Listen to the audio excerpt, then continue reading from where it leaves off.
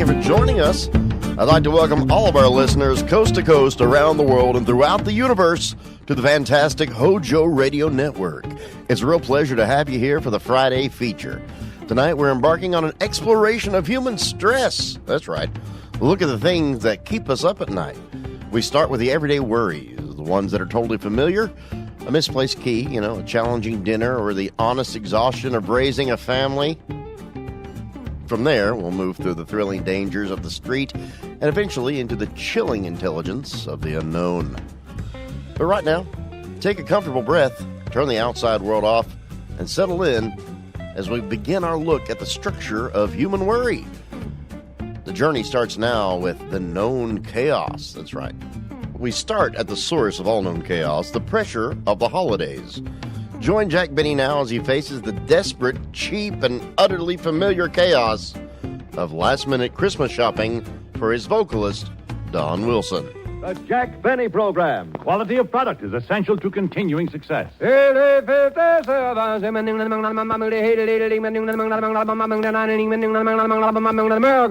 a cigarette, it's the tobacco that counts, and LSMFT. Lucky Strike means fine tobacco. Yes, Lucky Strike means fine tobacco. It takes fine tobacco to make a fine cigarette. And year after year, at market after market, independent tobacco experts, men who spend their lives buying, selling, and handling tobacco, can see the makers of Lucky Strike consistently select and buy that fine, that light, that naturally mild tobacco. Fine, light, naturally mild tobacco. Yes, Lucky Strike means fine tobacco. And this fine Lucky Strike tobacco means real deep-down smoking enjoyment for you. So smoke that smoke of fine tobacco, Lucky Strike. So round, so firm, so fully packed. So free and easy on the draw. At 59 American.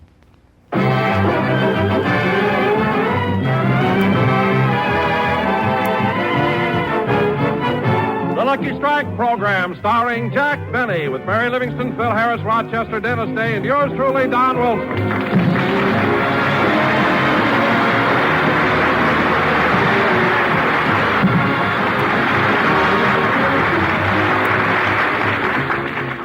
Ladies and gentlemen, Christmas will soon be with us, and millions of people are rushing around making hasty last-minute purchases. So let's go back to last Monday and look in on a local department store in Beverly Hills. Have you made up your mind yet, mister? Well, I don't know. That was Monday. We now bring you up to Wednesday. Same store. Now, look, mister, you've examined them both very carefully. Haven't you made up your mind yet? Gee, I don't know which one I want. That was Wednesday. We now bring you up to Saturday. Same store. Gosh, I wish you hadn't shown me both of them. Let me see that first one again, will you? Look, mister, I got a wife and 5 kids. I haven't been home in a week. Now make up your mind, will you? Gosh, I can't decide.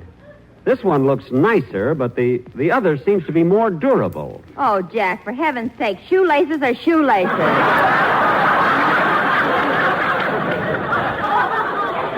Mary, when you're buying a gift for somebody, you don't rush into things.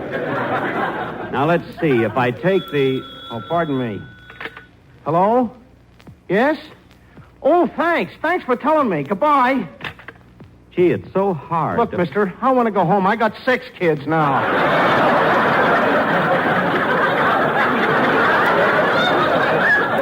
Oh, well, congratulations. A new baby. Do you mind if I buy something for the little fellow? No, why don't you buy him a razor? A razor? Yeah, by the time you pick it out, he'll be old enough to use it. That's an old joke. It was new when we came in here. Well, look, mister, I'll take these shoelaces, the shorter ones. Well, thank heavens. Now, do you want the metal tips or the plastic tips? Here we go again. I'll take the plastic ones. The metal ones rust. You're right, Jack, but of course you know the plastic ones crack. Oh. Well, then wait a minute. Let me see. If that phone rings again, I'm going to punch you right in the nose.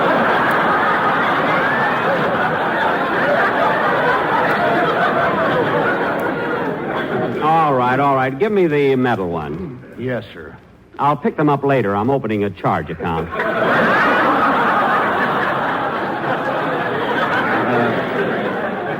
Come on, Mary. Mary, you have my Christmas list, haven't you? Yes, here it is. What does it say? It says, Dear Jackie boy, I couldn't meet you last night because a customer spilled a chocolate soda all over my uniform, so I had... The list is on the other side. Give it to me. Wait a minute, Jack. Who's Josephine? The little blonde car hop at Simon's Drive-In. She used to work at the Glendale branch, but they promoted her to Beverly Hills. Gee, I hope that chocolate soda incident doesn't send her back to Glendale. You know, she's very pretty, Mary. The Drive-In uses her picture in all their newspaper ads. Oh, yes, I remember. She was Miss Cheeseburger of 1945. Yeah. She'd have made it this year, too, but her mustard was on crooked. It just goes to show you, fate, a little thing like that. Let me see that list, Mary. Here. Can I help you, young man? Help me? Yes. You've been standing in front of this counter for 10 minutes. Oh, I'm sorry. I'm confused. Well, that's understandable. You're confused because it's Christmas time. You've got the Christmas spirit. You're doing your Christmas shopping, and you're looking at so many different things. Well, that explains why I'm confused in December. What about the other months?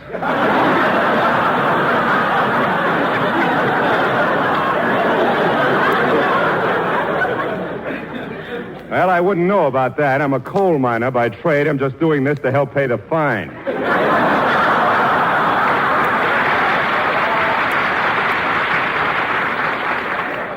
Oh, well, gee, I'd like to get something for my parents. Oh, your mother and father, eh? Yeah, how did you know?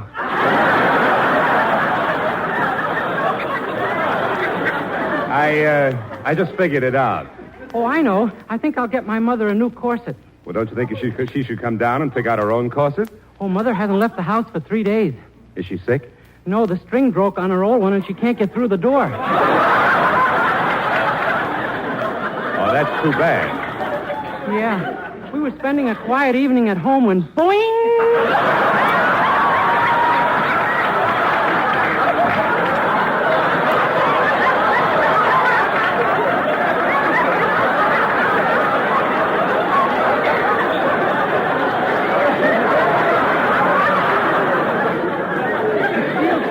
In all directions. Oh, my goodness. Was anybody hurt? No, but my father got pinned to the wall.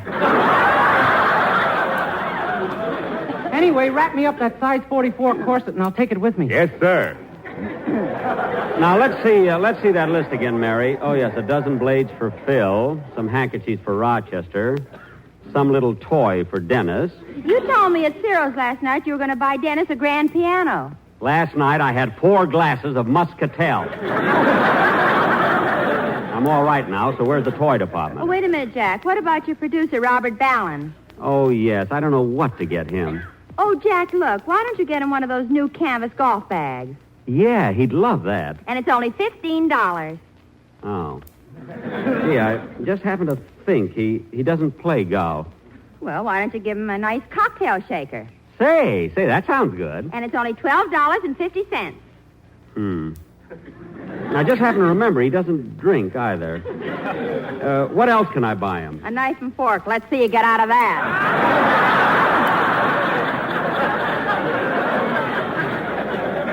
Oh, stop, will you? I'll think of something. Now, let's see. Hi, Jack. Long time no see. Huh? What? Oh, hello. Come on, Mary. Who was that? Oh, he's a racetrack tout I used to see at Santa Anita. You remember we ran into him at the Union Station last year? Oh, yes. Say, Mary, I want to get a watch for my sponsor. I wonder where the jewelry department is. Well, there's the floor walker. Ask him. Oh, yes. Oh, floor walker. Yeah.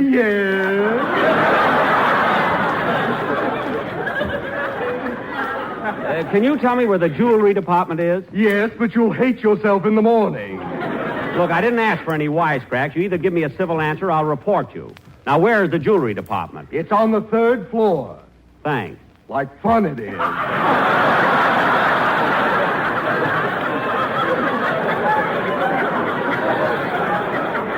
Never mind. I'll find it myself. It's a fine store to do business with. You walked in here, Lotus Blossom. Nobody dragged you. Oh, quiet. Come on, Mary. We'll find it.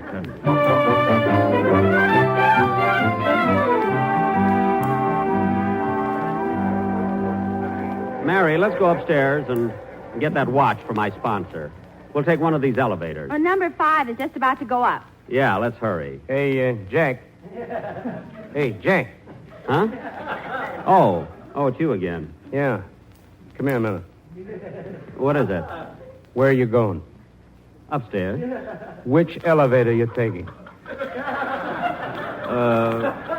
Number 5.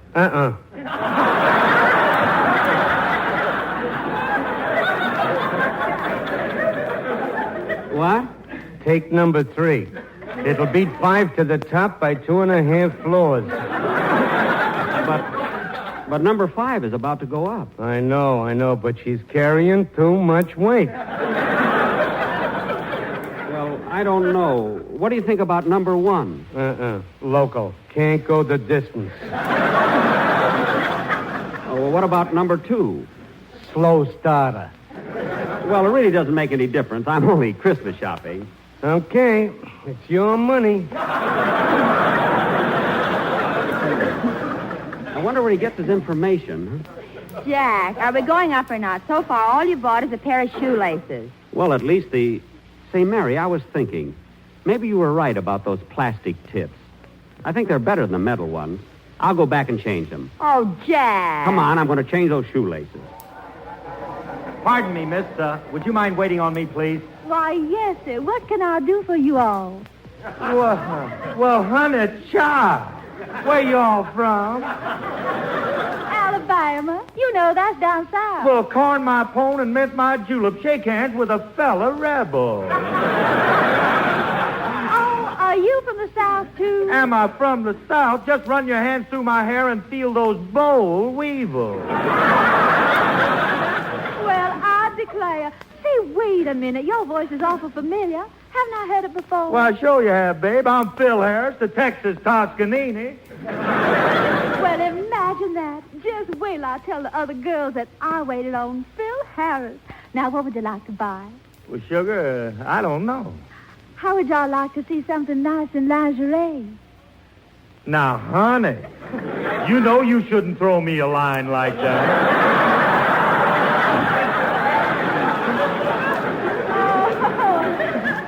Mr. Harris, you're so cute. Yeah, everybody notices it. You know, Mr. Harris, you're so much different than I pictured you to be. On the radio, you're such a braggart. You sound so conceited. I know, but it ain't really like that, honey. But Benny's writers always write me that way. His writers? Yeah, every time they get a hold of a beautiful hunk of man, they make him conceited. Now, look, let's see what I can get for my wife. Oh, I know. Give me one of them negligees there. Yes, sir. Shall I wrap it as a gift? Yeah, and fix the package so she can't peek into it. You know, seal it over with some of that there scotch and soda tape. I'll have it wrapped up for you in just a minute. But look, mister, plastic tips or metal tips, what difference does it make? Well, it's a gift, and I want it to be right. But those other shoelaces are more expensive. I don't care. I'll take them anyway. When he buys shoelaces, money is no object. That's right. Give me the expensive one. All right. You're not hurting me. I work on commission. Just wrap them, and I'll pick them up later. Come on, Mary. Jack, I want to stop a minute at the lingerie counter. I like this shade, miss. I'll take this pair of 2-thread hose. You're wrong, lady. This hose is 3 threads. Oh, no, it's 2-thread. I beg your pardon, but it's 3 threads. Listen, sister, don't argue with me. Not so long ago, I was standing right where you are.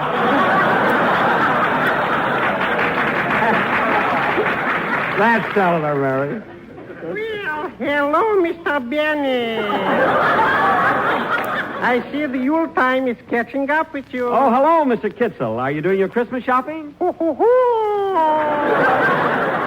The things I am buying, for my little daughter I am buying, you should excuse the expression, a piggy bank.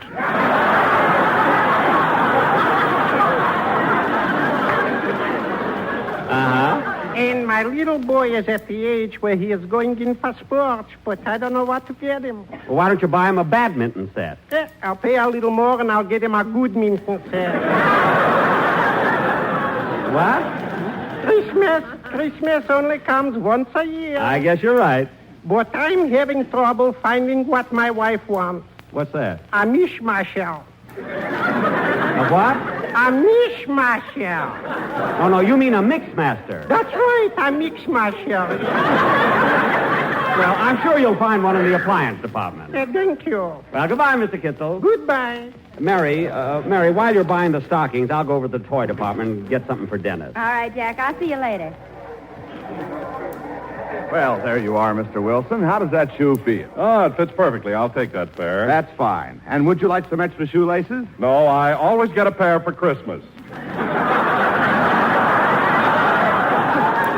Well, that must keep you excited. Yes, I never know whether I'm going to get plastic tips or metal tips.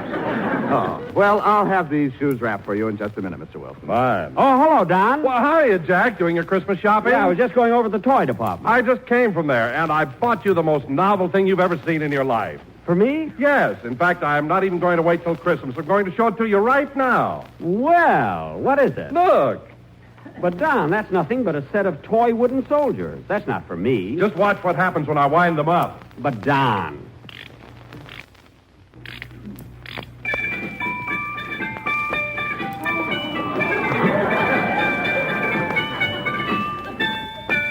LSMFT, LSMFT, LSMFT, it's a vote for you, it's a vote for me, it's a vote for we. LSM, LSM, LSM, FFM, FFM. Don, it was nice of you to think. Don, I don't want that. It's around, it's a firm, better buy Lucky's, Lucky Strikes a smoke for me. Better try Lucky's, LSLSM.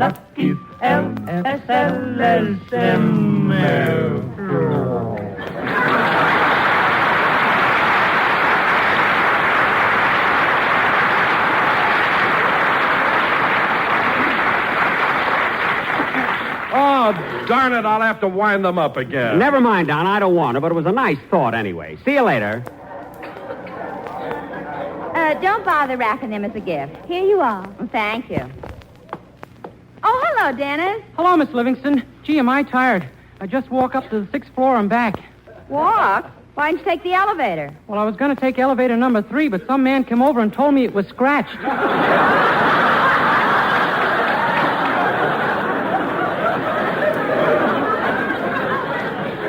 Oh, yes. He's a friend of Jack's. What are you doing here in the music department? Oh, I was just going to buy some records. Here's a swell one, Mary. You want to hear it? Yes, put it on. Okay.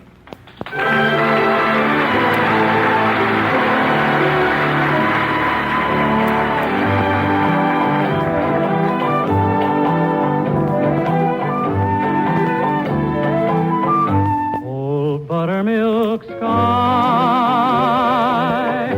I'm keeping my eye peeled on you. What's the good word tonight? Are you gonna be mellow tonight? Oh, buttermilk sky, have you seen a little donkey and me? We're as happy as a Christmas tree, heading for the one I love. I'm gonna pop her the question, that question. Do you, darling, do you do? It'll be easy, so easy, if I can only find on you. Oh, buttermilk sky, I'm telling you why, now you know. Keep it in mind tonight. Keep a brushing those clouds from sight. Oh, buttermilk sky, won't you fill me when I'm needing you most? Hang a moon above her hitching post. Hitch me to the one I love. You can if you try. Don't tell me no lie. Will you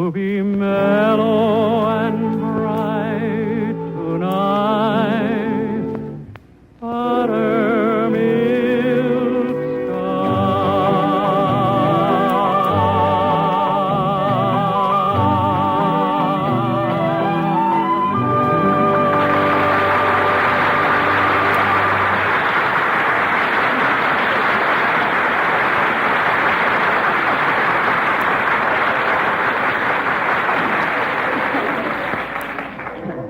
Mary, I was looking for you. Where have you been? Oh, I was just talking to Dennis. Oh. Now, let me look at that list again, will you? Here you are. Gee, I still have to get a present for my old girl, Gladys Zabisco. I don't know what to get her.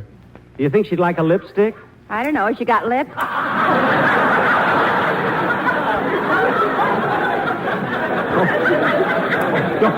Don't be so catty. I think I'll buy her a bottle of. I think I'll buy her a bottle of perfume. Let's see what else. Oh yes, I'll have to send something to Fred Allen. Fred Allen? I didn't know you and Fred exchanged gifts. Oh sure. This year I'd like to get him something he needs. I wonder what department sells plasma. Oh well, come on. I'll get the perfume first. I think it's right over there. Look, there's Jack Benny.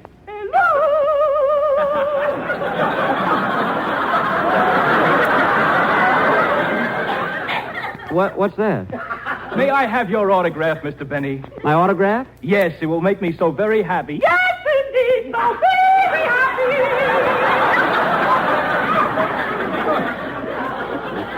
Well, I'll be glad to.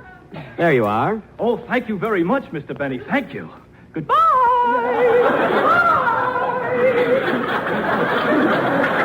Goodbye. Who was that guy, anyway? What's the difference as long as he's happy?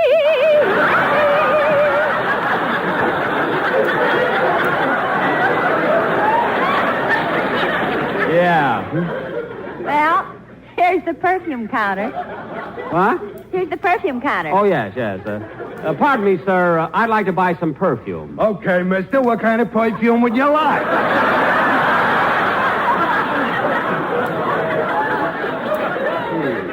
Well, I don't know. What's popular right now? Well, here's something that's not too strong, yet leaves a trail of broken hearts. Oh. It's called Avec Très Je t'aime beaucoup, my chérie très bien. What does that mean in English? Condensation of steam that's been forced through a motorman's glove.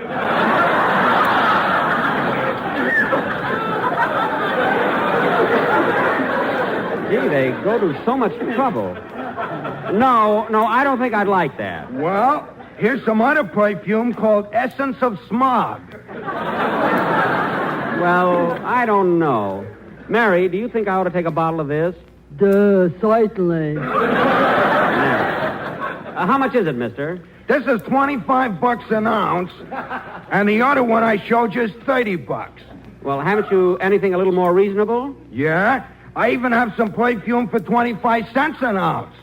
25 cents an ounce. What kind of a bottle does that come in? It don't come in no bottle. We keep it on tap.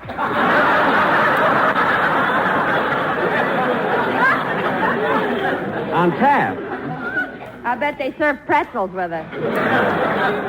Well, I don't think I'll take any. By the way, mister, how come they put a fellow like you behind the perfume counter? Oh, my regular job is in a delicatessen department slicing Limburger cheese. Limburger cheese? Yeah. Once a month they send me here to neutralize me.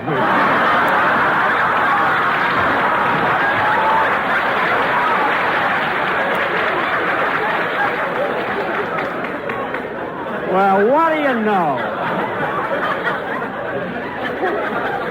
Come on, Mary. I'll get the perfume later. Let's go home, huh?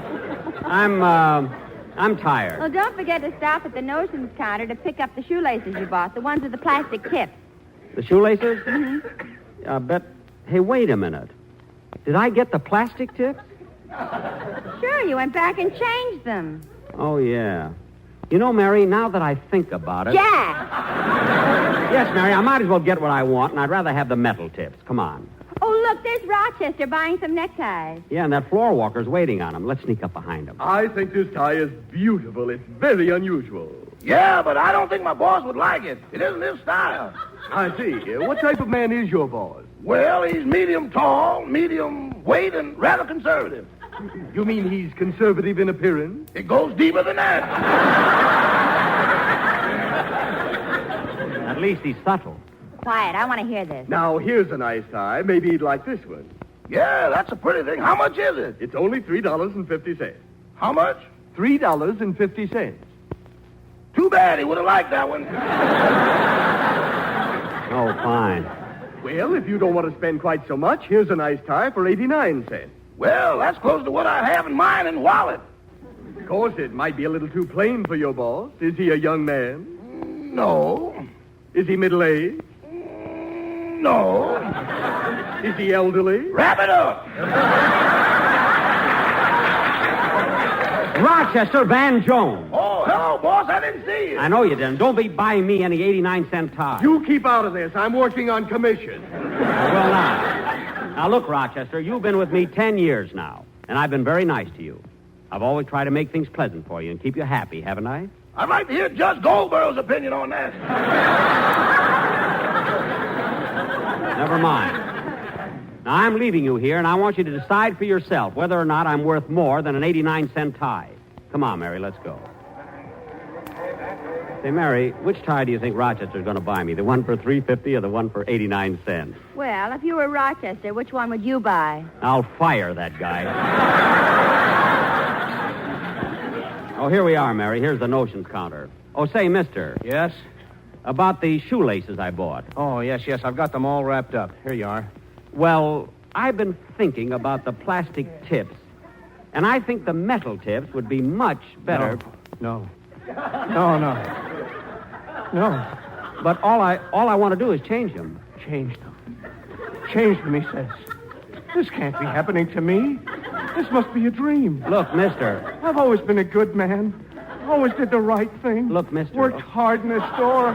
A loyal employee. Look, clerk. When the Christmas season started, they gave us our choice of departments. I know. I could have had any counter I wanted. But I took shoelaces. Look. Shoelaces! And why? Because I thought it would be easy. Simple. Mister. Look. Metal tips. Plastic tips. And we've got rubber tips, too. But I wouldn't tell you. I wouldn't tell you.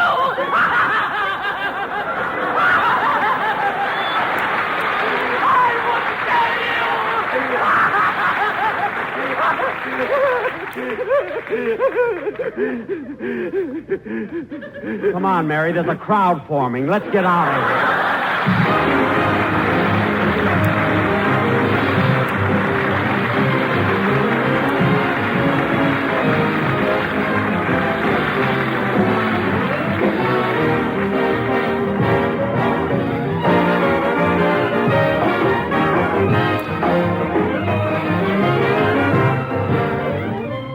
Jack will be back in just a minute, but first, here's my good friend, Mr. L.A. Speed Riggs. In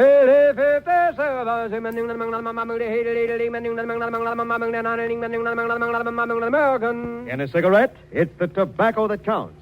And today, tomorrow, always. Lucky Strike means fine tobacco. Mr. Dewey H. Huffey, an independent tobacco auctioneer of Reedsville, North Carolina, was born and raised in the tobacco business.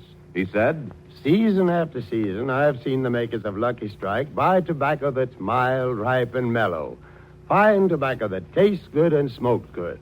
I've smoked Lucky's myself for 29 years. Year after year, independent tobacco experts like Mr. Huffine, auctioneers, buyers, and warehousemen, can see the makers of Lucky Strike consistently select and buy that fine, that light, that naturally mild tobacco. Fine, light, naturally mild tobacco. Real Lucky Strike tobacco, yes? LSMFT. Lucky Strike means fine tobacco. And fine tobacco means real deep-down smoking enjoyment for you. So smoke that smoke of fine tobacco, Lucky Strike. So round, so firm, so fully packed, so free and easy on the draw.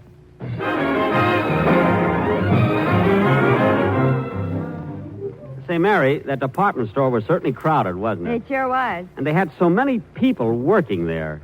There was Mel Blanc, Gerald Moore, Frank Nelson, Benny Rubin, Viola Vaughn, Artie Auerbach, Sandy Bickert, Pete Leeds, Elliot Lewis.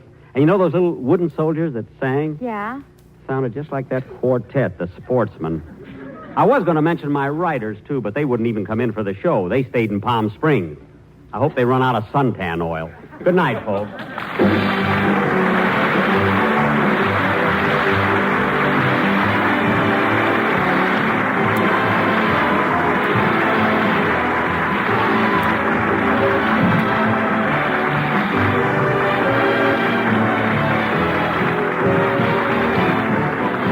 NBC, the National Broadcasting Company. From holiday anxiety to the terror of the open road, in our next feature, we maintain the light, good-natured tone, reminding us that few things causes domestic stress quite like attempting to teach a loved one a high-stakes practical skill. Liz and George are up next in My Favorite Husband for learning to drive. George takes on the hazardous task of teaching Liz how to drive, turning his predictable car into a mobile source of pure domestic pandemonium. Stay tuned for My Favorite Husband next on Hojo Radio. We present Lucille Ball in My Favorite Husband, a new series based on the delightful stories of Isabel Scott Rorick's gay, sophisticated Mr. and Mrs. Cougat, two people who live together and like it, starring Miss Ball with Richard Denning.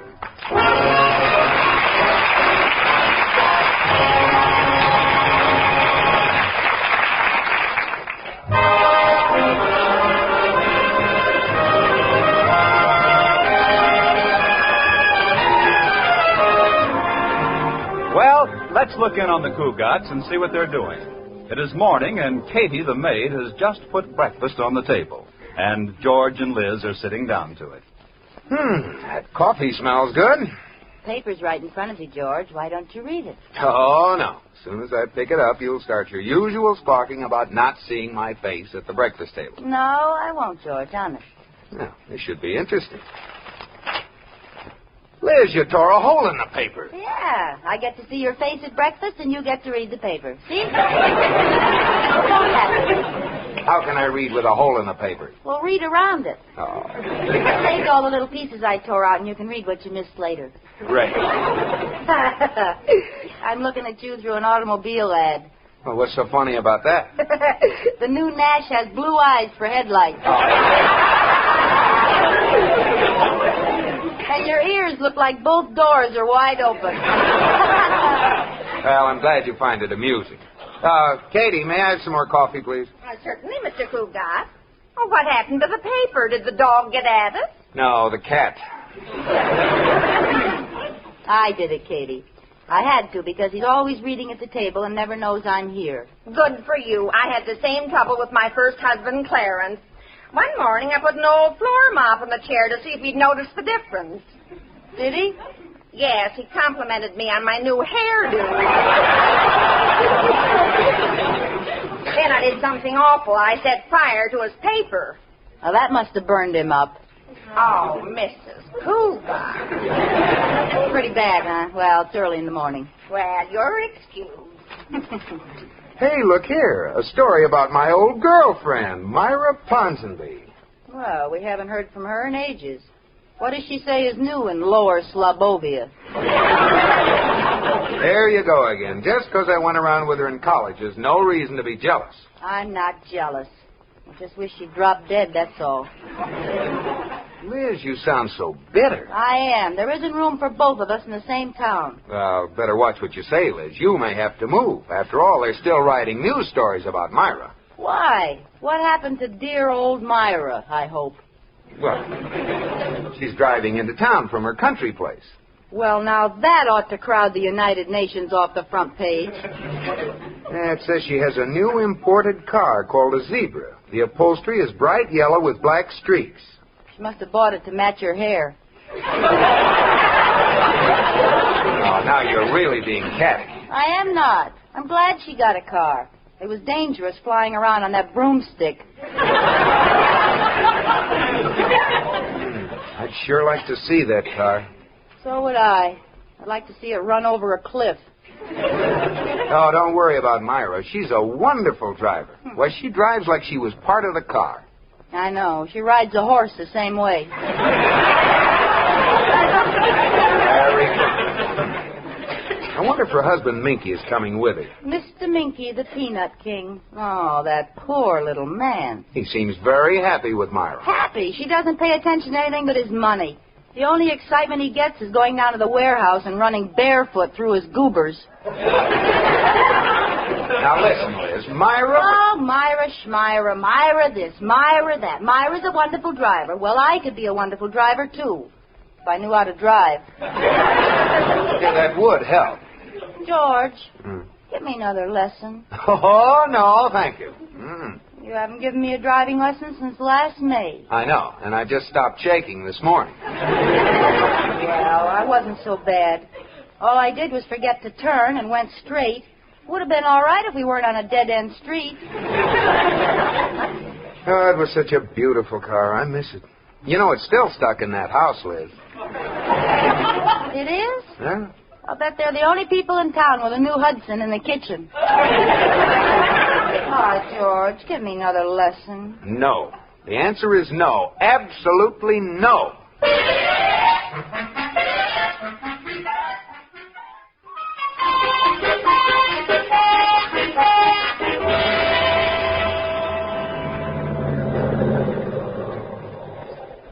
Okay, Liz. There isn't much traffic on this back road. I guess you can start driving now.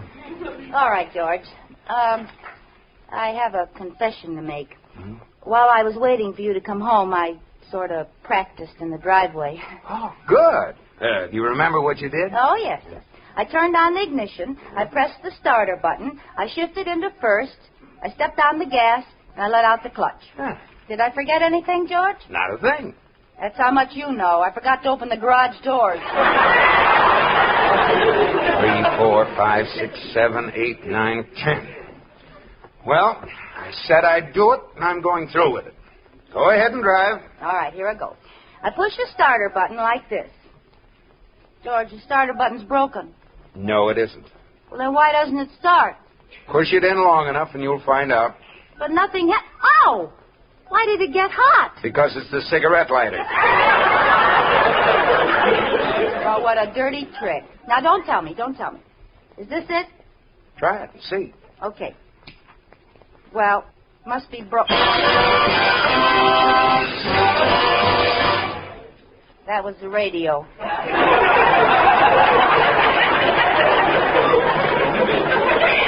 Yeah.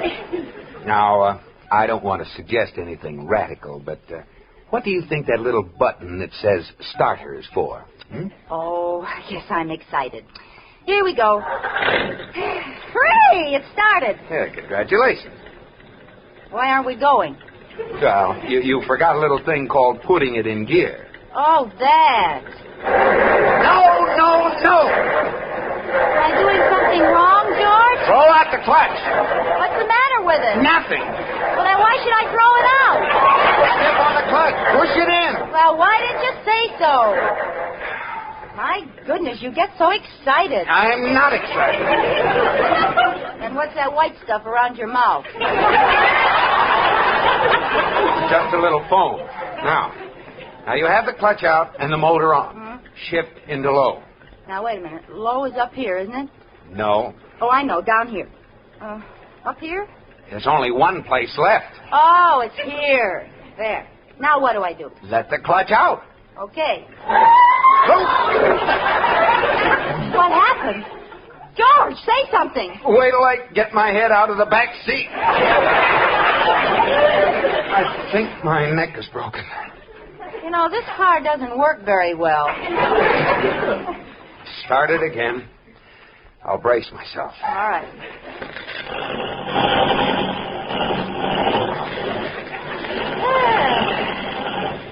I made it. How am I driving, George? Fine. Except for one little thing. What's that? You're driving on the wrong side of the road. Well, what's the difference? There aren't any cars coming. Well, as a favor to me and the insurance company, will you please pull over? Well, I'd be delighted. Well, go ahead. Here comes a car. No, wait. Stay on this side. He's going around too.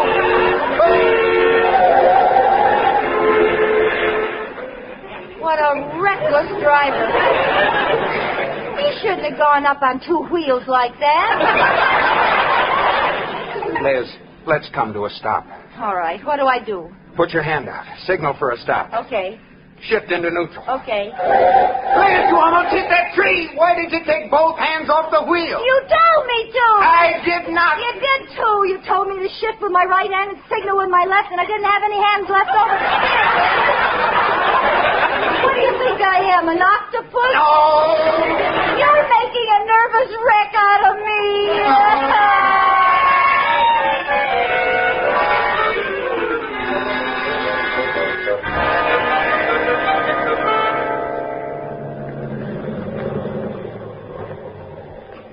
Oh, Corey, do you really think I'll pass my driver's license test? Why not?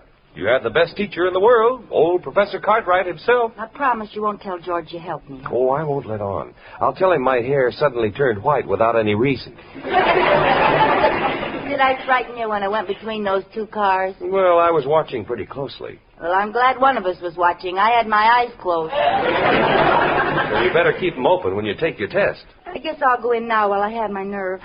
Why don't you go get a bite to eat? Oh, I couldn't eat a thing. I already have something in my mouth. What?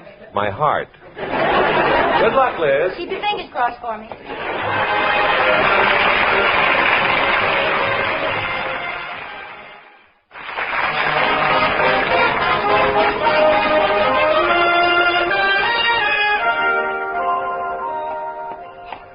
When you hear a siren, you pull over and let it go by. You can pass a streetcar on the right at 15 miles an hour.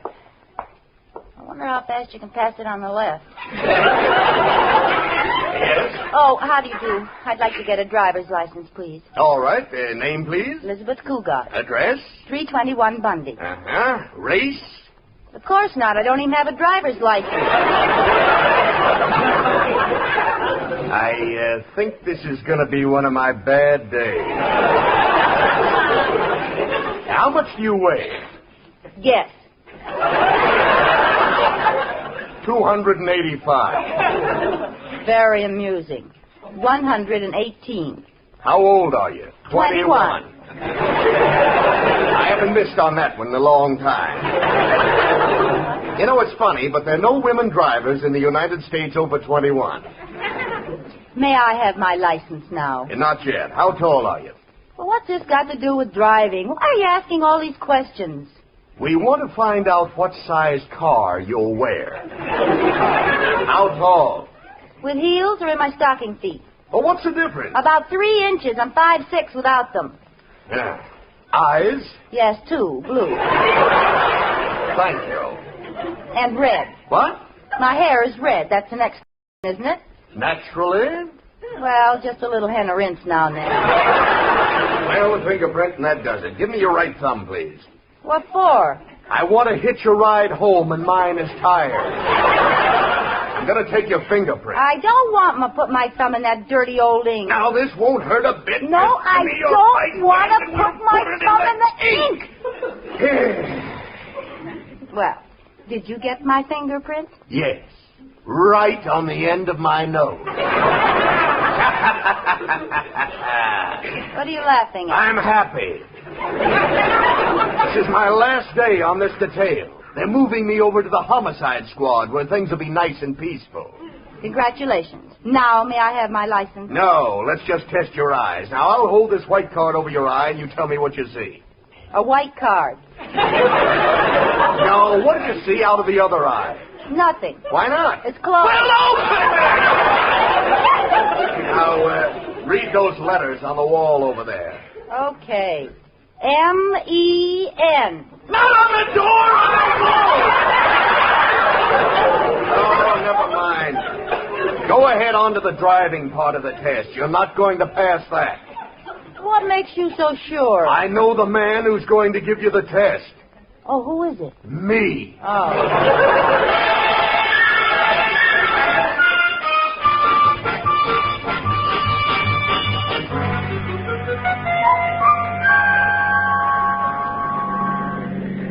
I can drive anywhere now, Corey. I got a license. Well, I'm proud of you, Liz.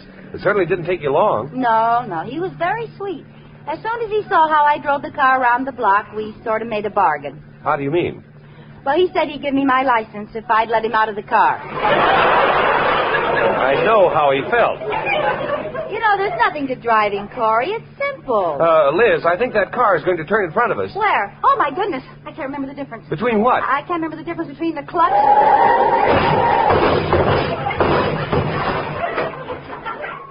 and the brake.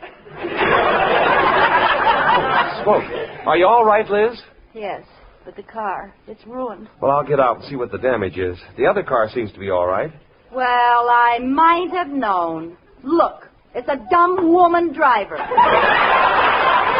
better just sit here in the car, Liz. Oh, no, I won't. I want to have a word with this character. But, Liz, it was your fault. How could it be my fault? I wasn't even looking at her. Well, watch what you say, then. I'll be very polite. Pardon me, madam, but do you by any chance happen to be the stupid dame who just smashed into me? Look, honey, you had plenty of time to stop. When did you get your driver's license? This morning? No, this afternoon. Why didn't you give a signal? I did. I know I had my hand out the window. I was drying my nail polish. So there. Oh, you're too fat anyway. Oh, if you're going to take that kind of an attitude, I'll just have to get an impartial witness. All right. We'll ask this kindly old gentleman standing on the corner. Tell me, impartial witness, did you see the accident? Liz, you know very well I was with you. Oh, Corey, what's the matter with you? Well, I've had enough. I've taken your license number. You'll hear from my lawyer and the police. Goodbye. Goodbye, Fatso. Oh! Corey, just look at our car. What's George going to say? The body's all smashed, the fenders are knocked off, and the back of the car's a mess. Well, maybe you don't have to let George know. If you want me to, I'll call my garage, and they'll fix it for you. Oh, would you, Corey? You're a pal. Now, you call me as soon as you know how much it'll be. While you're about it, see if they can fix a cracked head. Well, how did you know the car had a cracked head? I didn't. I was thinking about me if George finds out.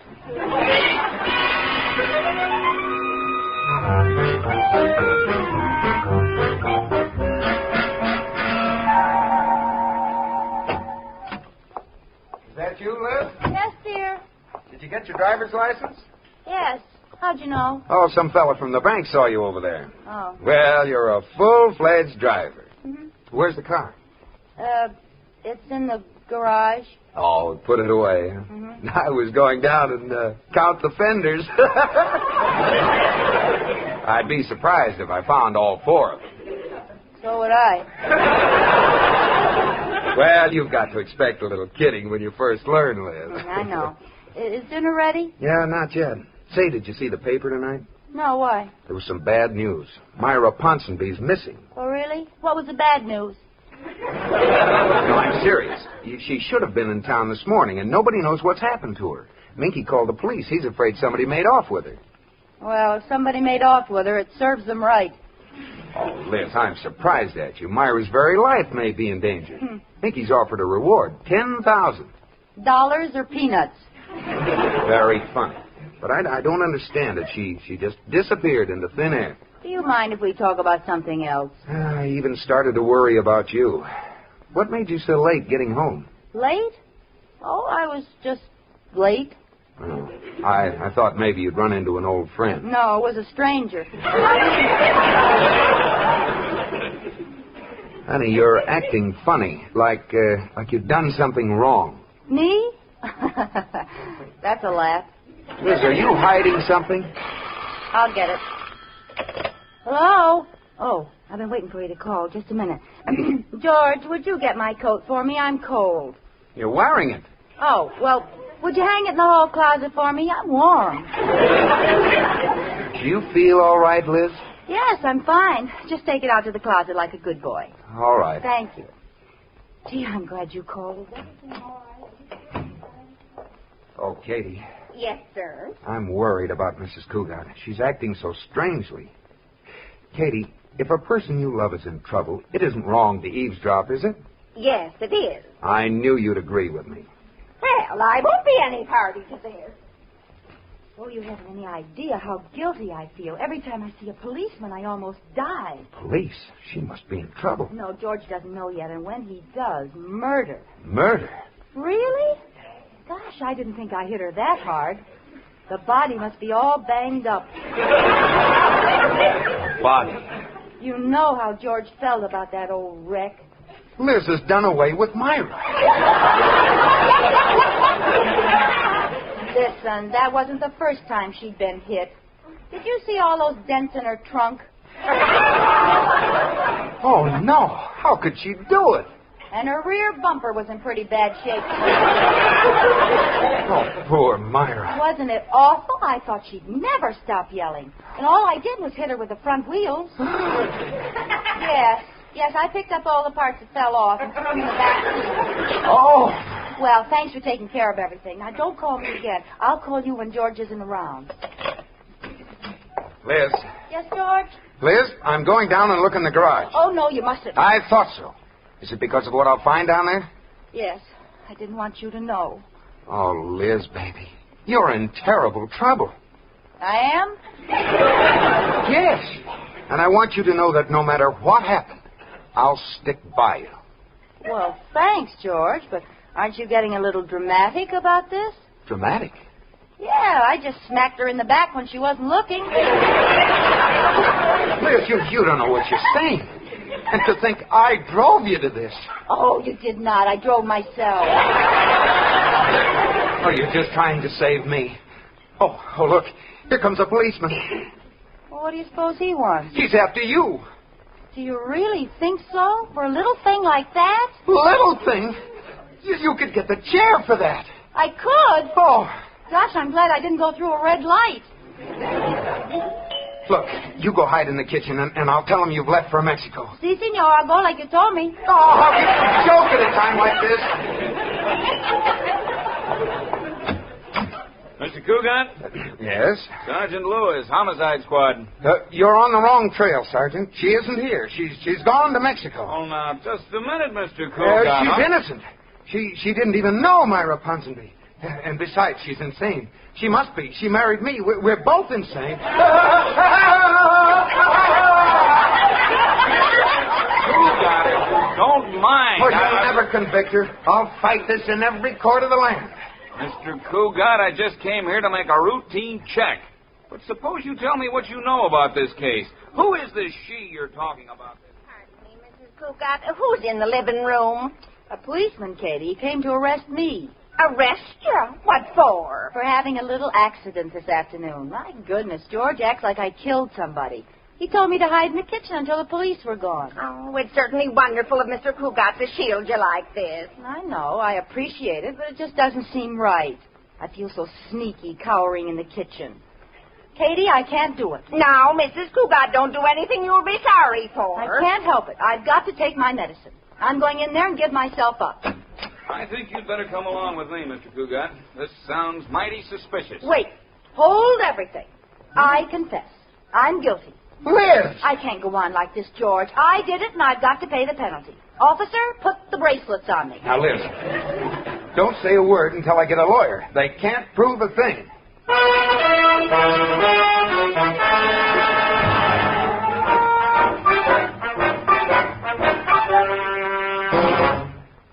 All right, Mrs. Cougat, step up to the desk, and the sergeant will get some information from you. All right. Now, what's your name? You again. Oh, hello. How do you like it here in Homicide? Everything's been dead up till now.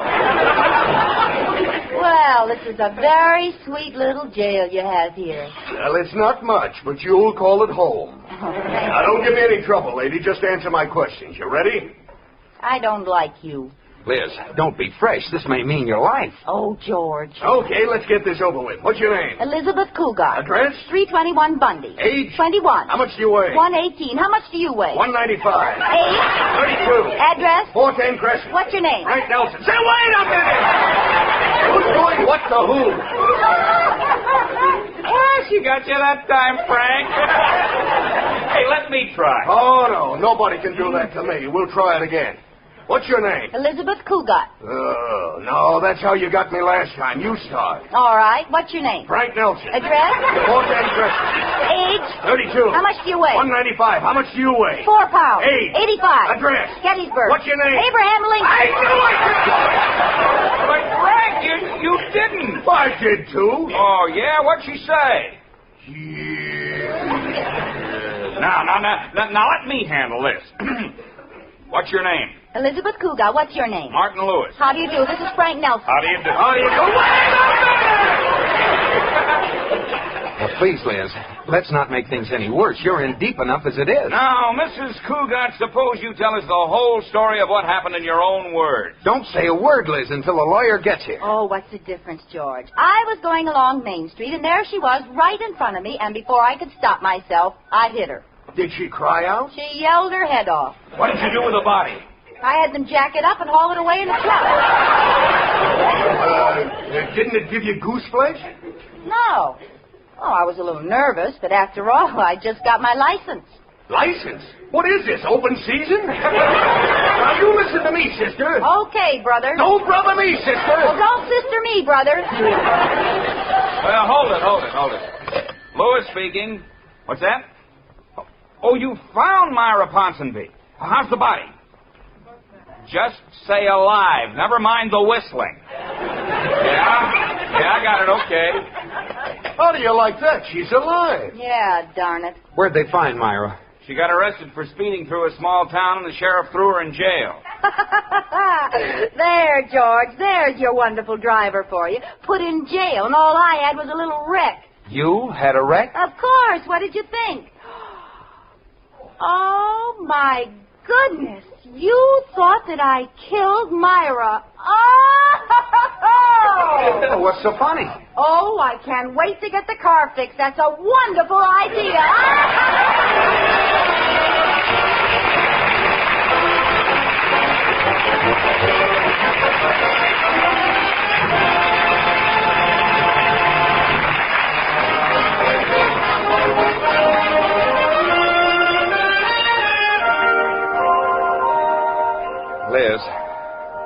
Liz.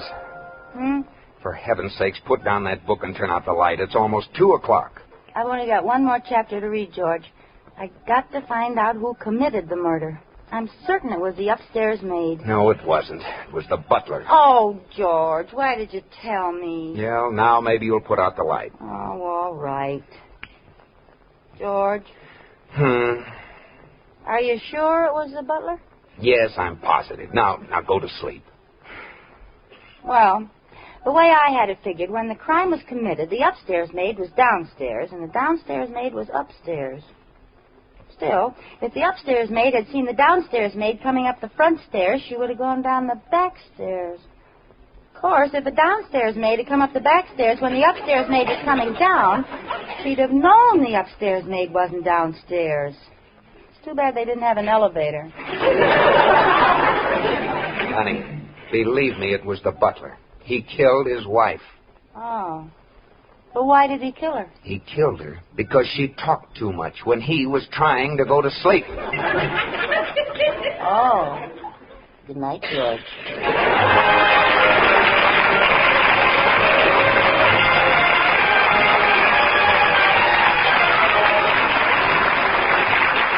You have just heard My Favorite Husband, starring Lucille Ball with Richard Denning. Also heard in tonight's cast were John Heasland, Ruth Parrott, Frank Nelson, Bea Benaderet, and Herb Vigran. The program was produced and directed by Jess Oppenheimer, who wrote the script with Madeline Pugh and Bob Carroll, Jr. Original music was by Marlon Skiles and was conducted by Wilbur Hatch. And now stay tuned for The Camel Caravan, starring Vaughn Monroe. This is CBS, the Columbia Broadcasting System. The Jack Benny program and My Favorite Husband remind us that even the most ridiculous problems, like a chaotic driving lesson or shopping for shoelaces, feel like the end of the world when you're in the middle of them. Well, we'll keep that feeling in mind as we pause for a brief word from our sponsor. Be sure to stay tuned for the next phase of our journey, where the stakes get just a little bit higher. Ladies Ladies and gentlemen, boys and girls, children of all ages, I'm thrilled to bring you the news about this month's sponsor, Chris Chef Gaming. With Chris Chef Gaming, you're guaranteed a genuine thrill. Our friend is that crazy Latvian who brings high energy straight to the action. Whether he's dominating the fields of Fortnite or holding the line in Ark Raiders, you need to see this man play. And for a discerning eye, let me tell you, living all the way over in Malta, he shares spectacular drone videos of that historic island, all while commanding the action in American, Latvian, and Russian. It's guaranteed top-tier entertainment, folks. This is the kind of authentic, high-quality perspective you just can't find anywhere else. So don't miss out. Get in on the action today and find him on all platforms by searching Chris Chef Gaming. Hey, welcome back, and thank you for staying with us. We had a great time laughing at those familiar problems in the living room. Now we turn the dial up just a little bit. The stakes are definitely rising here. We're talking about the situations that involve reputation, parenthood, and things that just feel a lot more important. But the underlying humor is still here to remind us that we can manage the pressure. See, this is situational stress.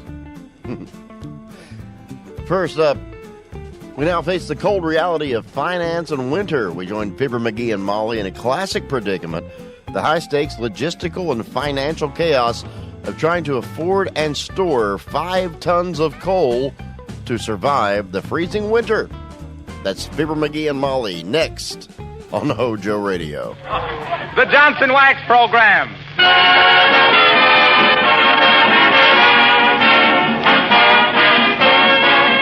The makers of Johnson's Wax and Johnson's Self-Polishing Glow Coat present Fibber McGee and Molly, written by Don Quinn, with music by the King's Men and Billy Mills Orchestra. The show opens with Liza.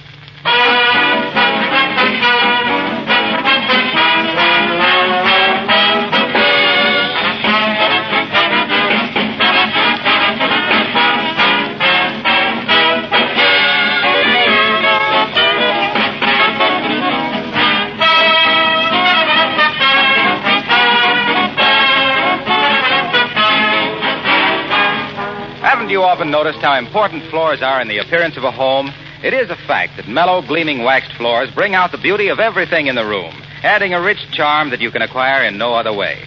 Throughout America, there are countless floors that have been made more beautiful every year with genuine Johnson's Wax. Every application of this famous floor wax gives increased protection and beauty. Johnson's Wax gets down into the pores of the wood, seals out dirt, protects the finish against scuffing feet and sharp heels, and does away forever with tiresome floor scrubbing. There are more than 100 labor-saving uses for Johnson's Wax in your home. It protects and beautifies furniture and woodwork, windowsills, parchment lampshades, and leather goods. You'll find these extra uses listed on the familiar red and yellow package of genuine Johnson's Wax. You can buy this wax in either the paste or liquid form, or in the cream wax, specially formulated for furniture and woodwork. Try some tomorrow.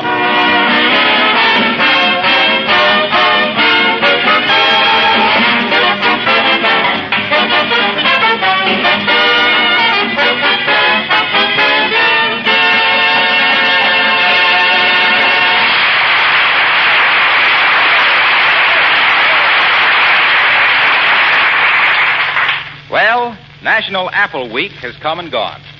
So is National Donut Week. But do you know what this is? This is National Gee Whiz, we positively got to make out that Christmas shopping list today for sure week. And here at 79 Wistful Vista, pens in hand, wrinkles in brow, and no ideas in mind, we find Fibber McGee and Molly.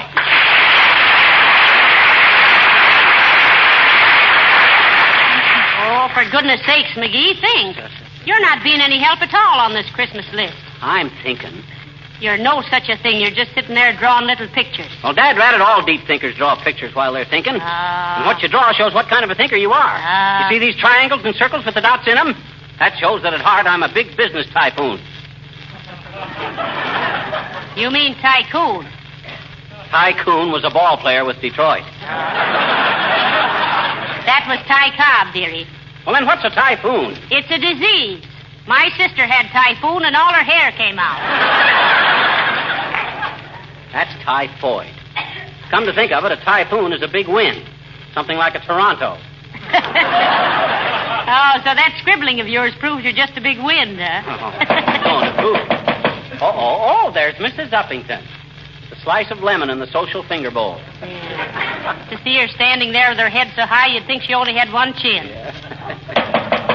Come in. Don't think she won't. How do you do, Mrs. McGee? And Mr. McGee? I'm so glad you're at home. Would you care to take a few tickets on our club woman's raffle? Oh, you're raffling off a club woman? No, thanks, Uppy. I wouldn't know what to do with her if I won. Now, please, Mr. McGee. Stop it, you big T. Oh, well, sure. What's the raffle for, Mrs. Uppington? Oh, for a very worthy cause, my dear. Oh. We're going to present the city with a new statue. Oh, a statue of who? We'll think of somebody. And now, how many chances will you take? Well, how much are the tickets, Abigail? 15 cents. And the first prize is a large sum in cash. Okay, I'll take one. Oh, so will I. Here's a quarter, Mrs. Uppington. Here's a half a buck. You got change, Uppy? Well, no, I haven't, Miss McGee. Now, let me see. I owe Mrs. McGee 10 cents and you 35 cents. Yeah. That's 45 cents that I owe you both. Oh, here, I have a dollar bill. Have you got 55 cents more in change? Nope. Me either. But I got another $50. Oh, well, you let me take that. Then I think I can work it out. Now, let me see. I owe you 55 cents. $1.05 with that other half I gave you. Well, why don't you deduct the tickets, which is 30 cents from the half a buck I gave you, and... Oh, no, you can't do that. Well, why don't you take the quarter and... Oh, that won't do. I tell you, how about... No. Oh, I know. Now, here, you take this $50, and I... Oh, no, that's wrong, isn't it? Now, let me see. How much have I here? $1.25, and we owe you 30 cents. Yes, exactly. 30 cents from $1.25 is 95 cents. Now, has anyone a nickel? Here's a nickel. Oh, splendid. And here's $1. And here are your 2 tickets. Oh, and thanks. thank you so much. Goodbye.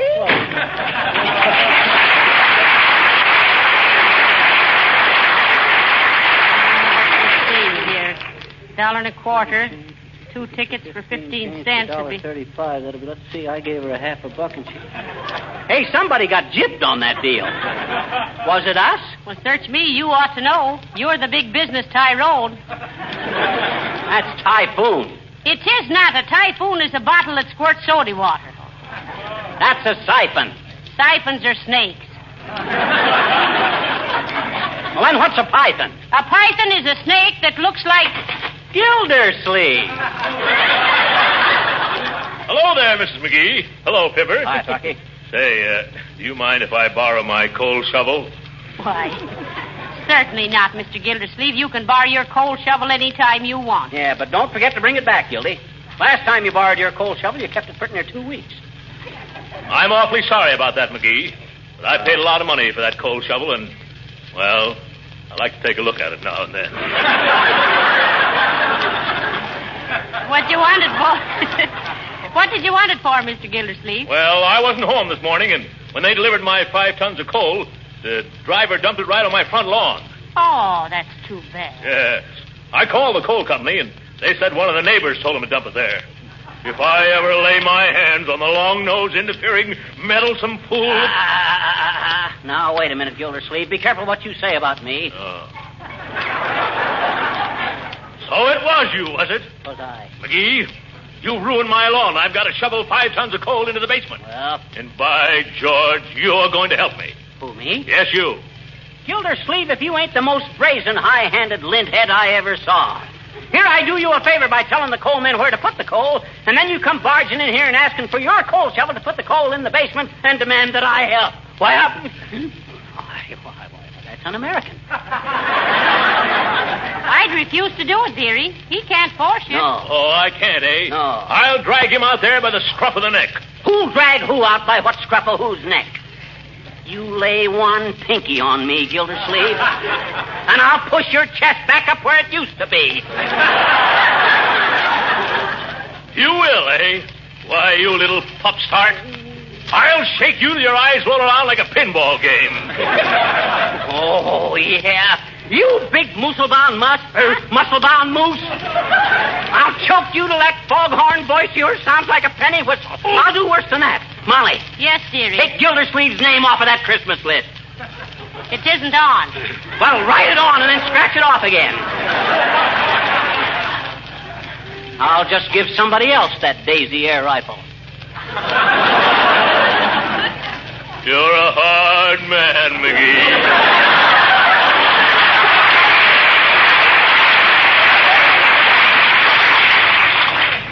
whiz, I've always wanted a Daisy air rifle. I'll bet you don't know what I was going to give you. What? I won't tell. Oh, come on, I told you. Well, but you're not going to do it. You're mad at me. I ain't mad at you, Gil. Honest. What you going to give me? Well...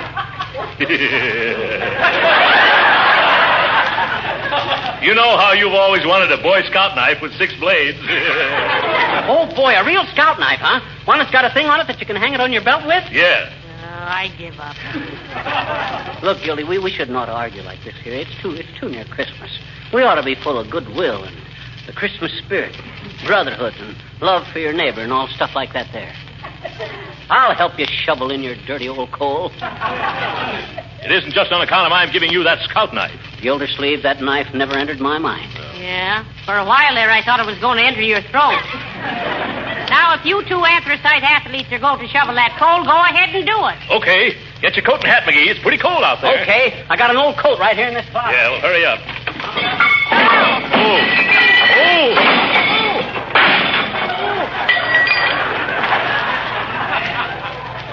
Got to straighten up that closet one of these days. Come on, Gilda.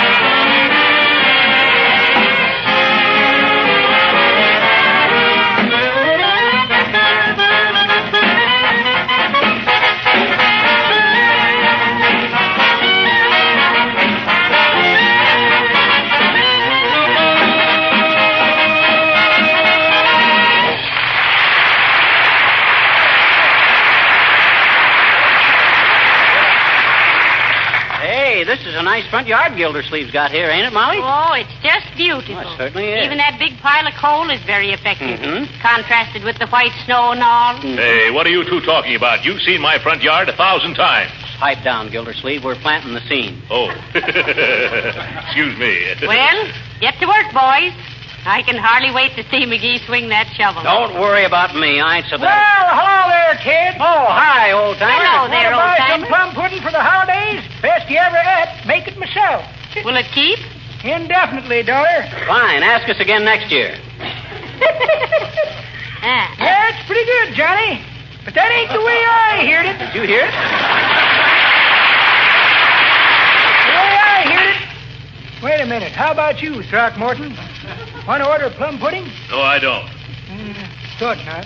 The way I heard it, one feller says to t'other feller, say, says, Hey, wait a minute. Either of you folks want to order any mincemeat? Not me. I don't believe so. Okay. One feller says to t'other feller, say, says, I see you're listening to Fibber McGee and Molly. Gonna hear 'em again next week at this time? No, says t'other feller.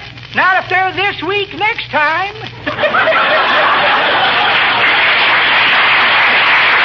Well, sorry you kids don't want any plum pudding. It's going to be mighty good. I didn't even know you could cook, old timer. Can't, Johnny. But if I get enough orders, by criminy, I'll learn. So long, kid.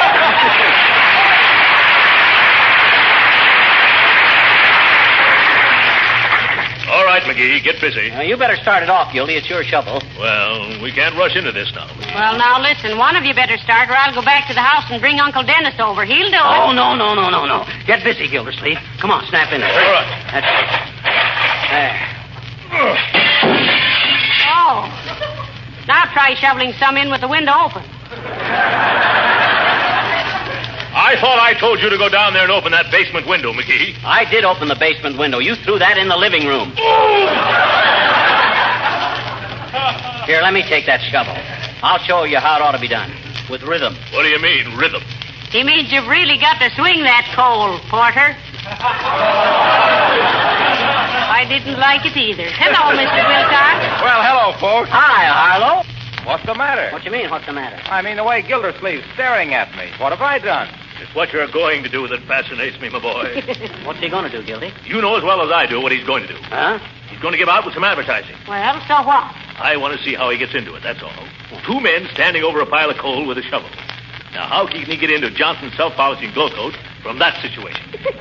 Why, it's perfectly simple. What happens when you shovel coal in the snow? You get your feet muddy. You track it into the kitchen. But do your wives care? Certainly not. Their kitchen linoleum is protected with Johnson's self-polishing glow coat, the no-rubbing polish that shines as it dries. All she has to do is wipe up the muddy tracks with a damp cloth. No rubbing, no scrubbing, no mopping. Why, Johnson's glow coat writes its own sales talk in this situation. By George, I guess it does. Didn't even have to give it any thought, did you, Mr. Wilcox? Why, of course not. I just looked down at that pile of coal there in the snow, and there it was, in black and white. Well, I'll see you later, folks.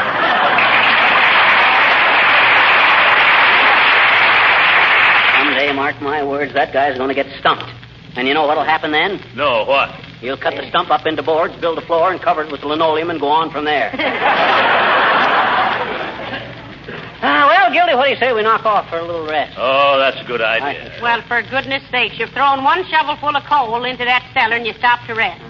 I'm going to go back to the house and finish that Christmas shopping list. Hey, Molly, make us a pot of coffee, will you? We'll be kind of tired and cold before long.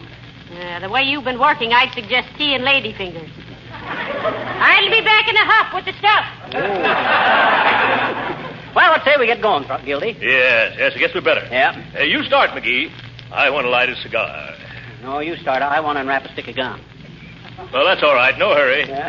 This coal has been in the ground 2 million years. I guess it can wait 5 minutes longer. I'll say so. It's the rush and scurry of modern living that's devitalizing the human race. Yeah. I made it. Some gum, Gildy? No, thanks. Have a cigar? No, thanks. There's nothing harder in the world than shoveling coal, is there? Hi, Mr. Gildersleeve. Oh, hello, little girl. Hi, sis. Hi.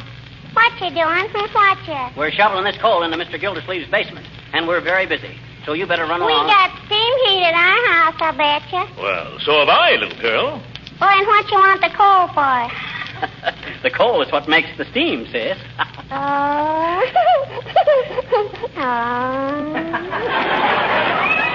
That's right, little girl. How can all that black coal make all that white steam? Now, look, sis, we ain't got time to delve into the physical and chemical aspects of the matter, but roughly, the steam is a result of combustion in the form of a vapor. You know what a vapor is? Sure I do, I betcha. We got one on our windshield. Oh, my goodness. Windshield vapor. No, little girl. Let me explain this. Steam is the result of the evaporation of water under extreme heat. Now, you know what makes the whistle blow on a steam engine. Sure. The engineer. Now, wait a minute, sis. The simple fact remains that we got to get this coal shoveled in, see? Mm-hmm. Like everybody else, Mr. Gildersleeve has got to keep warm this winter, you know. Gee, does everybody in the world use coal, mister? Practically, yes. Well, with few exceptions, such as Ireland. In Ireland, they burn peat. Pete who? Not peat anybody, just peat. Oh, an orphan, huh? No, not an orphan. Peat, little girl, is semi-carbonized vegetable matter. Well, gee... You better let me handle this, Gildersleeve. Yes. Now, look, little girl. All righty. I'll try to explain. Gee, that'll be peachy, mister. Go ahead. I will if you'll quit interrupting me. You see, the coal... I won't interrupt you anymore, I betcha. That's fine. Now then, you see... Because interrupting people isn't polite, is it? No, it isn't. Now, for the love of Pete. If you love Pete, why do you burn him? Oh, sure. Take it, Gildy. Okay. Now, look here, little girl. We're very busy, so you run along and play so we can get... I can't, I betcha. Not till I give you the message. What message? My daddy went hunting and he brought back a deer. He wants to know if you and Mr. McGee can come over tomorrow night for a vanishing dinner. Oh, you mean a venison dinner, don't you, sis? Do I? Sure. Okay. You tell your father we'll be delighted to come, little girl. Tell him that for me, too, sis. This is the first we ever been invited to your house. Yes, first time for me also. I know it. Papa said he couldn't resist the opportunity, I betcha. What opportunity? This is just a venison dinner, isn't it? Sure, but he said he could hardly wait to see you two passing the buck to each other at close range.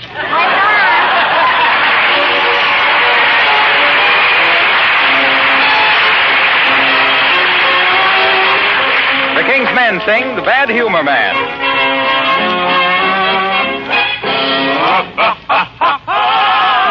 Hey, little kiddies, do you hear that noise? Better fly. Better fly. Better fly.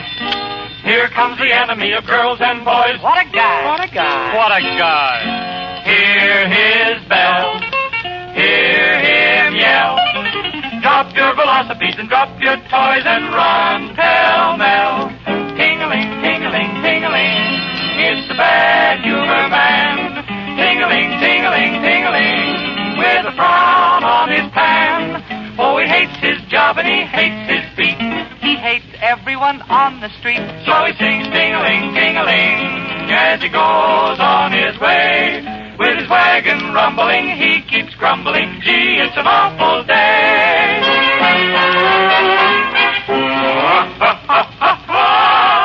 Up every morning at the break of day. What a life, what a life. What a life. Cold cup of coffee on the breakfast tray. What a wife, what a wife. What a wife. All day long, things go wrong. So as he wanders on his weary way, he sings this song. Ting-a-ling, ting-a-ling, ting-a-ling. I'm the Bad Humor Man. Ting-a-ling, ting-a-ling, ting-a-ling. I got a frown on my pan. Oh, I don't like anything, no siree. I hate people and they hate me. Grouchy old feller indeed is he. Ought to hang him to a sour apple tree. Come along, come along, come along. We can stop him today. When he starts in grumbling, send him tumbling on. That Bad Humor Man.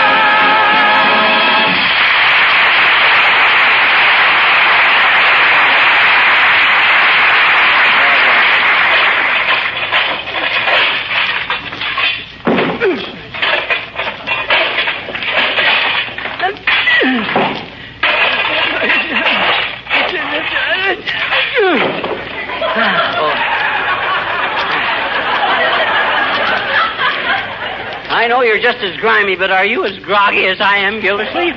I'm pretty tired, McGee, but it's good for us. Gives tone to the muscles. Yeah, and at the next tone signal, that's my muscle signing off. If it wasn't for that scalp knife you're giving me, Gildersleeve, oh, here comes Molly with a hot coffee. Welcome, Mrs. McGee, welcome. Well, which one of you boys is Amos? Yes. Now, don't twit us, Molly. We're all wore out. Oh, that's too bad. Yeah. Will Mammy's little cold black rose have a mug of jabbin'? Yeah, thanks. You know, this is mighty nice of you, Mrs. McGee. No, not at all, not at all. How many lumps, Mr. Gildersleeve? There's about a half a ton there. Will be... Oh, you mean sugar. Yeah, 2, please, and a few drops of cream. Where's the cream shake, Fisher, and Mrs. McGee and Mr. Gildersleeve? Hello. Good day, Mr. Hello, Papa. Nick. Hi, Nick. Hey, I don't like to be making any derogatory remarks, but why don't you wash your faces? My goodness, I didn't know you could get so dirty on the radio. Well, you can't shovel coal without getting a little grimy, Nick. Too bad you weren't here a couple of hours ago, Mr. DePopoulos. You could have helped them. Oh, not me, Cupid. It's too strenuous for me. My doctor says I must not do any violent exercises. You know, arthritis. Oh, have you got arthritis? Sure, he's my doctor, Dr. Stanopoulos Arthritis. Well, what's he treating you for, Nick? $2 a visit. Oh, what have you got? $1.50, but my credit is good, sweetie. Now, this isn't getting us any place. Where do you want to get, Cupid? My car is right around the corner. No, it's just an expression, Mr. DePoplis. I'm not going anywhere. I'm waiting to see these two Chevaliers get the rest of that coal in. We just stopped for a breathing spell, Mrs. McGee. You don't mind if we breathe, do you? I don't care if you have bell-bottom pants. But I wish you'd get through and clean yourself up. Me too, Cupid. I think they are disgraceful to the neighborhood. You know what I would do if I was shoveling all that coal? What would you do? I wouldn't do it. Well, I'd better be getting along, and don't forget, we want you all to come over to our house for Thanksgiving. Thanksgiving? Hey, that's 11 months and 2 weeks away. We can wait. So long now.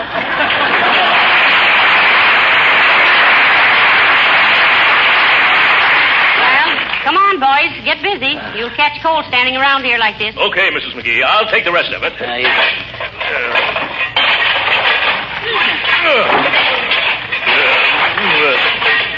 Nice going, Gildersleeve.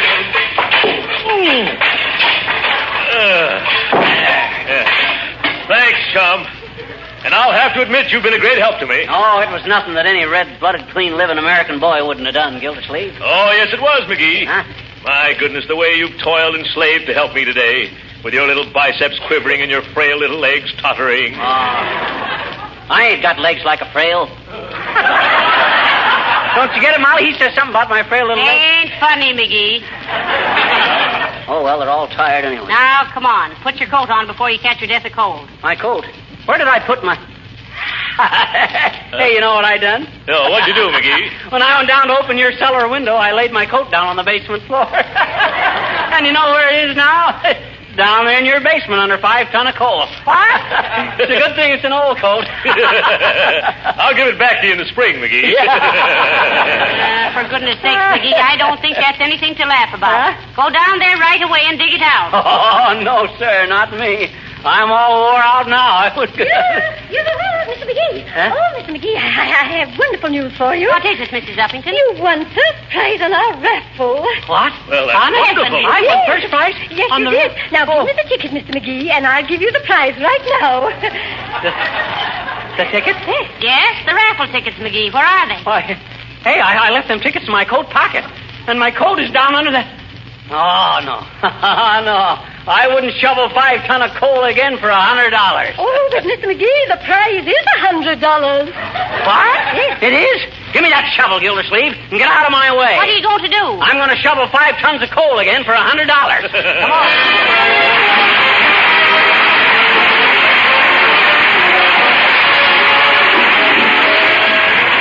How many hours of work do you save in a year by using Johnson's self-polishing glow coat? Well, it's a good many, I can tell you. Enough to do plenty of other things. Bridge, movies, playing with your children, or just plain and fancy sitting around.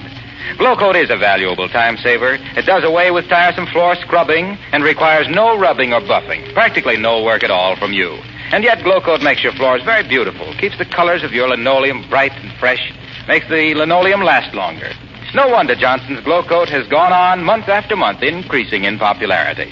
If you're not a Glow Coat fan, try this easy-to-use floor polish just once on your kitchen floor.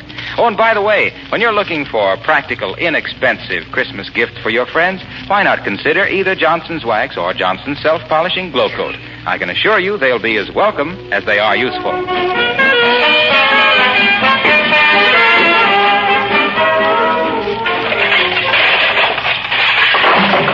tons of coal. A measly $100. Silly me to bury my coat like this. Look at these calluses.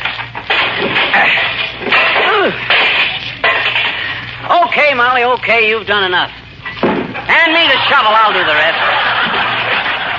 Good night. Good night, Hall.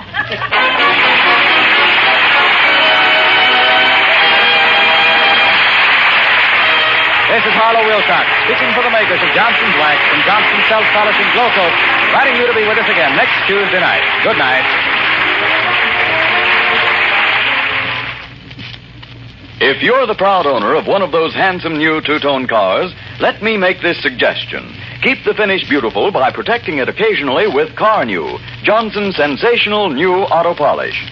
Carnew will keep the finish looking like new and will save you work in the bargain because Carnew actually cleans and wax polishes in one operation, 2 jobs at one and the same time. No longer is wax polishing expensive or laborious. Whether your car is old or new, give it this modern beauty treatment. Ask your dealer for Johnson's Carnew, spelled C-A-R-N-U. This is the National Broadcasting Company. Well, that was the high anxiety and the high cost of living. Now we face the fear of change itself. When a fundamental decision threatens the family structure, the consequences stop being purely funny and border on real drama. In Father Knows Best, Jim Anderson makes a high-stakes decision to sell the family house, creating understandable panic and misunderstanding among his children. Listen as his family learns what truly matters in Father Knows Best, next on Hojo Radio. Mother, why did Daddy switch to Postum? Your father says there's no caffeine in Postum, nothing to spoil your sleep. And your father knows best. You by Instant Postum, the good-tasting drink that's entirely caffeine-free, and by Post 40% Bran Flakes, America's largest-selling Bran Flakes.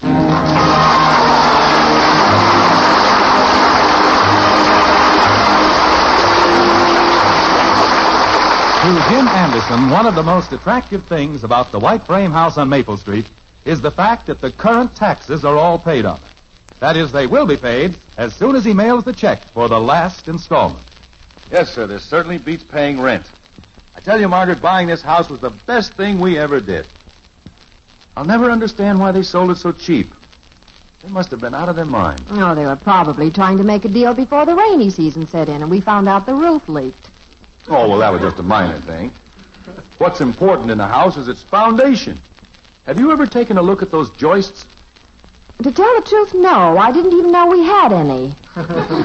Well, we've got copper water pipes throughout. I tell you, there's something you don't see in the houses they're building nowadays. Copper water pipes. Maybe that's all they could get then. Mother! No, sir, Margaret. You talk about a home being a man's castle. Mother, I think you better call a plumber for that hot water faucet. Oh, hello, Father. What's this about the hot water faucet? It seems there's a slow leak in the castle. Oh, well, that's nothing to call a plumber for. New wash will fix that up in just a jiffy. You mean you're going to do it yourself? Certainly. That's one of the joys of home ownership. Where are my wrenches? You know, Margaret? You just have one. It's in one of the pantry drawers. The children use it for cracking walnuts. Mother. Cracking walnuts. Fine way to treat a good wrench.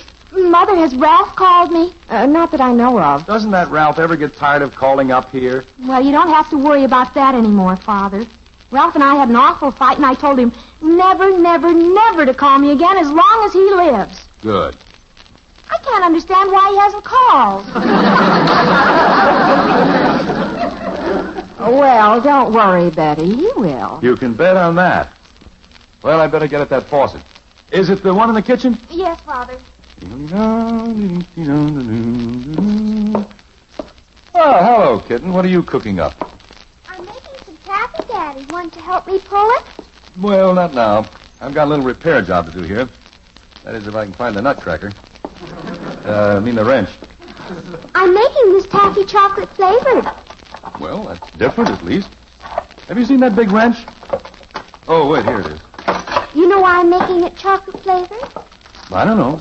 Because you like chocolate flavor, probably. Nope, you're not even warm. Guess again. I haven't the slightest idea.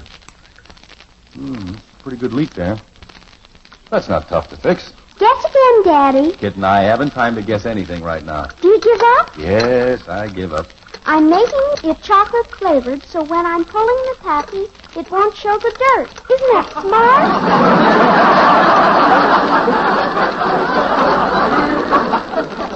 Oh, that's brilliant.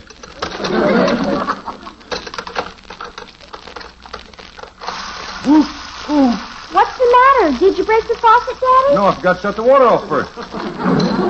There. Now, let's see.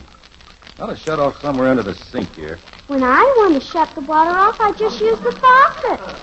Well, this is a little different. I have to shut it off farther back so you can work on the faucet. You understand? Uh-huh. When you get done, will you help me pull the taffy? I don't know, maybe. Are you done yet? No. Will you be done soon? Kathy, don't bother me. Oh, this darn thing is rusted. Come on, loosen up there. Dad. What I need is a bigger wrench.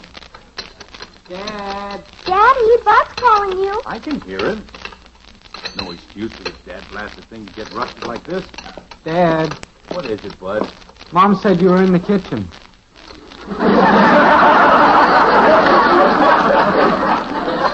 Well, I'm glad to get that information. Thank you. That's okay. Bud, guess what I'm making? I don't care what you're making. Dad, I want to show you some snapshots I took with that little dollar camera of mine. Well, I can't look at them now, Bud. I'm busy. This is the one that I took of you beside the mailbox. Too bad I chopped your head off. Let's see it. It's good of the mailbox. See it, Dad? Bud, for goodness sakes, I can't look at pictures under the sink here. I want to see pictures. You're not in them. They're mostly of Dad and Claude Mesner. I don't care. Ouch, Bud, you're kneeling on my leg. Oh, excuse me, Dad. Let's see one of Claude. Well, here's one of them. It's upside down. No, he's hanging by his knees. Can't you kids hear the phone ringing? Betty'll get it in the other room. She camps on the phone. Well, she's moved then. Looks like the only way you can get anything done around this place is to do it yourself. Hello? Oh, yeah, just a minute. Betty? Who is it, Daddy? Ralph? Who else? I have a good mind to have this thing disconnected. Betty! Coming, Father. Didn't you hear the phone ringing, Betty? Yes, but I didn't want Ralph to think I was anxious. After all, when a girl tells a fella never to call her up again as long as he lives, the least she can do is let the phone ring 3 or 4 times before she answers it. Oh, indubitably. Hello? This is Miss Anderson speaking. Miss Anderson. What do you care to discuss? Dad. Well, if you have anything to say on the subject, you may go ahead and say it. But please keep it down to 25 words or less. And don't worry about literary style. Dad. Yes, Ralph, I'm listening. Dad, do you want to see this snapshot of Claude? But I haven't time now. He's hanging by his knees. Good. Just a minute, Ralph. Father, will you please keep quiet? I can't hear a thing Ralph is saying. Well, now, isn't that a shame? If I can't shut the water off here anyway. I've got to crawl into the house and turn it off there. All right, Ralph, go ahead. Are you really going to crawl into the house, Daddy? Can I crawl under, too? No, Kathy, you'll ruin your clothes. Oh, I'll put on something old. No, you better stay here and watch your chocolate taffy. It's got to cool before I can pull it. Just a minute, Ralph. Kathy, Father, will you please keep quiet? We're sorry, Your Majesty. I'm leaving right now. I'll come up and watch. But you go along with them, too. I might, if I feel like it. Come on, kids. Here's a pretty good picture, Dad. All right, Ralph, you go ahead. I think this is a picture of Mom. Let's see it. Gosh, she's hanging by her knees, too. Oh, no, it's upside down. She's kneeling down, planting some flowers. Now, let's see, that crawl hole used to be about right here. With all these darn bushes growing here. Wait, this looks like it. Yeah, this is it. Gosh, it's kind of dark under there, Daddy. Yeah. Bud, would you run in and get me a flashlight? Okay. Kathy, will you sort of hold these bushes back while I crawl through there? All right. Then you hand me the wrench after I get inside. Okay, Daddy. Darn, there's stickers on these bushes. Uh-oh. You ripped your shirt, Daddy. I know it. You don't have to tell me. You should have put on some old clothes. Look, kitten, you just hand me the wrench. Okay, Daddy. Here you go. Thanks. You're getting your pants all dirty, Daddy. I can't help it. They need to go to the cleaners anyway. Go in and tell Bud to hurry up with that flashlight. I can't see a thing under here. Here he comes. Hurry up, Bud. I'm hurrying. Where's Dad? Under the house. Here, give me the flashlight. No, I'll take it under to him. Bud, you don't have to crawl under here. Just hand me the flashlight. I want to see what it looks like under here. Well, now that you're under here, you can hold the light for me. As soon as we find the water valve. Is that it? Right over your head there? Yeah, that's it. Now hold the light on that, and I'll give it a couple of twists with a wrench. Okay. Oh, brother, another rusty one. I think it's coming now. Daddy! I'm busy. Daddy! Why? Are there any black widow spiders under there?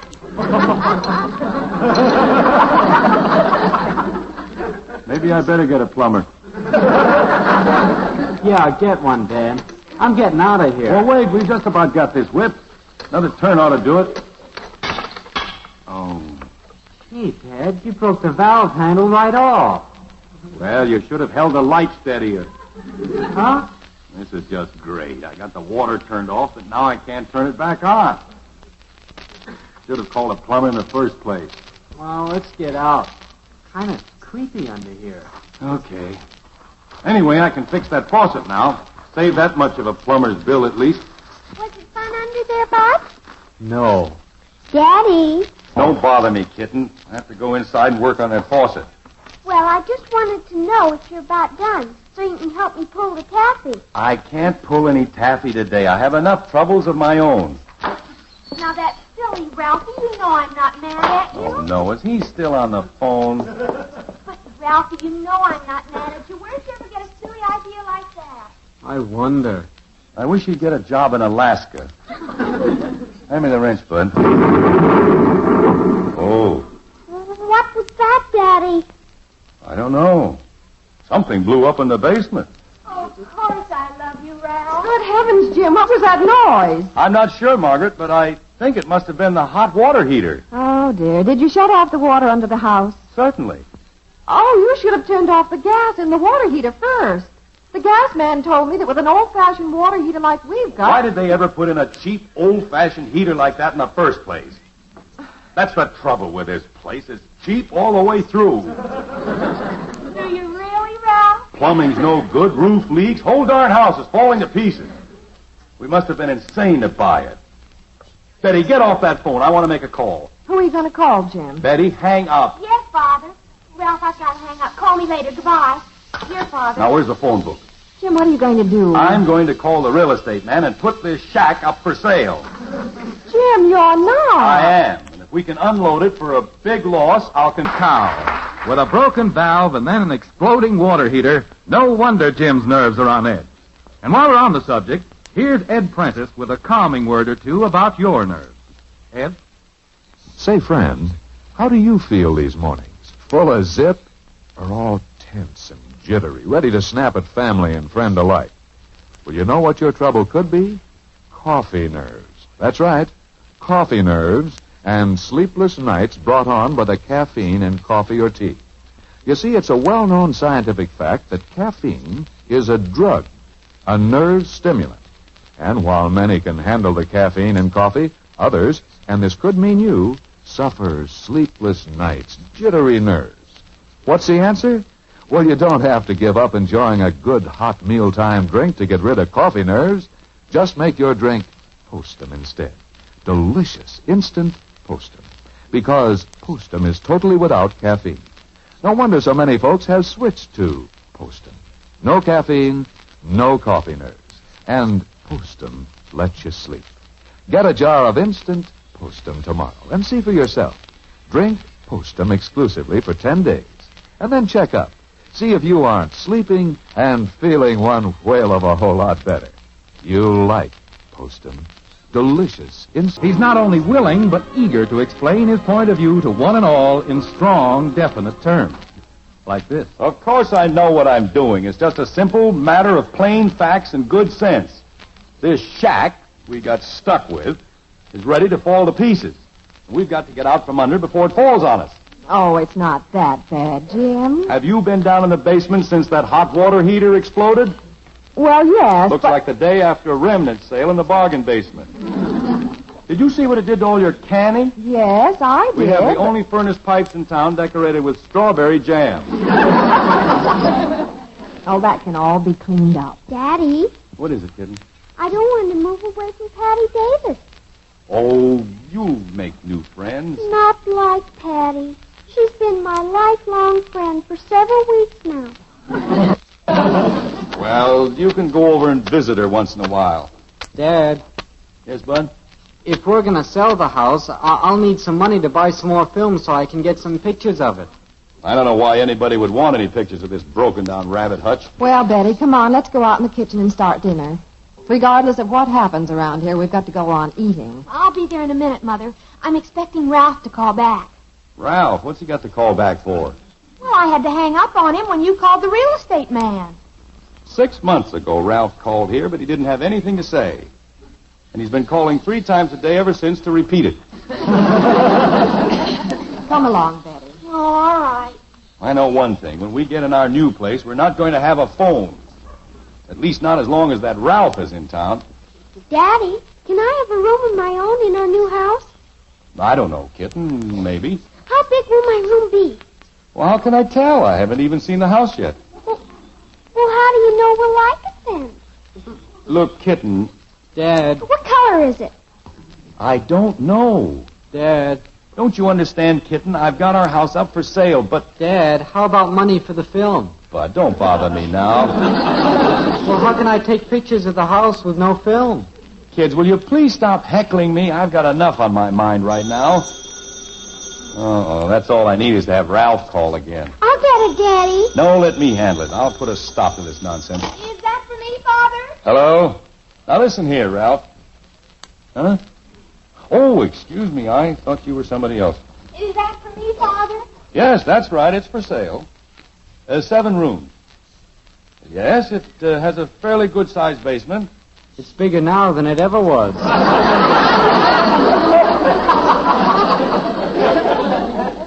Oh, yes, a good furnace. Decorated with strawberry preserves. Oh, well, that'll be fine, Mrs. Dudley, is it? Oh, Smedley. Hurry up, Father. I'm expecting a call from Ralph. That's right, 607 Maple Street. All right, Mrs. Smedley. Goodbye. Well, what do you know about that? Margaret? Who was it, Father? It might be the next owner of this lean-to we're living in. Did you call me, Jim? Yes, Margaret. Our first prospective buyer is on her way over here. Right now? Yes, sir. Isn't that wonderful? Wonderful. Well, that's awful. Huh? Well, we can't let anyone see the house looking this way. It's a mess. Come on, we've got to straighten up the furniture. Well, she's not buying the furniture. She's buying the house. Oh, I don't care. I don't want anyone to think I keep house like this. Oh, what difference does that make? Nobody we know, never even heard of her, Mrs. Smedley. Come on, girls. We've got to fix this place up. In a hurry. You too, Bud. Holy cow. What are you going to do about that basement? Well, I'll try to keep her out of there. As a matter of fact, I'll explain to her that the house needs a new water heater, and then I'll put in a new one. Oh, Jim, couldn't you have told her to come tomorrow? Oh, no. With a house like this, you've got to jump at every chance to unload it. Oh, dear. As a matter of fact, I'm surprised our real estate man is sending anybody over at all. He actually tried to talk me out of putting it up for sale. Said I was making a big mistake. Well, maybe he's right. Oh, no. He was just covering up the fact that we got stuck when he sold us the house in the first place. Oh, my heavens. Is that her already? Could be. She was coming right over. I'll go to the door. Oh, dear. She'll think I'm the worst housekeeper in the world. Well, what do you want me to do? Go down and start scraping strawberry preserves? No, it's too late now. Maybe it'll be good to get out of this old raffle trap of a house. And this is the living room here, Mrs. Smedley. Oh, yes. Mm-hmm. And, oh, excuse me. This is my wife, Margaret, Mrs. Smedley. How do you do? How do you do? I'm sorry the place is in such a mess, but you know how things get torn up when you're trying to move. Yes, I know. And, these are the children. Betty, Kathy, Bud. How do you do? Well, I guess you want to see the rest of the house. That's the dining room in there. Yes, I can tell. What style of house is this? Just what would you call it? Mommy calls it a rattle trap of a house. Kathy. Well, it's a nice, comfortable house. Homey. Mm-hmm. What I want to know is it well built? Well, it's got copper pipes. That'll give you an idea. You don't find those in many houses nowadays. And it has joists. I wonder if I could go down in the basement and take a look at the foundation. Yes, certainly. But maybe you'd rather see the upstairs. It's got some nice-sized bedrooms. My husband told me to be sure and check the foundation. You know, in an old house like this, one has to make certain that everything is well preserved.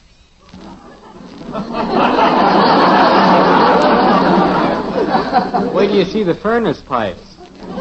They're well preserved. Yeah, strawberry. Well, come along. We'll have a look. The basement door is back this way. I must tell you that things are kind of torn up down there. You see, I'm putting in a new water heater. Did the old one go out? Parts of it did. I'll bet some of them haven't landed yet. Oh, wait a minute. Let me look at this kitchen. Oh, what a wonderful large kitchen. And so cheerful. Oh, yes. It is a wonderful kitchen. And so conveniently arranged. Oh, I like this. It's really been a pleasure to work in it. Real livable. I think it's the best room in the house. Oh, I don't know. That den is hard to beat. You know, there's a certain charm to this house that you don't very often find anymore. The more I see of it, the better I like it.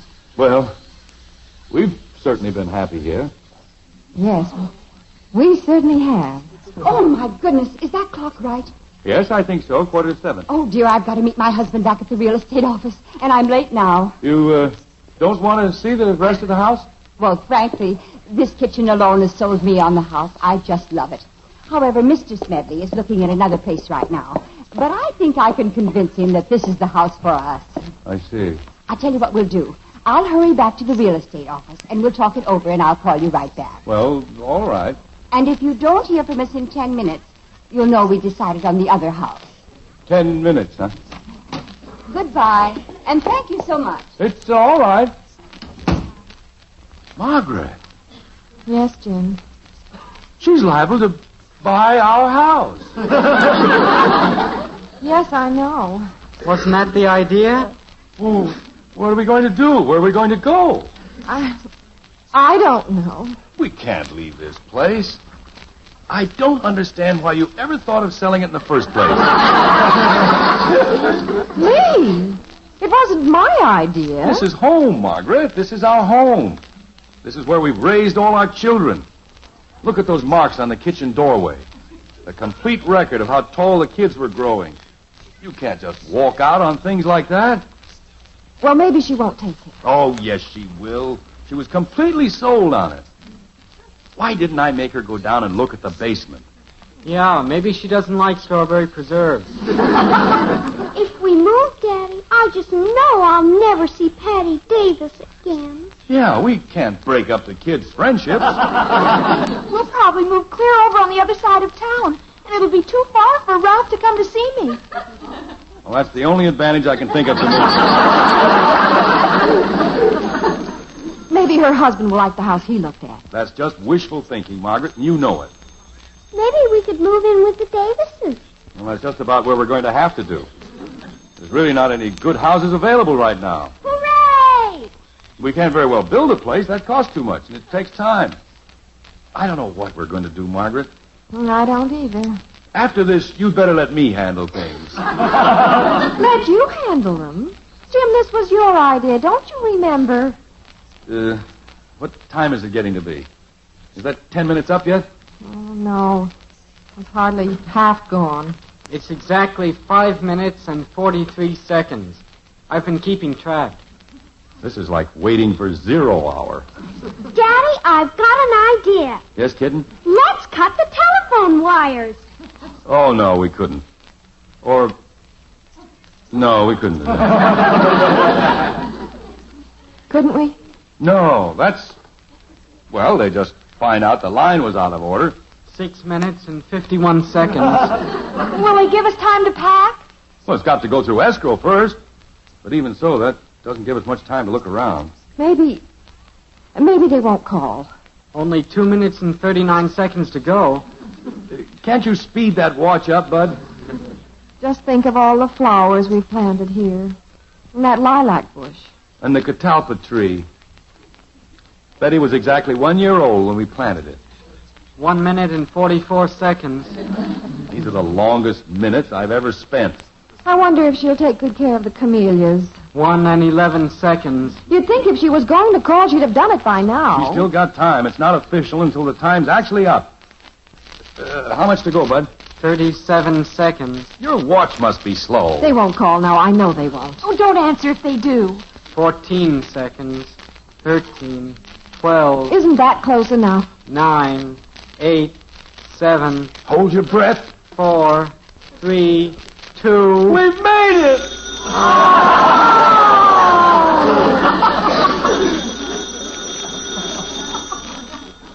Well, I guess you have to answer it, Jim. Yeah, I guess so. Hello? Why, hello there.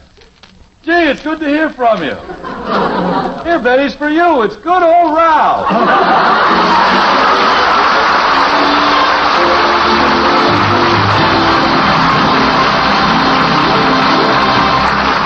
Here's a good tune to remember when you're marketing this weekend. For goodness sake, eat Post brand flakes. So good and so good for you. Yes, at the grocer's, let this melody remind you that new Post 40% brand flakes are good, and so good for you. They're good because something wonderful has happened to brand. You see, new Post brand flakes now have a delicious magic oven flavor, a new crisp texture that many people prefer to any other cereal. And Post 40% brand flakes are good for you because they contain the important keep regular benefits that Bran is famous for. So tomorrow, buy new Post 40% brand flakes, America's largest selling brand flakes.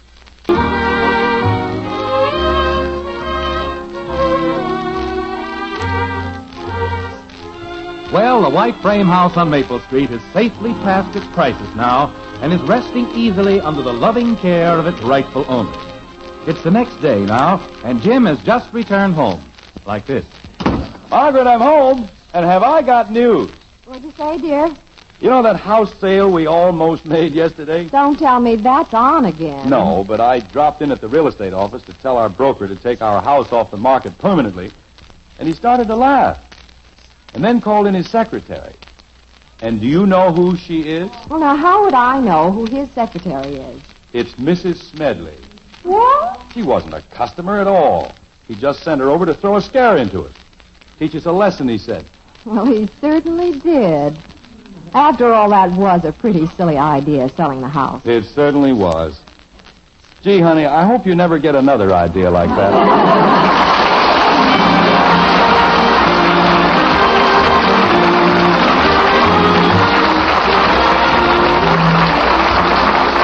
Join us again next week when we'll be back with Father Knows Best, starring Robert Young as Jim Anderson.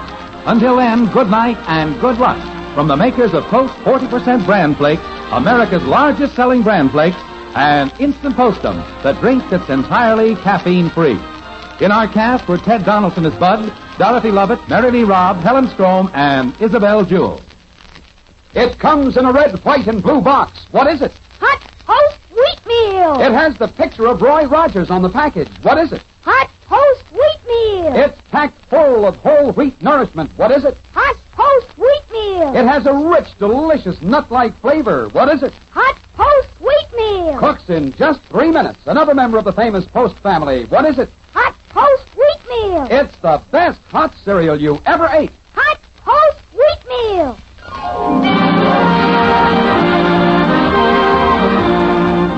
Father Knows Best was transcribed in Hollywood and written by Paul West and Roswell Rogers. This is Bill Foreman speaking.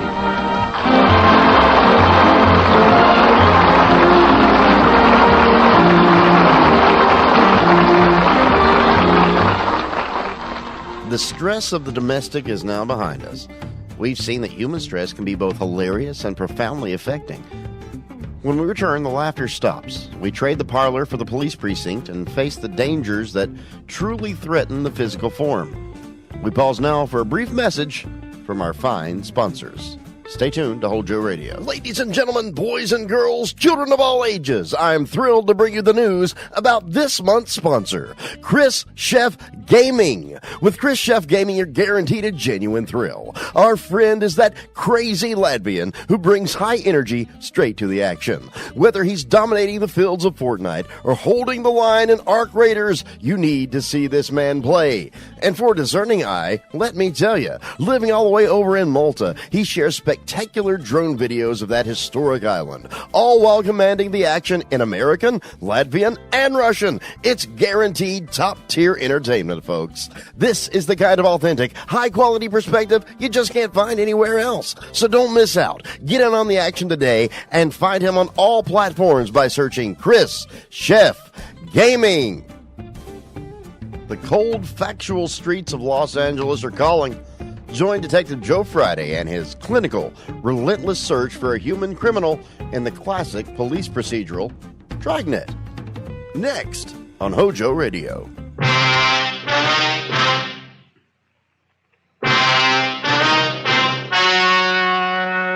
The story you are about to hear is true. Only the names have been changed to protect the innocent. Fatima Cigarettes, best of all long cigarettes, brings you Dragnet.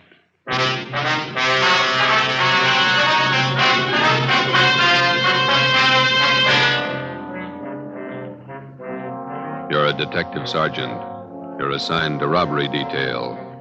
Vicious gunmen have committed assaults, robberies, attempted murders. Their victims, Army officers stationed in your city. Your job, get 'em. If you want a long cigarette, smoke the best of all long cigarettes. Smoke king-size Fatima. Fatima is the long cigarette which contains the finest Turkish and domestic tobaccos superbly blended to make Fatima extra mild. And that's why Fatima has a much different, much better flavor and aroma than any other long cigarette. That's why Fatima has more than doubled its smokers coast to coast.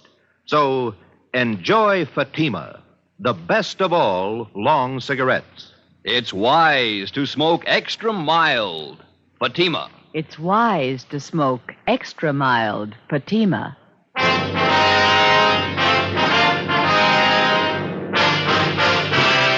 Dragnet, the documented drama of an actual crime. For the next 30 minutes, in cooperation with the Los Angeles Police Department, you will travel step by step on the side of the law through an actual case from official police files. From beginning to end, from crime to punishment, Dragnet is the story of your police force in action. It was Wednesday, February 3rd. It was cold in Los Angeles. We were working the night watch out of robbery detail. My partner's Ben Romero. The boss is Thad Brown, chief of detectives. My name's Friday. It was 1:45 a.m. when we got to Highland Park Division. Booking desk. Hi, Shepard. Hi, Friday, Ben. Hi. Brings you out here. We got one to book, Shep. You want to do the honor? Okay. Just a minute. Well, I sharpen this pencil. Right. All right, Jackson. Take it easy. Yeah. Relax, huh? Jerks. Okay. Yeah, let me get a new form in the machine. All right, what's your name? Roy Jackson. Address? 414 Alabama Street. Age? 23. Location of arrest? 1730 West Hill, the old Ranger Tavern. Ranger Tavern. Time of arrest? 11:25 p.m. Charge? Suspicion 211 PC. PC. Come on, let's get this over with. Hey, you got lots of time. Let's check your property.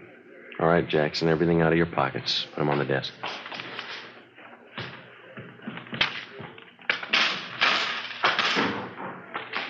What about my kids? You won't need them for a while. Put them on the desk. There. Oh, you forgot your watch. Take it off. All right. Yeah, that ring, too. Yeah. That everything? I'll shake him down. Yeah, that's everything. Okay, let me list it here. One brown man's wallet. Contents. I'll call them off to you, huh? Okay. One black pocket comb. Comb. Got that. One keychain and ring with 5 keys. Good luck charm on it. 5 keys. Good luck, chum, yeah. Let's see, there's $11.63 in cash. 11.63. One man's wristwatch, Waltham. One man's ring. You got that? Yeah. Yellow metal, the ring. Ring. With a white stone. It's a diamond ring. That's gold. One man's fountain pen. Fountain pen. That's it. Yeah, okay. Just put all the stuff in the envelope.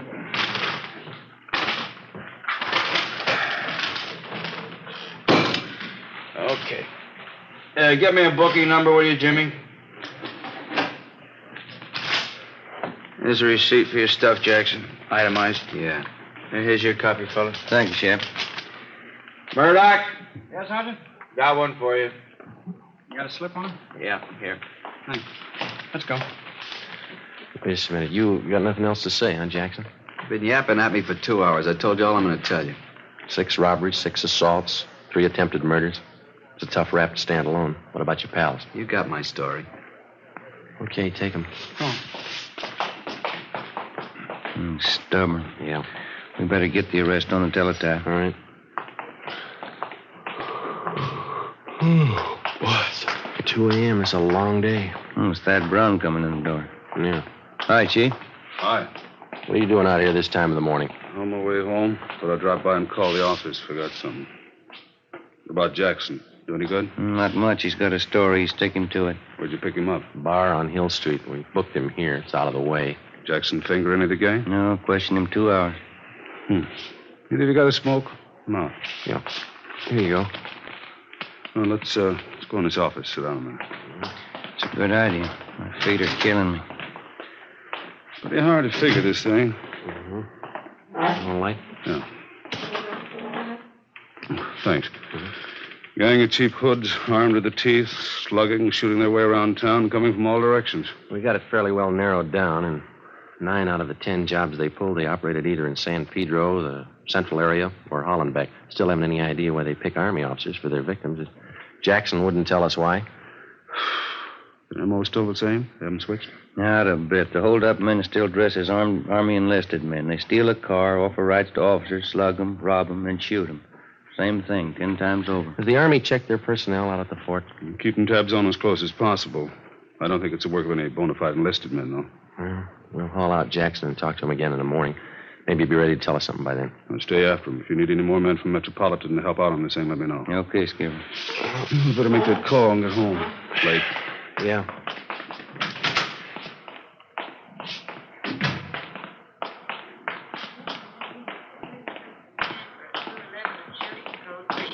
Attention, all units, code 3.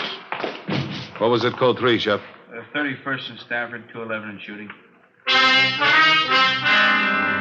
Chief Brown, Ben, and I got to the scene at 2:20 a.m. An ambulance was already there, along with 2 cruiser cars and a half a dozen curious onlookers. Lying face down on the dirt road about 15 feet off Stanford Avenue was a man dressed in an Army officer's uniform. He wore first lieutenant bars. His blouse had been half ripped off, and the side of his face was bruised and swollen. The back of his head showed the results of a vicious beating. There were 2 bullet wounds in his left shoulder. A few feet away, sprawled out on his back, was a major. He'd been brutally beaten, but he was still conscious. While the ambulance attendants gave first aid, we questioned him briefly. Both bodies were lying 30 feet from the interurban railway tracks. Feel up to telling us how it happened? Hit me on the mouth with a gun. Can't talk too well. No, don't try to get up, Major. That was Lieutenant Kelly. He was with me. He'll be okay. They're getting him in the ambulance. We were hitchhiking downtown, Kelly and me. 2 men in a gray sedan picked us up. So they were going back to the fort. How were the men dressed? Do you remember? Too much noise. What do you say? Just a minute. What was that? The PE train going by. Now, can you tell us about it? Enlisted men. One is a tech sergeant, and a private. He said they'd drive us back to the fort in a gray sedan, Pontiac. Excuse me, Sergeant. Oh, sure. I'll have to take care of those face wounds. You can go ahead. Okay. Did you see the license number on their car? Too dark, no. Gray sedan. Pulled guns, stopped the car here. Took our money, everything. This'll sting a little. Yeah, it's good. You think you'd recognize the men if you saw them again? One was tall, 6'2", I guess. Think I know. They shot Kelly. He tried to run. They shot him. How is he? He's okay. Is there anything else you can tell us about the men? Ambulance is ready. Take him. We can talk to him later. All right, Rob. Yeah.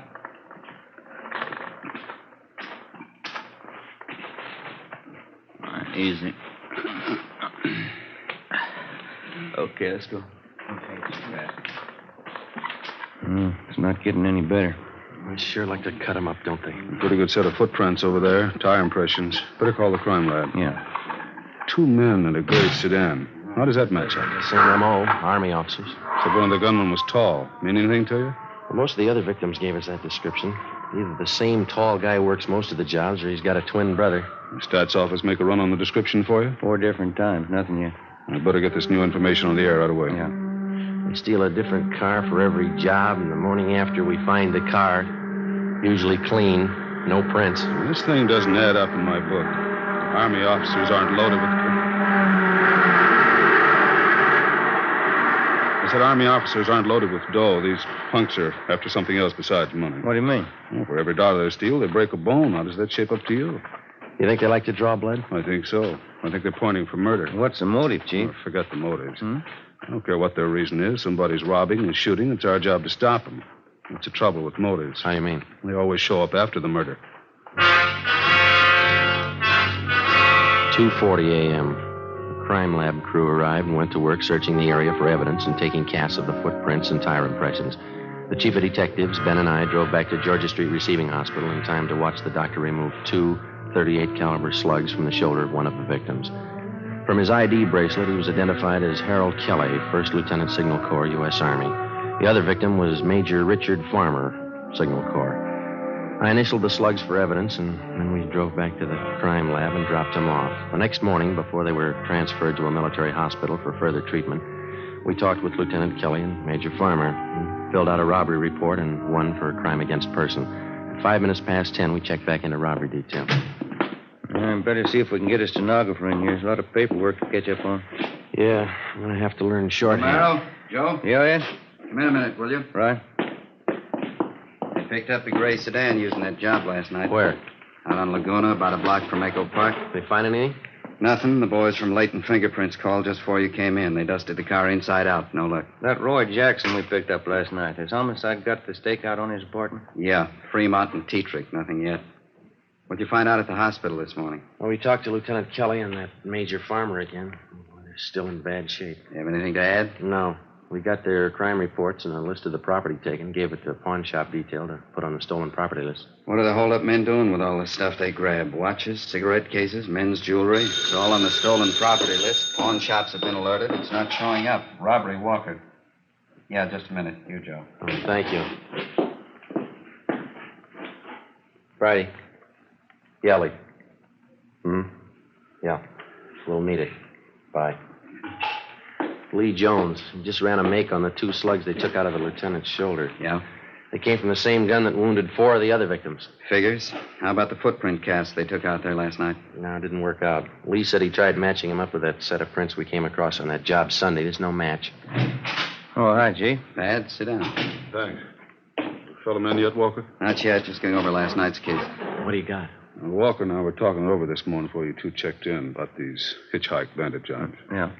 Tried everything short of a blockade to grab the hold-up men. It's obvious it's not working. How about the Army brass? They're doing all they can already. It's up to us. We're going to need more men and better coverage.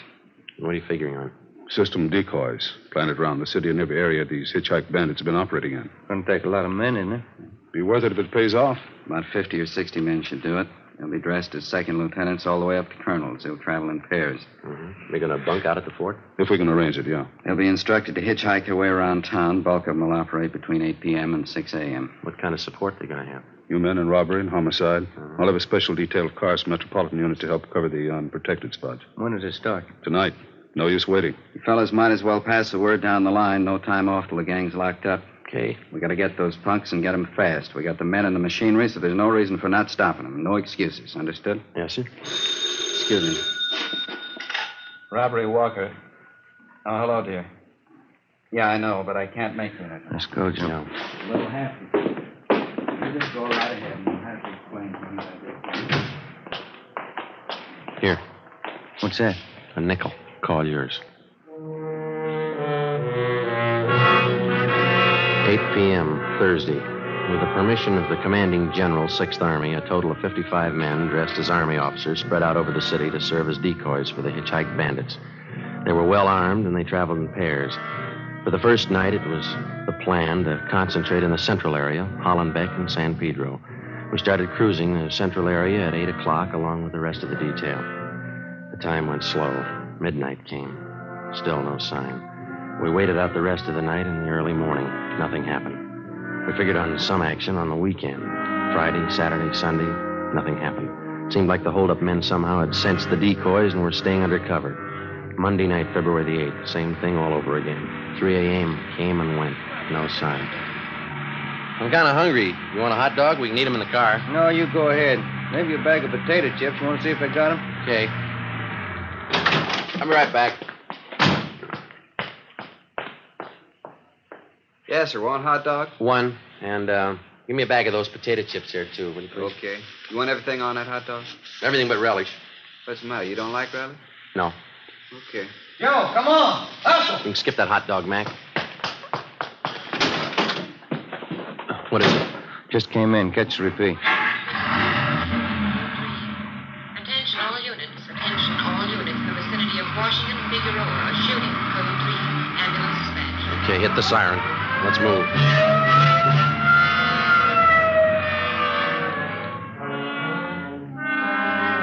When we got to the scene, neither of the two victims were identified as police decoys. One of them had already been placed in the ambulance. Ben went over to talk to him. The second victim was still lying in the street, his chest riddled with bullet wounds.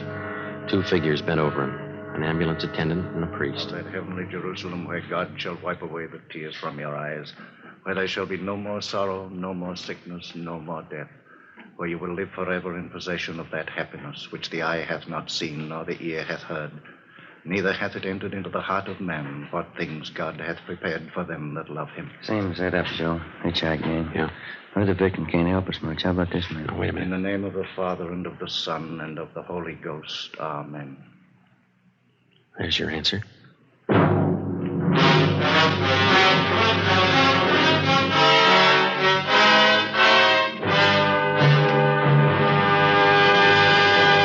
You are listening to Dragnet, the case history of a police investigation presented in the public interest by Fatima Cigarettes. If you smoke a long cigarette, it will be in your interest to listen to a typical case history of a Fatima smoker. It's the case of Miss Shirley Gelman, trained nurse in the city of Los Angeles, California, and this is her actual signed statement. Hospitals are short-handed these days, and nurses are working under pressure. I've found king-size Fatima just perfect when I'm off duty. They're extra mild, and even in the wee hours of the morning, Fatima tastes just fine. I urge all my friends to buy them. I agree. It's wise to smoke extra mild Fatima. And more smokers are discovering this every day. Actual figures show Fatima has more than doubled its smokers coast to coast. So enjoy Fatima yourself. The long cigarette, which contains the finest Turkish and domestic tobaccos, superbly blended to make it extra mild. You will prefer Fatima's much different, much better flavor. You will agree. It's wise to smoke extra mild Fatima. It's wise to smoke extra mild Fatima. The best of all long cigarettes.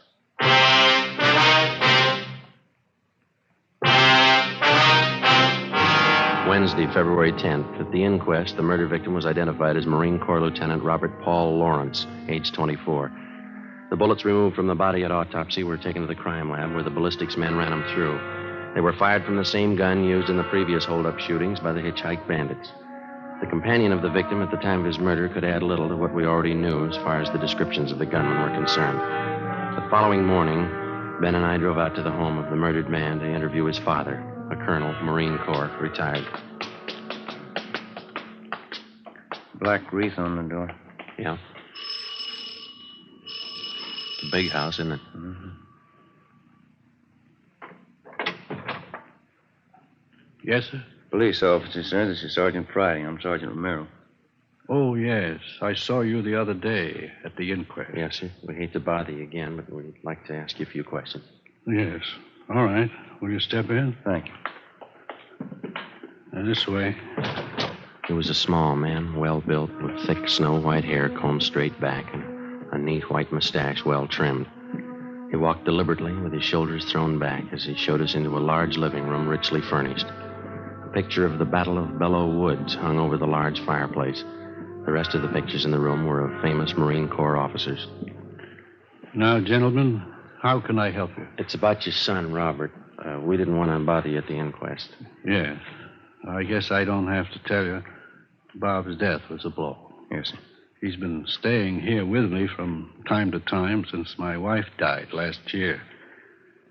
House this big needs people. Just myself, the wife gone. Yes, sir. We'll only take a minute. You see, everything had been taken from your son, and we'd like to find out if you know what personal property he was carrying at the time he was... Well, I don't know. I guess he had the usual things, a few dollars, his wallet, St. Christopher medal, silver, his watch. Was the St. Christopher medal valuable? Oh, not too much, no, not monetarily. And that watch? Well, yes, that was worth something, a pocket watch. I gave it to Robert when he was commissioned at Quantico. That's his graduation picture on the mantel.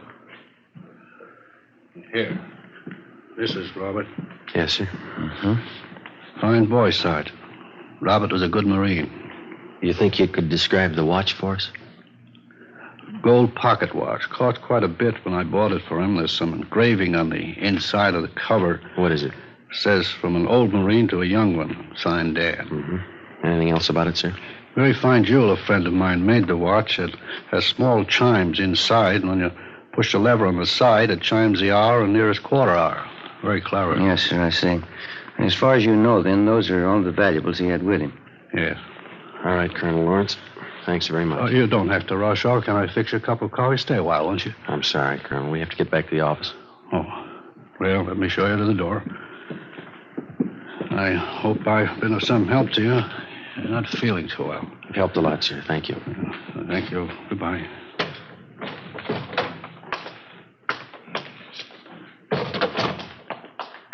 Nice home. Yeah.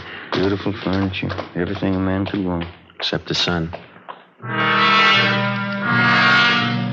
For the next 6 days, we got nowhere. Both robbery and homicide details stayed at work on the case. The citywide decoy plan continued along with the extra night patrol of cruiser cars from the Metropolitan Division. Dozens of leads were received and tracked down. None of them paid off. We stayed on it, but despite all our work, in 1 week, the hitchhike bandits were credited with 16 car thefts, 8 actual holdups, and 3 more assaults with intent to commit murder. February 18th, 2 p.m. Ben and I were called to Captain Walker's office. Close the door, will you, Ben? Oh, yeah. What is it, Ed? Both of you know Burdick here, theft detail? Oh, yeah, sure. You want to tell him what you just told me, Burdick?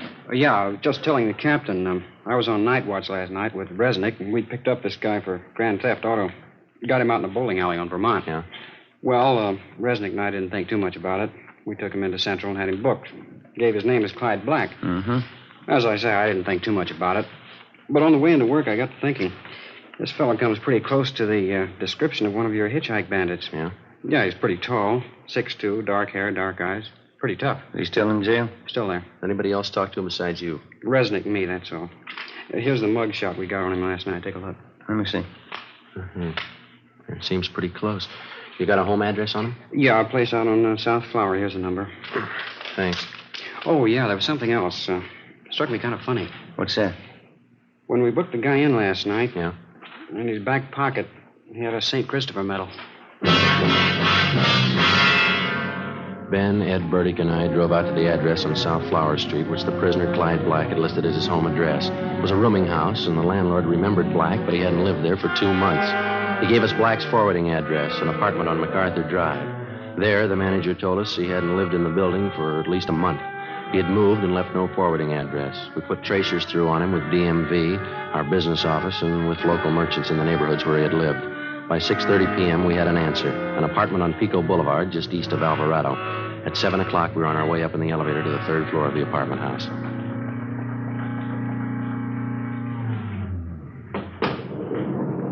It's number 307. Must be down this way. Come on. Pretty run-down place. Musty. Yeah. This is it, 307. Somebody's in there. The apartments have back doors, Joe. You want me to cover it? Yeah, you better hustle. Right. Okay.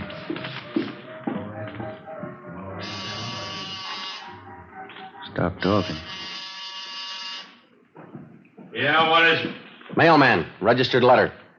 Okay.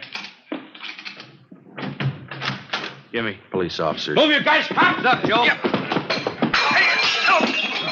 They're going out the back, Ben. Watch it. Verdict's got him stopped out back. All right, you now, cut it. Let me go, I said. Let me go! That's one of them. One more, Joe, here. There were 3. All right, let's go inside. Come on, come on.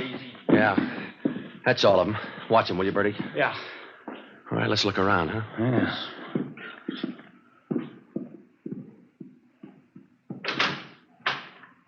Take a look. Yeah, enough uniforms for an army. Before we left the apartment, we searched it thoroughly and found dozens of personal valuables, watches, rings, and wallets. There was also a .38 caliber Colt. We took the 3 men downtown and booked them at Central Jail. Then we dropped off the gun that we found at the crime lab for a ballistics check. 8:35 p.m., we brought suspect Clyde Black to the interrogation room. Captain Walker, Ben, and I confronted him with the evidence.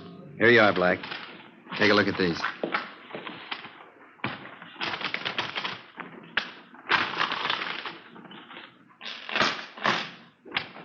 Well? They're not mine. We know that. Never saw them before. Watches, jewelry, wallets, they were found in your apartment, all of them. They were. Take a close look. Auto theft, that's all you got me on. Yeah. I won them. I won the stuff in the crap game. You must be lucky. Crap game, I tell you. That's how I got it, in the crap game. Why not do it easy, Black? Let's call a stenographer and get it over with. How much evidence do you want? I didn't do it. I get it. Interrogation room Friday. Yeah. All of them? Fine, thank you. The gun, Black, they checked it. I didn't do it. Your gun killed that Marine. Your prints are all over it. It was one of the other guys, Max. Max, it was him. Him and Johnny. You ready to dictate a statement? Put them on the file. Why me? You talk to Max. Talk to Johnny. Ed, hand me that, will you? Yeah. Here. Thanks. We got this watch out of your apartment, too, Black. Where'd you get this? Which? This one right here, the pocket watch. I don't know. Don't tell us you won it in a crap game. It's not mine. I never saw it before. It's a beautiful watch. It's engraving on the inside cover. Yeah, look here. From an old Marine to a young one. It's not mine. Let me show you how it works. Push this lever here, see, on the side?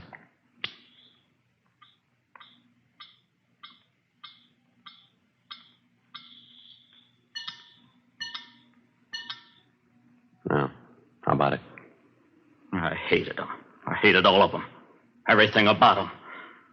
That lieutenant. I had to kill him. He was going to get away. I had to kill him. I had to. Why'd you pick on officers? They had it coming. Pushing guys around. I hated them. I hated every lousy bone in their bodies. I'll get the stenographer. Yeah. Then knock off and go home. You too, Ben. I had to kill him. I hated him. I'll tell them that. I'll tell them like I told you, just like I told you. Yeah, they'll believe you, mister.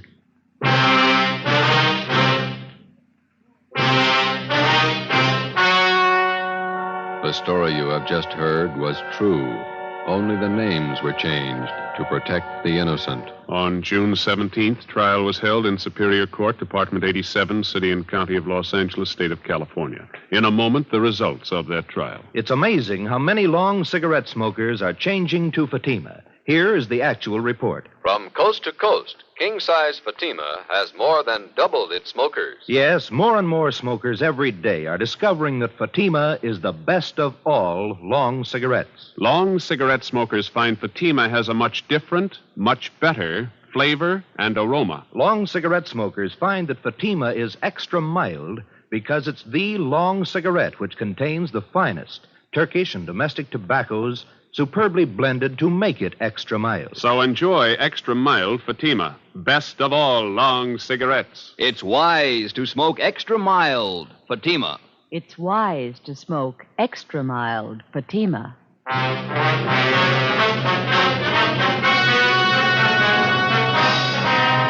Clyde Black and the other 4 members of the Hitchhike Bandit gang were tried and convicted in Superior Court on 1 count of murder and several counts of robbery and assault with intent to commit murder. All 5 are now serving life terms in the state penitentiary.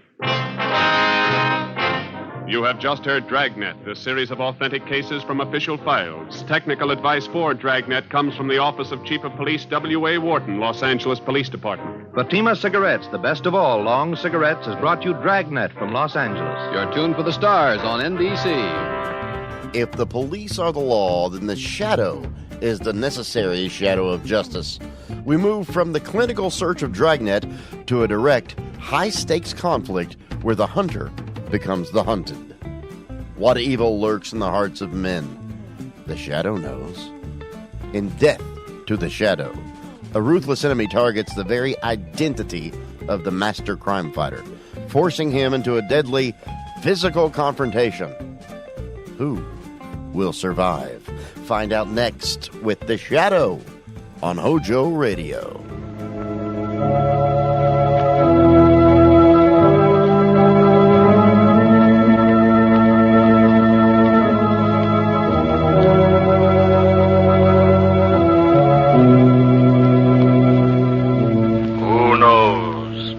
What evil lurks in the hearts of men?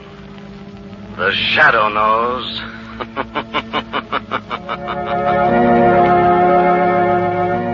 Once again, your neighborhood blue coal dealer brings you the thrilling adventures of The Shadow, the hard and relentless fight of one man against the forces of evil. These dramatizations are designed to demonstrate forcibly to old and young alike that crime does not pay. Friends, the war increased the demand for anthracite coal to an all-time peak overnight. Huge new emergency demand sprang up suddenly on all sides. For example, when coke was diverted from heating homes to making steel vital for all our weapons, from battleships to blockbusters, homes cut off from coke had to have anthracite. A city twice the size of Buffalo might have frozen if anthracite hadn't been quickly supplied. Yes, 300,000 homes needed anthracite and got it. And this tremendous emergency heating job is just one of 5 big, extra wartime heating jobs anthracite has taken over since Pearl Harbor.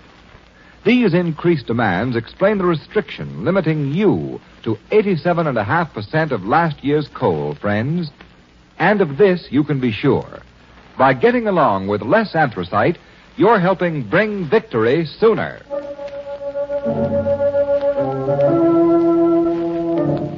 The Shadow, mysterious character who aids the forces of law and order, is in reality Lamont Cranston, wealthy young man about town. Several years ago in the Orient, Cranston learned a strange and mysterious secret, the hypnotic power to cloud men's minds so they cannot see him. Cranston's friend and companion, the lovely Margot Lane, is the only person who knows to whom the voice of the invisible shadow belongs. Today's drama, Death to the Shadow.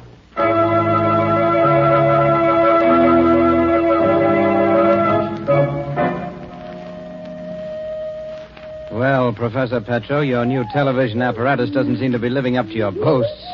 In fact, it doesn't seem to be working at all. But one moment, Mr. Crane. A little difficulty. There, it is fixed. Now, what shall my television machine show to you?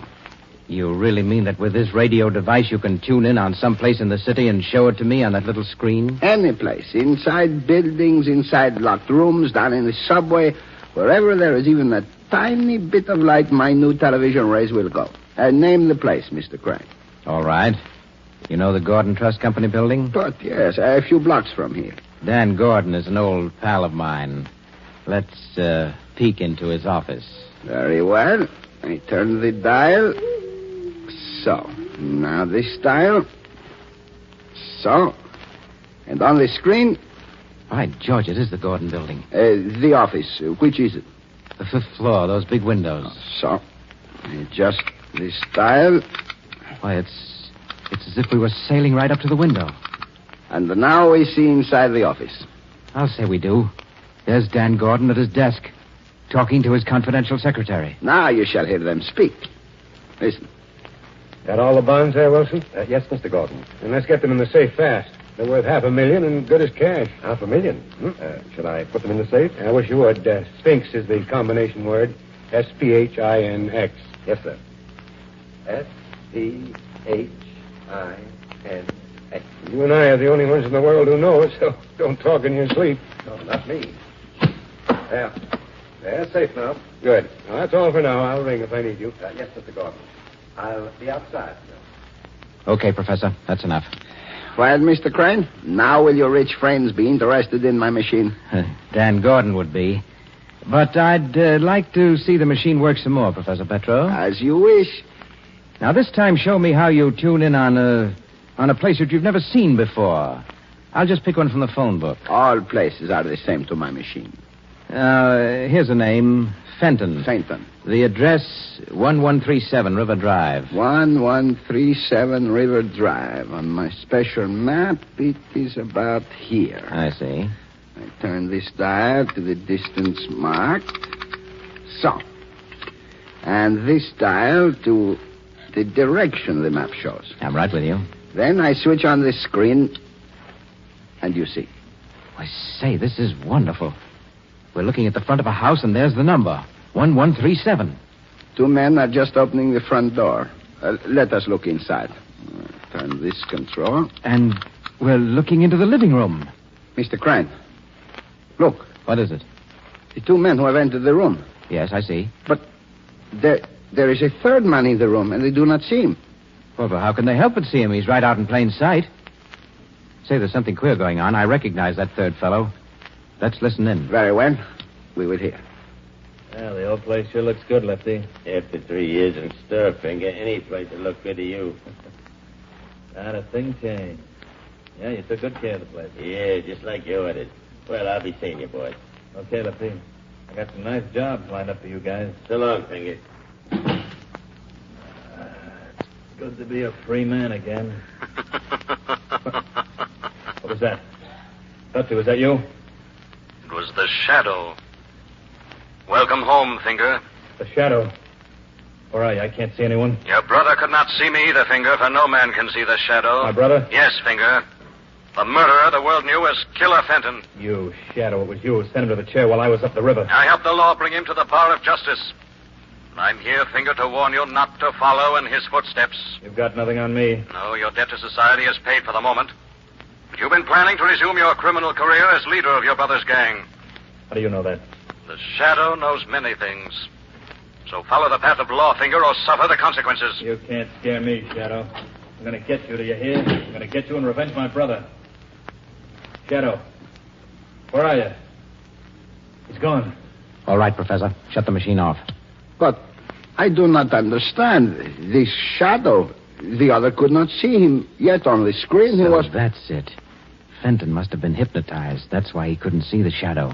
But you can't hypnotize a machine. What do you say, Mr. Crane? Forget it, Professor. Let's talk about this invention of yours. Ah, then you are satisfied. Your rich friends, Mr. Gordon, Mr. Jennings, Mr. Dexter, they will back me, no? I'm afraid you're making a mistake. Gordon, Jennings, and Dexter are no friends of mine. Not your friends, but... In fact, I hate them. They ruined me once, and I'll never rest until I get revenge. But, Mr. Crane, you make the joke, no? Yes, Professor, I make the joke. Very funny joke, but only I will laugh. I don't understand. Why, you poor fool, you don't see the possibilities of your machine. Why, already your little gadget has not only shown me how to put my hands on a cool $500,000, but it's actually told me the true identity of the Shadow. A secret of fabulous value to the underworld. You mean you would use my instrument for criminal purposes? How discerning of you, Professor. No, I won't allow it. You can't do it. You can't do it. Can't I, Professor? A gun? Yes, Professor. No! A gun.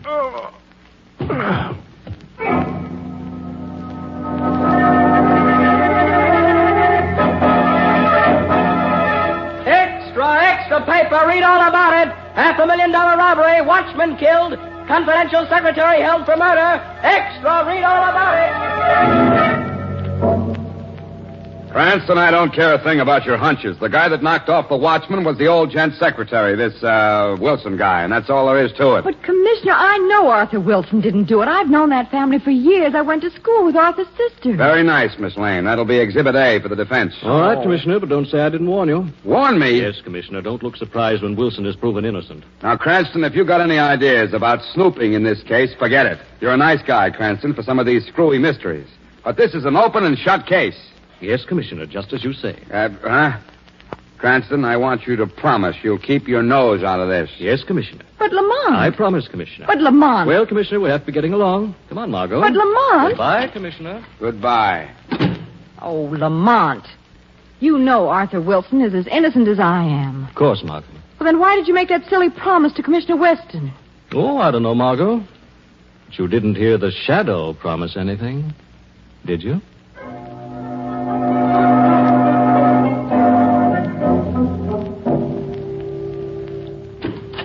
That you, Tom? Yes. I stepped out to get the late newspapers.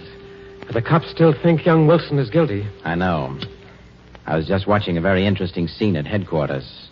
At headquarters? Yes. What would you say if I told you that just 5 minutes ago the Shadow decided to try to prove Wilson innocent?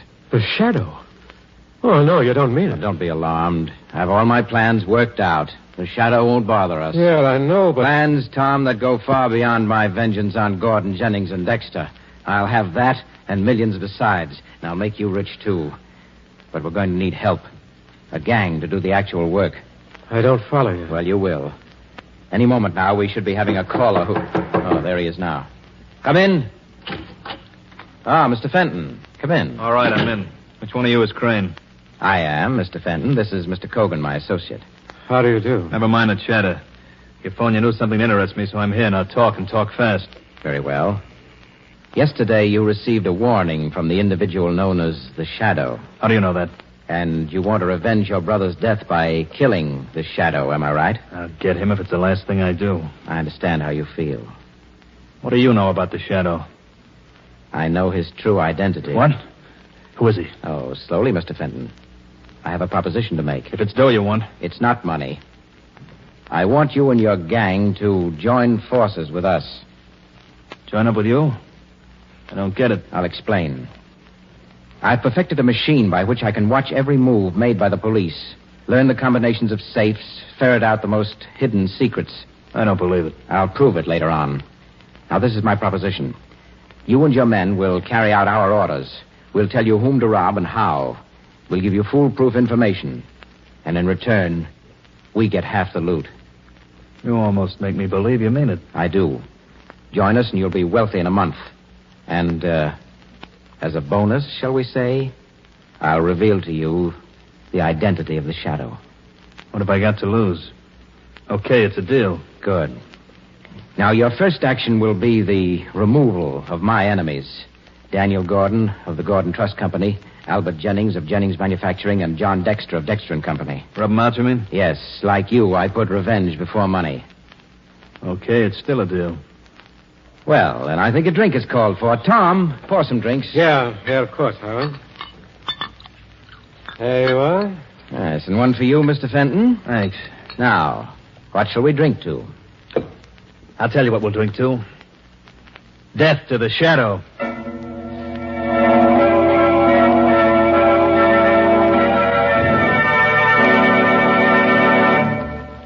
Whatever inconvenience the wartime coal situation has caused, give it credit, folks. It has also created an opportunity. Yes, the need for conserving coal presented homeowners with the opportunity of enjoying automatic heat regulation. Recognizing how effective heat regulators are, the government provided for their manufacture and sale without priority last fall. And many thousands of you folks, alert to the fuel economy, added comfort, and convenience of a regulator, have already installed one this season. You've dropped hit or miss hand control of furnace dampers for up-to-date automatic control. Yes, your regulator thermostat upstairs has been keeping the temperature in your home right where it belongs, at the proper healthful level day and night, and without your running up and downstairs constantly. But best of all, you folks who've installed a regulator have saved coal. you've stopped the inevitable waste of hand control, introduced real fuel economy for this season and next season when fuel conservation will be equally important. So be wise, friends. If you aren't enjoying all these advantages, now is the time to begin. Call your dealer. Order your automatic heat regulator tomorrow. And now, back to the shadow.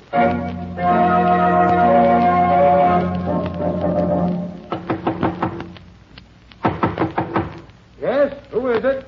Detective O'Grady to see Mr. Gordon. All right, just a moment. Did something about the robbery? Yeah.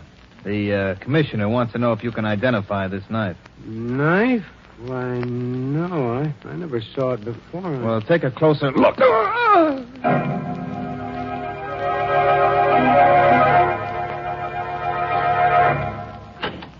Yes, what is it? Package for you, Mr. Jennings. Just came special delivery. Package? Oh, let's see it. Yes, sir. Marked confidential. I wasn't expecting any packages. This string seems to be stuck inside the package. There. What? It's ticking. It must be a clock. Good Lord, it's...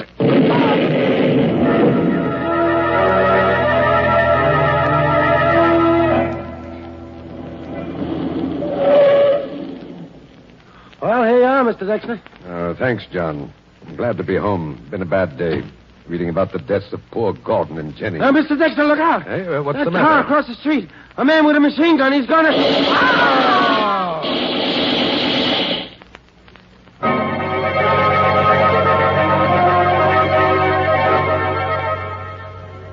Gordon, Jennings, and Dexter. Now we can get down to business. In a month, we'll own this town.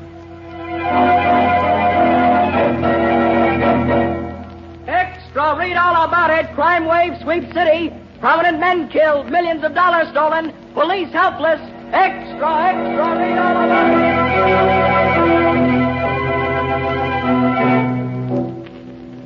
it. Lamont, you mean the police haven't any clues? They haven't any idea who's committing these crimes? I'm afraid that's about the size of it, Margot. And you haven't learned anything either? I'm afraid I failed as utterly as the police. Margot, it's as though some superhuman gang were at work in this city. They not only fail to leave clues, they also seem to have advance information on every move the police are going to make. Oh, no wonder they've been so successful. Yes, that's not all. There could be spies inside the police department. But the gang even knows in advance what I'm going to do. Oh, Lamont, you're joking. No, I'm not. Yesterday, I made a secret appointment with a petty crook who wanted to sell me some information. Before I ever saw him, he was murdered. Oh, how horrible. A dozen other similar incidents have happened. I'm checkmated at every turn. Why, it's as if they were able to watch everything you do. What? I said it's as if they were able to watch everything you Yes, I know. You just reminded me of something. What, Lamont? Seems impossible, and yet... Margot, some time ago, there was a foreign scientist, a Professor Petro, who tried to get me interested in a remarkable television machine he claimed he'd invented. Television? I whatever became of him and his invention. Oh, do you think... I think it's something I ought to check on. I have something else to do first. You see, Margot, at 10 o'clock, I have an appointment at apartment 9D, the Riverdale Arms. Someone there who claims to know the leader of the gang. Oh, that's wonderful, Lamont. It's only 8 now. You mind if I turned out the light, took a little nap in this chair? Why, no, of course not. Oh, that's fine. There. Margot, listen, we've got to speak in whispers. I thought you were up to something. I have an idea I want to test. I am going to the Riverdale apartments. I keep a room there for business purposes. And your appointment? I made that up. But perhaps someone will meet me there after all. I'm going to slip out the back way. What do you want me to do? Stay here till I get back and leave the lights off. Yes, of course. Good girl. Oh, wake me at 9:30, will you, Margot? Yes, of course, Lamont.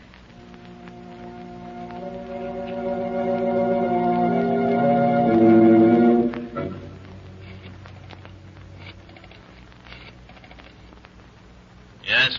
This is Crane. Send Lefty to the Riverdale Apartments, number 9D. A man who knows something lives there. Have Lefty eliminate him. Rub him up. Right. Then go to the apartment of Miss Margot Lane. The address is in the phone book. Margot Lane. What's the job there? Bring her here. Bring along a man you'll find asleep in the living room, too. But be sure to knock him out before he can wake up. And bind them both tightly. There must be no slip-up. Don't worry, there won't be. But listen, Crane. What? It's time you spilled the dope on the Shadow. I'm beginning to think you're bluffing. I'm just as anxious to be rid of the Shadow as you are. He's becoming dangerous. But before the night is over, you'll have the pleasure of personally delivering him to the morgue.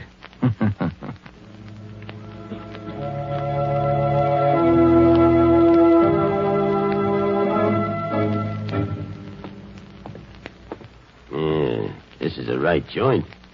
There ain't nobody here. The boy says to rub somebody out. There's nobody to rub. The room's empty. Whom were you expecting to find, Lefty? Who's that? Stick 'em up, you. Hey, there's nobody here. Nobody but the Shadow. The Shadow.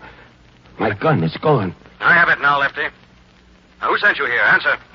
Nobody sent me here. I want the truth, quickly. I'm not saying nothing. I have your gun in my hand, Lefty. Now talk fast. You can't bluff me, Shadow. I know you won't shoot. Won't I, Lefty? Hey, that slug almost hit me. Yes, this time I'll do better. Oh, wait, Shadow, wait. I'll talk. Finger Fenton sent me. You lie. He's not clever enough to plan these crimes. No, he didn't. Then who did? I don't know. Only Finger knows who the brain guy is. Somebody big, with connections. He knows everything. Some kind of machine tells him. As I thought. All right, get into that closet. The closet? We'll keep you safe of the police. Quickly now. The Shadow has other work to do.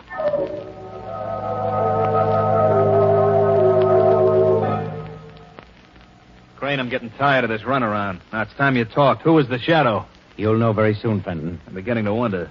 They slipped me 2 bum stairs tonight. I think you're trying to put over a third one. Lefty's capture couldn't be helped. Couldn't, huh? Now, what about the snatch? You said we'd find a guy and a girl in the apartment. There was just a girl in there. 2 mistakes in one evening ain't so good. Maybe that peekaboo machine of yours is slipping. There'll be no more mistakes. Within an hour, the Shadow will be dead. You better not be bluffing. Why, you fool, don't you realize it's just as important to me to see the Shadow dead as it is to you? Now go send in Tom Cogan and that girl, Margot Lane. I have a phone call to make. A very important phone call.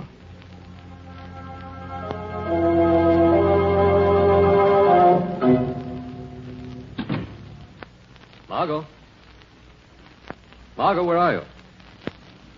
Margot? She's not here. The apartment's empty. The rug crumpled. The lamp knocked over. There's been signs of a struggle. Telephone. Hello? I see you've discovered Miss Lane is missing. Who's this calling? That hardly matters, does it? I just want to tell you that if you hope to see Margot Lane alive, you'll obey very carefully the orders I'm about to give you. Trying to make me believe you kidnapped her? You doubt it? No, I believe you. All right, what do you want me to do? As soon as you hang up the telephone, walk straight out of the building and get into your car, which is parked at the curb. Go on. Drive by the most direct route to where Highway 19 crosses the city limits. Then park beneath a streetlight there and wait. Park and wait. Then what? Presently, 4 men will pull up beside you in another car. Get into that car and let yourself be bound. They'll drive you to where I'm waiting. Is that clear? Perfect, man. If you stop for a moment on the way, speak to anyone, or try to phone the police, Margot Lane will die. Rather horribly. I understand. It's a bright moonlight night. I can watch every move you make. One single false move, and the girl dies. I know your powers. All right, I'm starting now.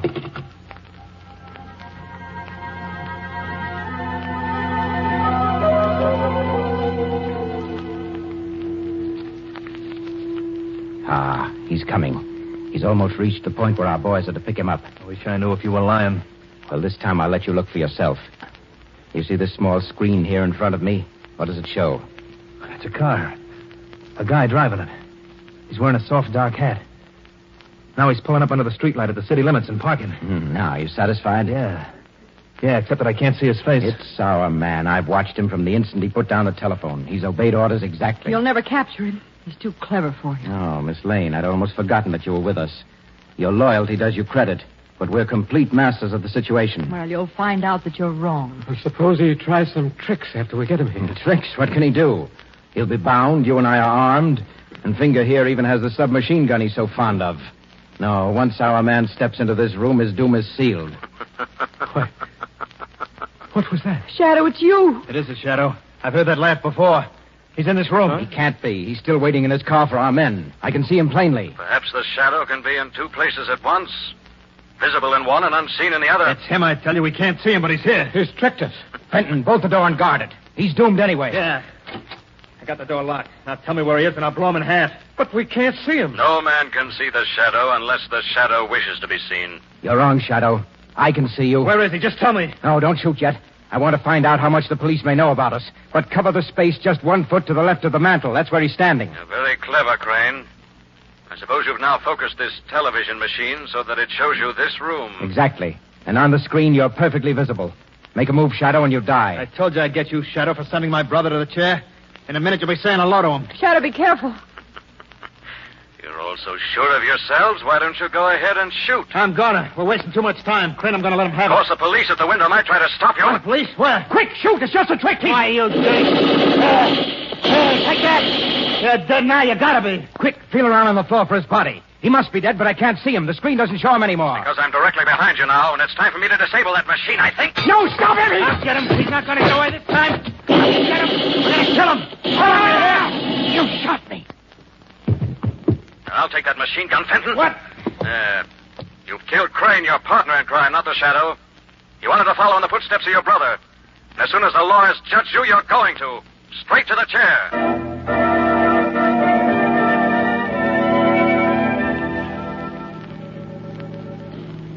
Lamont, if you don't tell me how the Shadow solved the case and escaped the trap those men set for him, I'll never speak to you again. Well, it was really you who solved the case, Margot. I did. Of course. If you hadn't said that it was as if someone was watching every move I made, I'd never have remembered Professor Petro and the television machine he once made such great claims for. Oh, and then when you slipped out of my apartment in the dark. And I was trying a little experiment which proved to me I was being watched. Then I knew some form of television had made all the recent crimes possible. But after Crane phoned you at my apartment, he was watching you on the television screen every second. How was it possible to trick him then? He wasn't watching me. He was watching a decoy. When you're being spied on, it's good strategy to have a double. A double? Mm-hmm. Before I returned to your apartment, I arranged with Commissioner Weston to have a detective who strongly resembles me stationed in the dark entranceway to your building. Oh, and when you left the building? It was my double Crane saw, not me. I stopped just an instant there in the dark hallway and whispered instructions to him. Oh, I see. My double got in the car and drove off. I went back in, traced the phone call, learned where the hideout was, and with the help of a fast car... The Shadow reached there long before anyone expected him. Exactly. There's no time to make any elaborate plans beyond phoning Weston to raid the place. Luckily, Fenton was so keyed up that when he fired at the Shadow, his aim with that machine gun was pretty bad. And then he lost his head and killed Crane while trying to kill the Shadow. That's right. And Crane never got a chance to reveal the Shadow's real identity. Luckily for the Shadow, no. So it was easy when the police got there for the Shadow to slip out unseen and for Lamont Cranston to come puffing in a minute later to be twitted by Commissioner Weston. Oh, poor Commissioner Weston. Lamont, you know what he said when you arrived? No, Margot, what? He said that's just like Lamont. Always late when there's any excitement.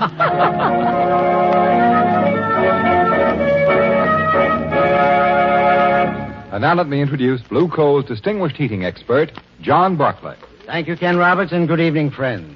Don't let a few days of mild weather fool you. You'll need a fire for a while, 6 to 8 weeks more, most likely. So, folks, in order to continue efficient firing right down to the last, give your furnace a cleaning now. And here's what I mean. Get the fly ash off the heating surfaces where it's been accumulating all season. That's the main thing. You know, fly ash gradually coats the heating surfaces and hampers them in carrying heat upstairs because it insulates them. Yes, even better than asbestos would. So get rid of all fly ash. It's the simplest thing in the world to do. Don't disturb the fire. Just open the clean-out door. Then with a wire brush or scraper, give the heating surfaces a light going over. Make sure you brush or scrape off all the fly ash or soot that's accumulated, and that's all you have to do. Cleaning your furnace is a small job, but it pays off big. Because with a clean furnace, you'll get more heat from less coal for the rest of the season. I thank you.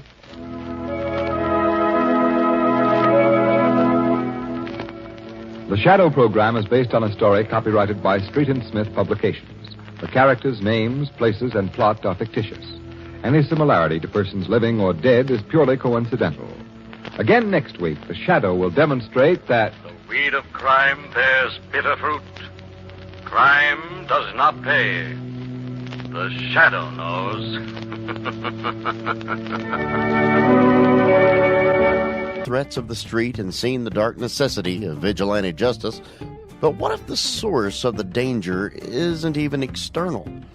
When we return, the threat moves inward, and the most terrifying killer is the one locked inside your own skull. Please stay with us through this short break. Ladies and gentlemen, boys and girls, children of all ages, I'm thrilled to bring you the news about this month's sponsor, Chris Chef Gaming. With Chris Chef Gaming, you're guaranteed a genuine thrill. Our friend is that crazy Latvian who brings high energy straight to the action. Whether he's dominating the fields of Fortnite or holding the line in Ark Raiders, you need to see this man play. And for a discerning eye, let me tell you, living all the way over in Malta, he shares spectacular drone videos of that historic island, all while commanding the action in American, Latvian, and Russian. It's guaranteed top-tier entertainment, folks. This is the kind of authentic, high-quality perspective you just can't find anywhere else. So don't miss out. Get in on the action today and find him on all platforms by searching Chris Chef Gaming. Welcome back. What a journey that was on the streets. We saw that external danger is a job for the police. But here's where things get truly absorbing.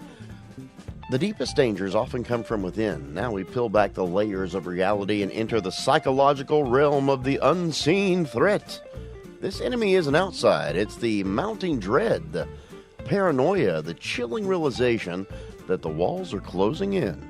Let's explore these fascinating internal prisons we sometimes build for ourselves. What do you say? There's no escape from the terror of the imminent.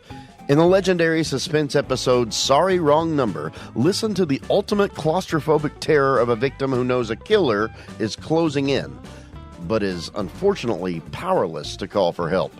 Stay tuned for Suspense, right here on Hojo Radio.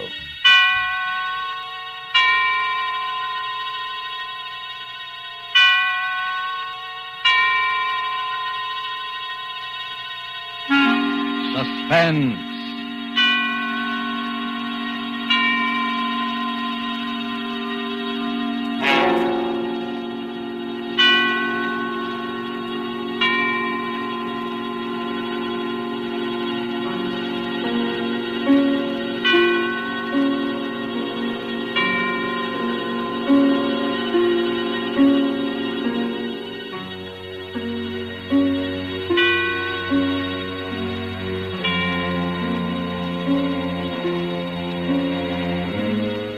This is the Man in Black, here again to introduce Columbia's program, Suspense. Our star tonight is one of the most compelling actresses in America today, Miss Agnes Moorehead. Miss Moorehead returns to our stage to appear in a new study in terror by Lucille Fletcher called Sorry, Wrong Number. This story of a woman who accidentally overheard a conversation with death and who strove frantically to prevent murder from claiming an innocent victim is tonight's tale of suspense. If you have been with us on these Tuesday nights, you will know that suspense is compounded of mystery and suspicion and dangerous adventure. In this series are tales calculated to intrigue you, to stir your nerves, to offer you a precarious situation, and then withhold the solution until the last possible moment. And so it is with Sorry, Wrong Number and the performance of Agnes Moorehead. We again hope to keep you in suspense.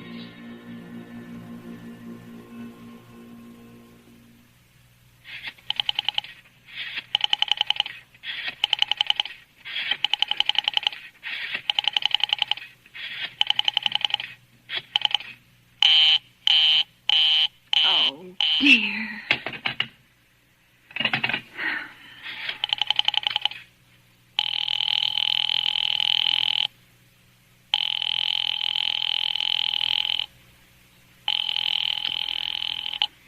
Your call, please. Operator, I've been dialing Murray Hill 70093 now for the last 3/4 of an hour, and the line is always busy.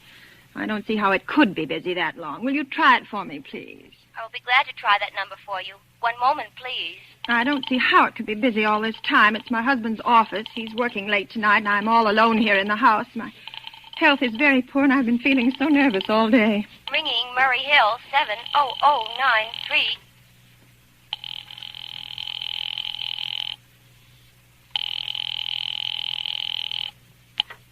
Hello? Hello? Hello? Is Mr. Stevenson there? Hello? Hello? Oh, hello, George. Yes, sir. This is George speaking. Hello? Who's this? What number am I calling, please? I'm here with our client now. He says the coast is clear for tonight. Yes, sir. Where are you now? In a phone booth. But don't worry. Everything's okay. Very well. Now, you know the address? At 11 o'clock, the private patrolman goes around to the bar on 2nd Avenue for a beer. Be sure that all the lights downstairs are on, eh? There should be only one light visible from the street. At 11:15, a train crosses the bridge. It makes a noise in case her window is open and she should scream. Oh, hello. What number is this, please? Okay. I understand. Now make it quick.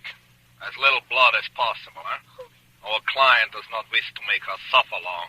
Will a knife be okay, sir? Yeah, a knife will be okay. And do you remember the other detail? Yeah, I know. Remove the rings and bracelets and the jewelry in the bureau drawer. That's right. Our client wishes it to look like simple robbery. Now, don't worry. Everything is going to be okay. All right, then. Be sure that... Oh, how awful. How unspeakably awful. Oh.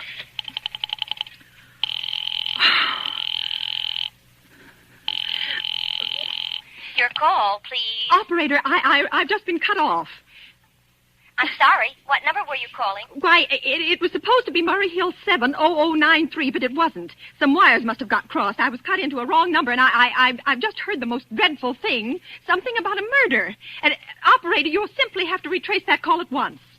I beg your pardon. May I help you? Oh, I know it was a wrong number, and I had no business listening, but these two men, they were cold-blooded fiends, and they were going to murder somebody, some poor innocent woman who was all alone in a house near a bridge, and we've got to stop them. We've got to. What number were you calling, please? Well, that doesn't matter. This was a wrong number, and you dialed it for me, and we've got to find out what it was immediately. What number did you call? Oh, why are you so stupid? What time is it? Do you mean to tell me you can't find out what that number was just now? I'll connect you with the chief operator. Oh, I think it's perfectly shameful. Now, look, it was obviously a case of some little slip of the finger. I told you to try Murray Hill 70093 for me. You dialed it, but your finger must have slipped, and I was connected with some other number. And I could hear them, but they couldn't hear me. Now, I simply fail to see why you couldn't make that same mistake again, on purpose, why you couldn't try to dial Murray Hill 70093 in the same sort of careless way. Murray Hill 70093. I will try to get it for you. Thank you.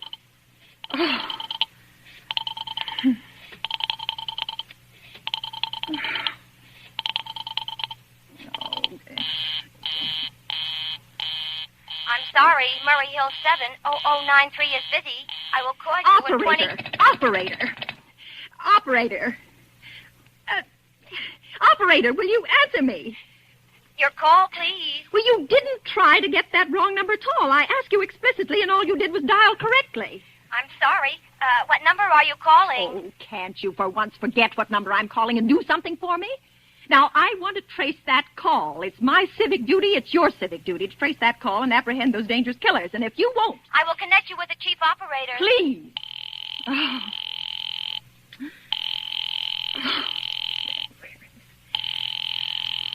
Where's the answer?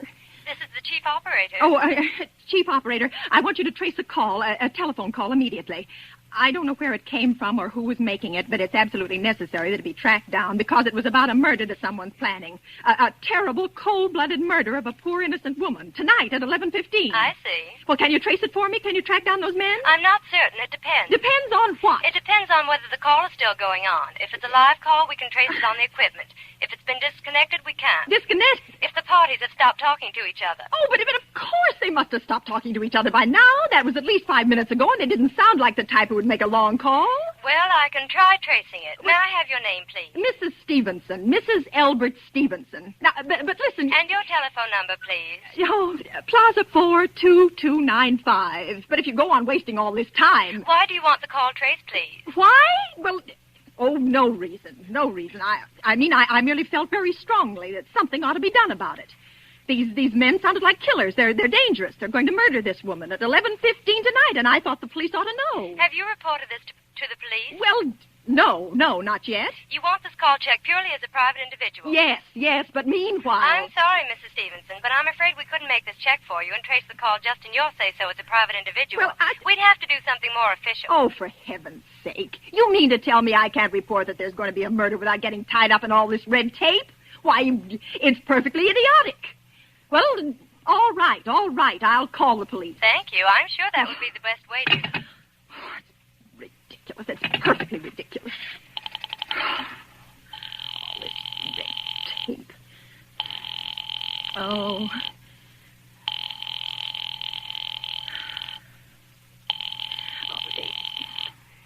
Your call, please. The police department. Get me the police department, please. Thank you. Ringing the police department. Okay.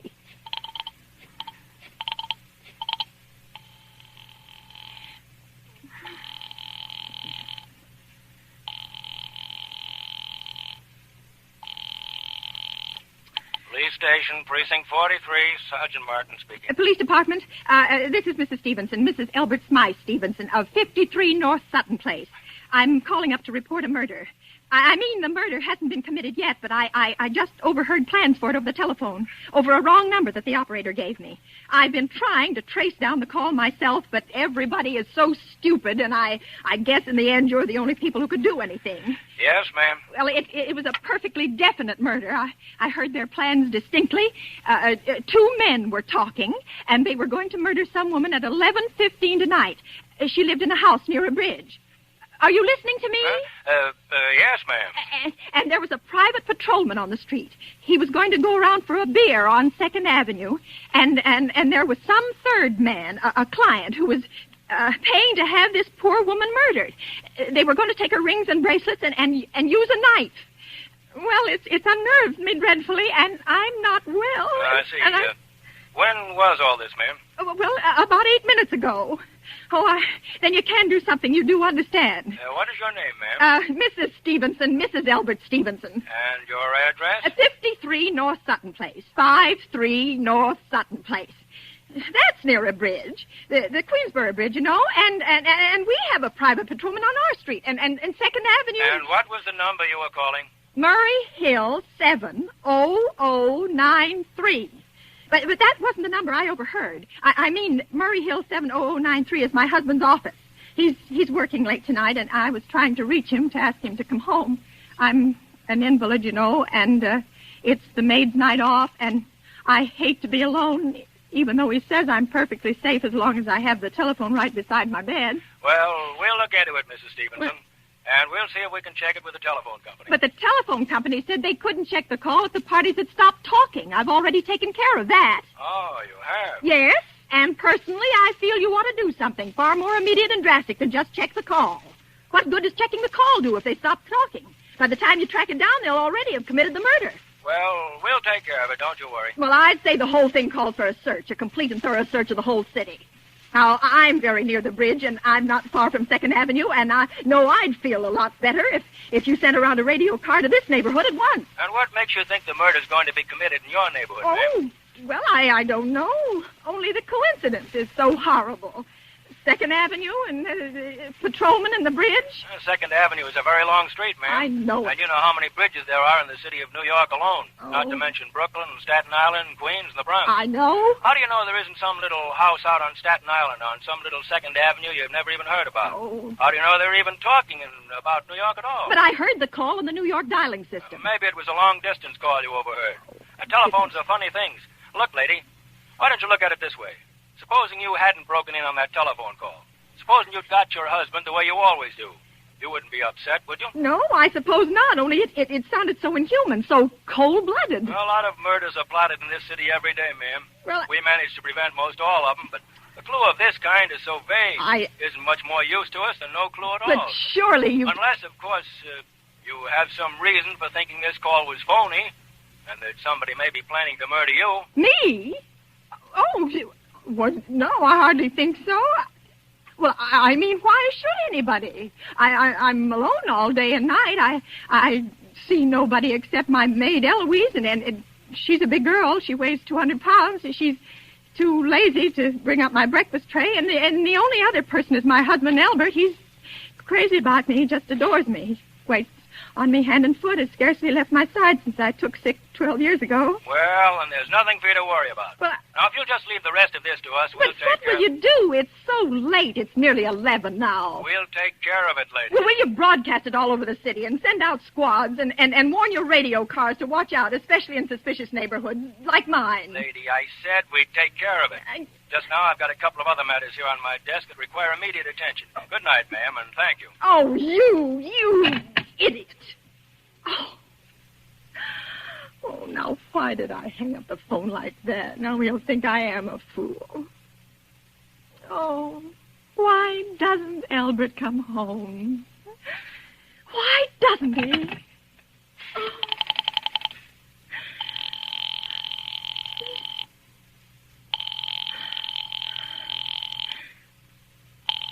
Oh.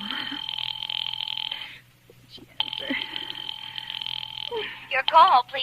Operator, for heaven's sake, will you ring that Murray Hill 70093 number again? I can't think what's keeping him so long. I will try it for you. Well, try. Oh. So nervous. Why does it take so long? I'm sorry. Murray Hill 70093 is busy. I will call you. I can hear it. You don't have to tell me. I know it's busy. Oh, if I could only get out of this bed for a little while.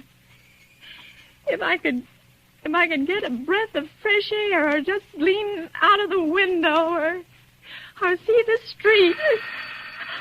Hello, Albert? Hello? Oh, what's the matter with this phone? Hello?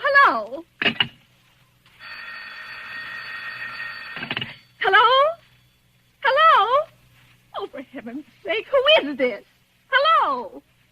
Oh, who's trying to... Oh.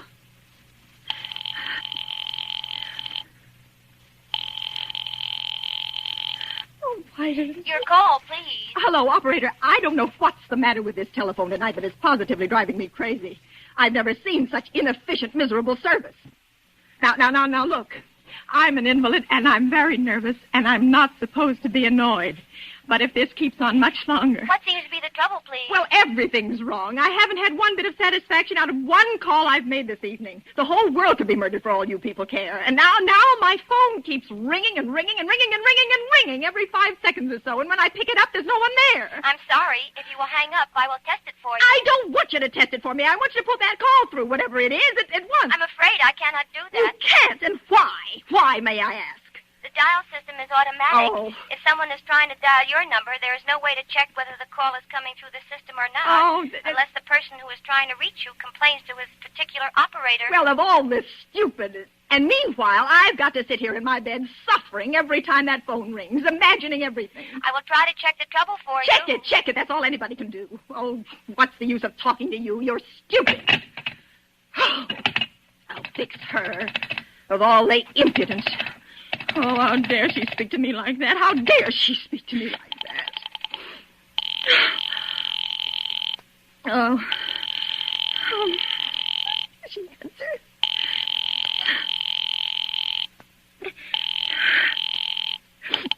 Your call, please. Young woman, I don't know your name, but there are ways of finding you out. And I'm going to report you to your superiors for the most unpardonable rudeness and insolence it has ever been my privilege. Give me the business office at once. You may dial that number direct. Dial it direct? I'll do no such thing. I don't even know the number. The number is in the directory, or you may secure it by dialing information. Now listen here, you... Oh, what's the use? Oh, dear. Oh, for heaven's sake, I'm going out of my mind. Hello. Stop ringing me. Do you hear? Answer me. Who is this? You realize you're driving me crazy? Who's calling me? What are you doing it for? Now stop it, I say. Hello. Hello, if you don't stop ringing me, I'm going to call the police. You hear? The police! Oh, if Albert would only come home. Oh, let it ring. Let it go on ringing. It's a trick of some kind. And I won't answer it. I won't, even if it goes on ringing all night.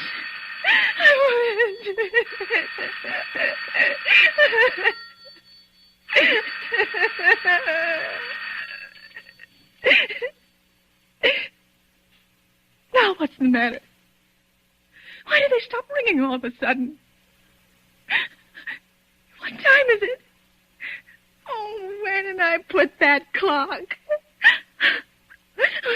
5 to 11. Oh, they've decided something. They're sure I'm home. They heard my voice answer them just now. That's why they've been ringing me. Why no one has answered me? Call that operator again. Oh, where is she? Why doesn't she answer? Oh, operator. Why doesn't she answer? Oh. Your call, please. Where were you just now? Why didn't you answer at once? Give me the police department. I'm sorry. Just a minute. Oh. Oh. I'm sorry. The line is busy. I will call you. Busy? But that's impossible. The police department can't be busy. There must be other lines available. The line is busy. Oh. I will try to get them for you later. No, I've got to speak to them now, or it may be too late. I've got to talk to someone. What number do you wish to speak to? I don't know, but there must be someone to protect people beside the police department. A detective agency. You will find agencies listed in the classified directory. But I don't have a classified directory. I mean, I'm too nervous to look it up. I will connect you with information. Perhaps she will be able to help you. No. Oh, you're being spiteful, aren't you? You don't care, do you, what happens to me? I could die and you wouldn't care. Oh, stop it! Stop it! I can't stand anymore. Hello? What do you want? Stop ringing, will you? Stop it. Hello? Is this Plaza 42295? Yes, I'm sorry. Yes, this is Plaza 42295. This is Western Union. Yes. I have a telegram here for Mrs. Elbert Stevenson. Yes. Is there anyone there to receive the message? Yes, I'm Mrs. Stevenson. The telegram is as follows. Mrs. Elbert Stevenson, 53 North Sutton Place, New York, New York. Darling, terribly sorry. Tried to get you for last hour, but line busy. Oh. Leaving for Boston, 11 p.m. tonight on urgent business. Back tomorrow afternoon. Keep happy. Love, signed, Elbert. Oh, no. Do you wish us to deliver a copy of the message? No, thank you. Thank you, madam. Good night. Good night. Oh, no. No, I don't believe it. He couldn't do it. Not when he knows I'll be all alone. It's some trick. It's some trick. Some fiendish trick. I know.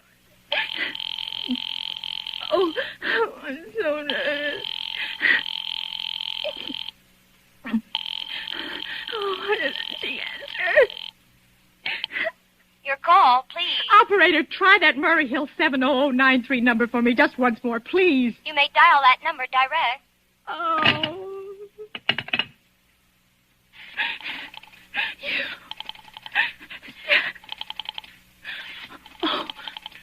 Oh. 9, 3.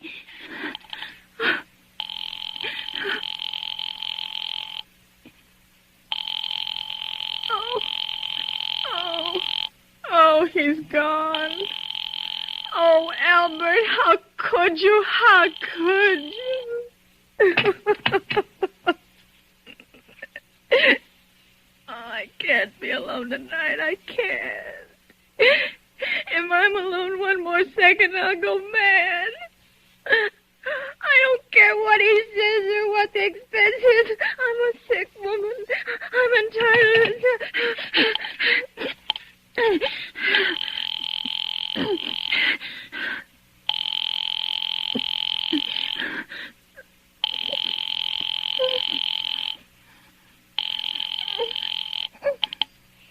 information. May I help you? I want the telephone number of Henchley Hospital. Henchley Hospital? Yes.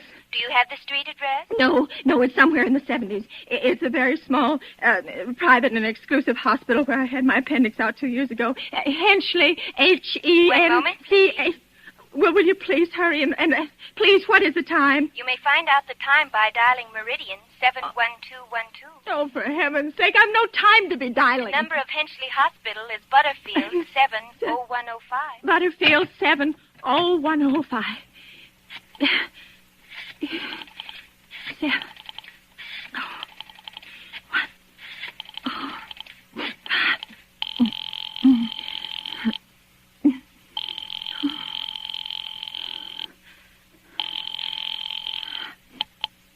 Henchley Hospital. Good evening. Nurse's registry. Who was it you wished to speak to, please? I want the nurse's registry at once. I want a trained nurse. I want to hire immediately for the night. I see. And what is the nature of the case, madam? Nerves. I'm very nervous. I need soothing and companionship. You see, my husband is away, and I'm... Have you been recommended to us by any doctor in particular, madam? No, but I really don't see why all this catechizing is necessary. I just want a trained nurse. I was a patient in your hospital 2 years ago, and after all, I do expect to pay this person for attending me. We quite understand that, madam, but these are war times, you know. I know that. Registered nurses are very scarce just now, and our superintendent has asked us to send people out only on cases where the physician in charge feels it's absolutely necessary. Well, it is absolutely necessary. I'm a sick woman. I'm very much upset, very. I'm alone in this house, and I'm an invalid, and tonight I overheard a telephone conversation that upset me dreadfully. In fact, if someone doesn't come at once, I'm afraid I'll go out of my mind. I see. Well, I'll speak to Miss Phillips as soon as she comes in. And what is your name, ma'am? Miss Phillips? And when do you expect her in? I really couldn't say. She went out to supper at 11 o'clock. 11 o'clock? But it's not 11 o'clock yet.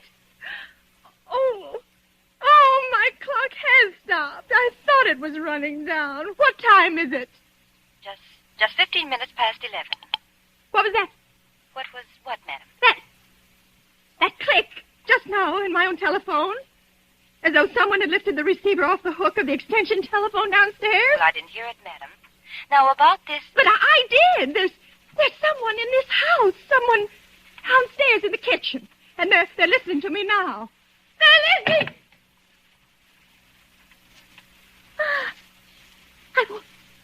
I won't pick it up. I won't let them hear me. I won't let them hear me. I'll be quiet. I'll be so quiet. And they'll think... Oh, but if I don't call someone now, while they're still down there, maybe there'll be no time. Oh, I've got to... Oh, somebody's got to help me. Your call, please.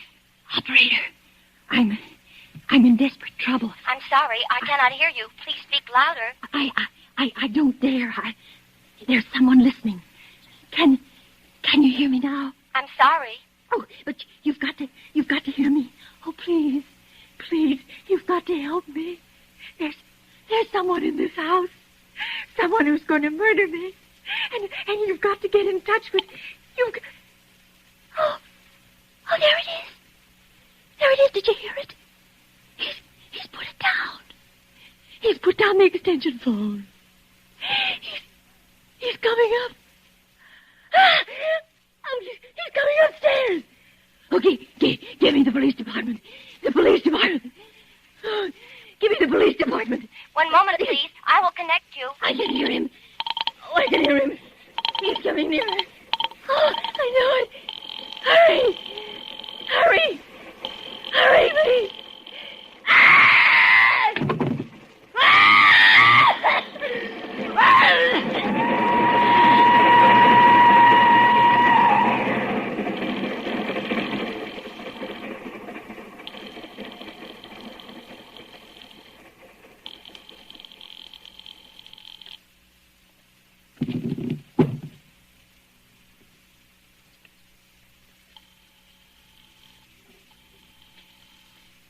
Oh, police department.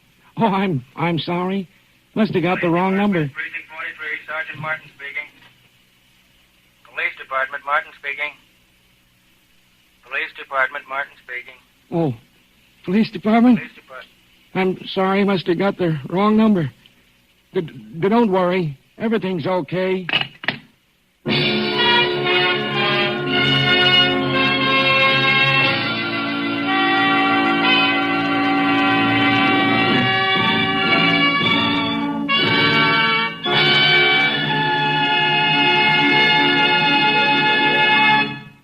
And so closes Sorry, Wrong Number, starring Agnes Moorehead, tonight's tale of suspense.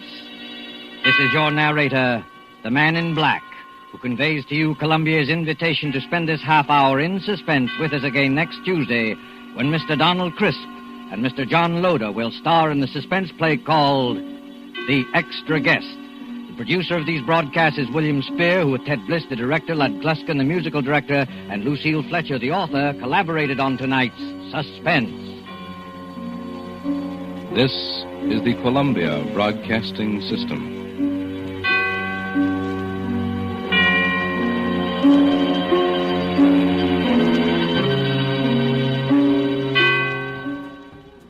That was the terror of external threat being impossible to evade. Now we go deeper into the realm of the self-constructed prison. The most dangerous prison of all is the one you build for yourself. We enter the inner sanctum for Terror by Night, a classic tale of guilt, paranoia, and a crumbling mind create a reality far more horrifying than any external monster. That's the Inner Sanctum, next on Hojo Radio.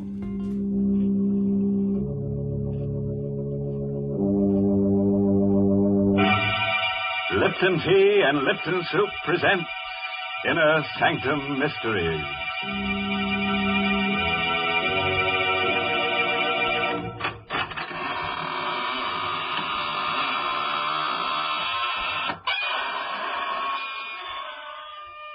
Welcome to the shadowy borderland of the squeaking door, all you hardy adventurers. Into the land of the grisly, ghastly, gruesome, horrid, shocking, and monstrous.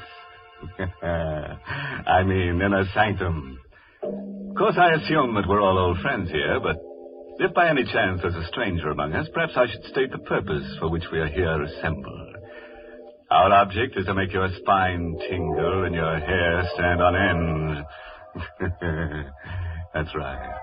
When we're through, you'll discover that a fiend in need is a fiend indeed. Heavens, you stop talking so scary, or folks will tune us off their radios. Oh, Mary, I'm just trying to scare them into the chills, so they'll have to drink Lipton tea. Well, that isn't necessary at all. For a great many years, people have been enjoying Lipton tea without any persuasion from you. That famous Lipton flavor has won the praise of tea experts all over the world.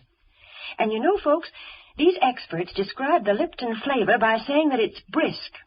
B-R-I-S-K. Now, brisk means that Lipton tea always tastes fresh and full-bodied. Yes, tangy and vigorous. Never flat or wishy-washy. That's why I always say you don't know how good tea can be till you know how good Lipton's is. And now, friends, let's go from tea to terror. Yes, the title of tonight's story is Terror by Night. It's an original radio play by Emil Tepperman. Tell me, have you ever been alone with fear? Alone in the night and frightened? Well, here's Ann Shepard in the role of Linda Dixon to tell us what happened to her. It was a Friday night, and I think I was already a little nervous as I drove north into the mountains. It was the first day of my vacation. I started from the city early enough to arrive before nightfall, but my car was 6 years old and developed motor trouble. So now I was driving through the night with 50 miles more to go. And I was tired and nervous and irritated. And then I heard that siren in the distance. At first I couldn't place it. And then I remembered the state prison was somewhere in the vicinity. The siren. That meant a prisoner had escaped. I reached over and turned on the radio. They were broadcasting an alarm. I repeat, motorists are warned to be on the lookout for Lee Hartley, who escaped from the death cell at State Prison at 9:15 p.m. He is 5'10", dark-haired, regular features, no distinguishing marks. Hartley is a confirmed killer. He is believed to be armed. Beware of Hartley. He would rather kill than eat. I better give you that again. He would rather kill than eat. And that man was loose. I stared ahead at the lonely road spinning toward me through the windshield. It has been established that Hartley was helped to escape from the outside by his sweetheart, Helen Hearn, a red-headed woman just as vicious as Hartley himself. It is thought that Hartley and the Hearn woman may have separated after the escape. All motorists are warned to beware of a dark-haired man and a red-haired woman, alone or together. My hand was shaking a little as I turned off the radio. I looked in the car mirror and shivered. I, too, have red hair.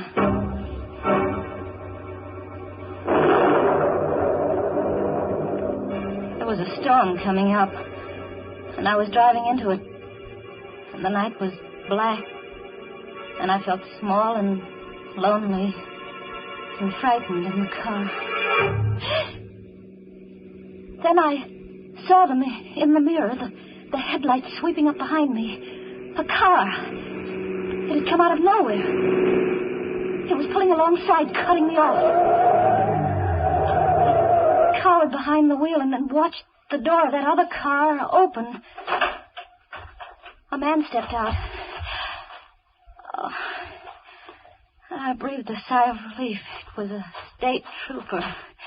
Driving all alone, miss? Oh, yes, officer. Sorry if I scared you. We're stopping all cars. Where are you heading for, miss? Oh, I'm going up to Seven Lakes Hotel. That's near Carstairs. You see, I started out late from the city, and I'm having motor trouble. Yeah, sure. Can I see your driver's license, please?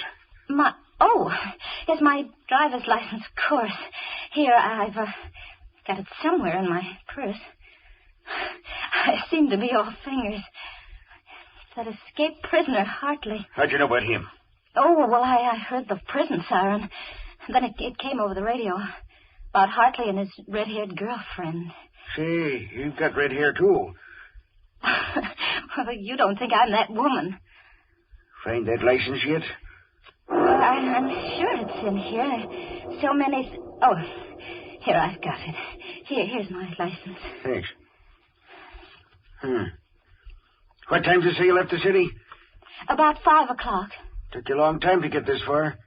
Well, I told you I had motor trouble. Oh, I sure did. Okay, Miss Dixon. Here's your license. You can go ahead. Thank you. Oh, darn. There it goes again. More motor trouble. No, it's the same thing the mechanic said it might have. There it started. You want to get that fixed first chance you get? Yeah. It's late, though. All the service stations are closed. Yeah, there's one that's open all night about 2 miles up the road. Oh? You better stop there. Bill Slater's place. He's a good mechanic. Yeah. He'll fix you up. Tell him Joe Nesbitt sent you. Price, thanks, I will. And listen, Miss Dixon. Yeah. You be careful. Don't stop to give anyone a lift, man nor woman. Oh, don't worry, I won't.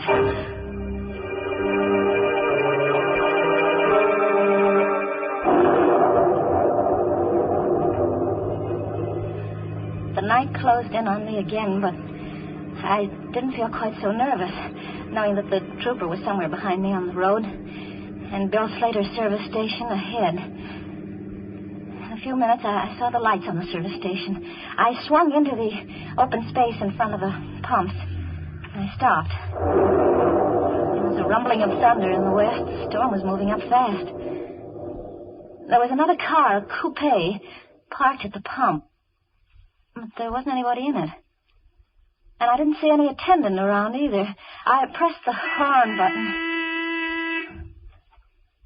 No one answered. No one came out of the office. Still no response.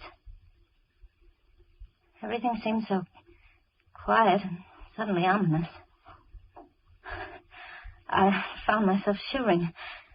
I had a curious feeling that someone was watching me. I've got to get away from here fast. It started when I walked again. won't start.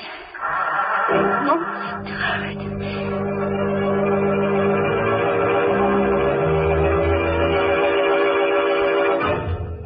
For a long time I sat behind the wheel, listening for the sound of footsteps stealing up behind the car. There were none. Then I could bear it no longer. I had to get out of the car. I had to see what was in that office. I opened the door of the car and stepped down on the gravel. Anybody in there? No answer. I clenched my fists and stepped inside. There on the floor at my feet lay the body of a man. His mechanic's jumper was stained red with blood, and his throat was cut from ear to ear. How long I stood there, I'll never know. I was petrified, unable to move, unable to take my eyes from the bloody body. What's that? Someone coming downstairs. Hartley. It must be Hartley, the killer. He must have been hiding somewhere upstairs. I've got to get away outside. But how? My car won't run. That other car, the coupe, I could jump into that. Yes. If I could reach that coupe before he comes down. Anything wrong, sister? Too late. Anything I can do for you, sister? Yes, it's my car. It won't start. I thought someone here might help me. Sorry. There doesn't seem to be anybody around. That's my coupe over there. I stopped for gas and no one came out, so I went in and looked around. Did you find anyone? There isn't a living soul in there. Oh. You look kind of tired. Oh, no, I'm all right. My name is Taylor. Oh? John Taylor. I'm Linda Dixon. Linda Dixon, huh? Glad to know you. Traveling far tonight? Well, I'm going to Carstairs. Seven Lakes Hotel. They're expecting me. Now, what do you know about that? What? Carstairs is the town I'm heading for, too. Isn't that a coincidence? Yes, I'm sure it is. Your car won't run, huh? Tell you what, we'll put your baggage in my car and I'll give you a lift to Carstairs. You can send for your car in the morning. Oh, no. I'll have your bag switched to the jiffy. Please, no, I would rather not. We are all switched. Now, come on. Get in here. He took my arm and helped me into the coupe. His hand was strong. His grip was hard. It hurt me. There you are. Snug as a bug in a rug.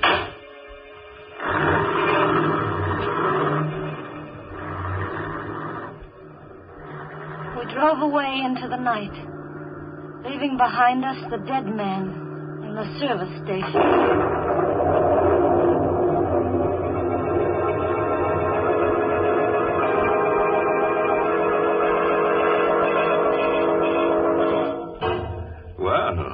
From where we sit, it looks as if pretty Linda Dixon has gotten herself into an awful jam.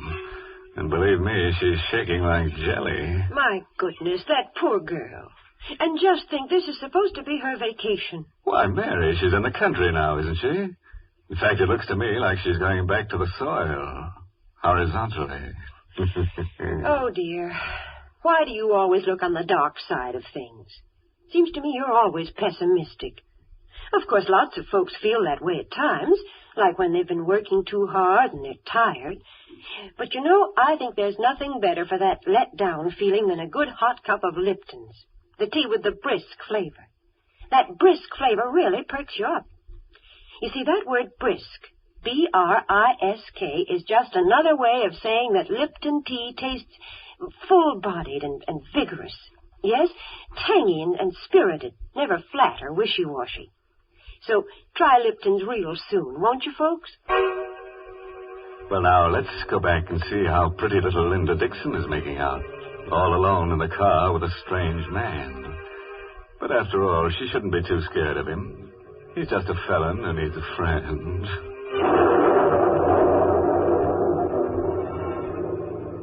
The storm broke a few minutes after we left that service station. We drove through sheets of rain. I sat stiff and tense beside the man who called himself John Taylor. He had both hands on the wheel, and he stared out through the windshield. My eyes focused on something on his right hand. There was a stain, a small stain, but it was wet and red. I couldn't take my eyes off it. What are you looking at? What?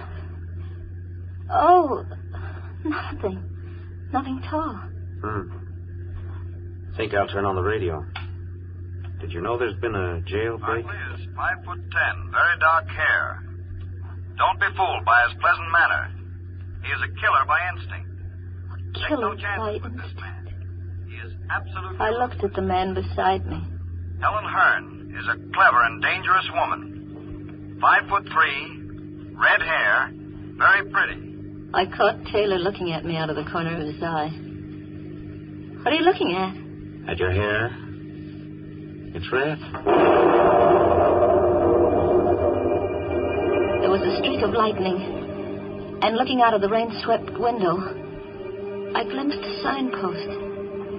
The lightning illuminated the sign, and my heart skipped a beat at what I saw. That sign we just passed. What about it? Well, it said Kerhonkson ahead. We're going the wrong way. We should be on the Carstairs Road, not on the Kerhonkson Road. That's funny. Must have taken the wrong turn. But aren't you going to turn back? Sure. Whatever you say. We'll turn right around and go back. Uh-oh. We're in the ditch. In the ditch? That's no good. She won't budge. Well, it looks like we're stuck here for the night.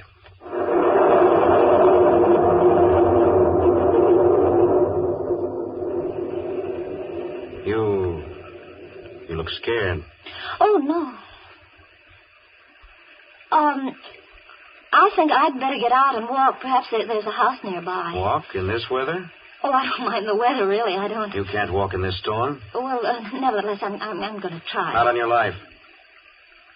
What do you mean? You're staying right here till I get the car out of the ditch. You get pneumonia walking in this storm. But I'm Let's see. Where's that flashlight? Ah, here we are. Got some tools in the trunk compartment. You stay put. Stay right where you are. I heard him open the trunk in the back. I listened for further sounds, but there was nothing. I didn't hear him moving there. I didn't hear any tools. I had to find out what he was doing. Slowly, carefully, I got my door open. I stepped out into the rain and sneaked back toward the rear. I saw him there, not moving, in front of the open trunk compartment, bending over with a flashlight in his hand. The ray of light was focused on something curled up inside. It wasn't baggage or tools. It was a woman's body. Just then he saw me. He snapped the flashlight off, but not before I caught a glimpse of red hair. Then I must have fainted.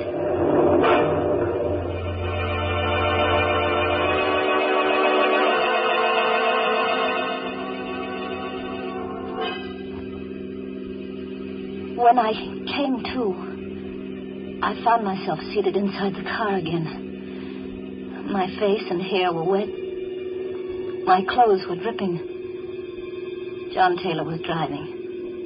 His face, as he stared ahead through the night, was dark and bleak. The storm was over. Night was quiet.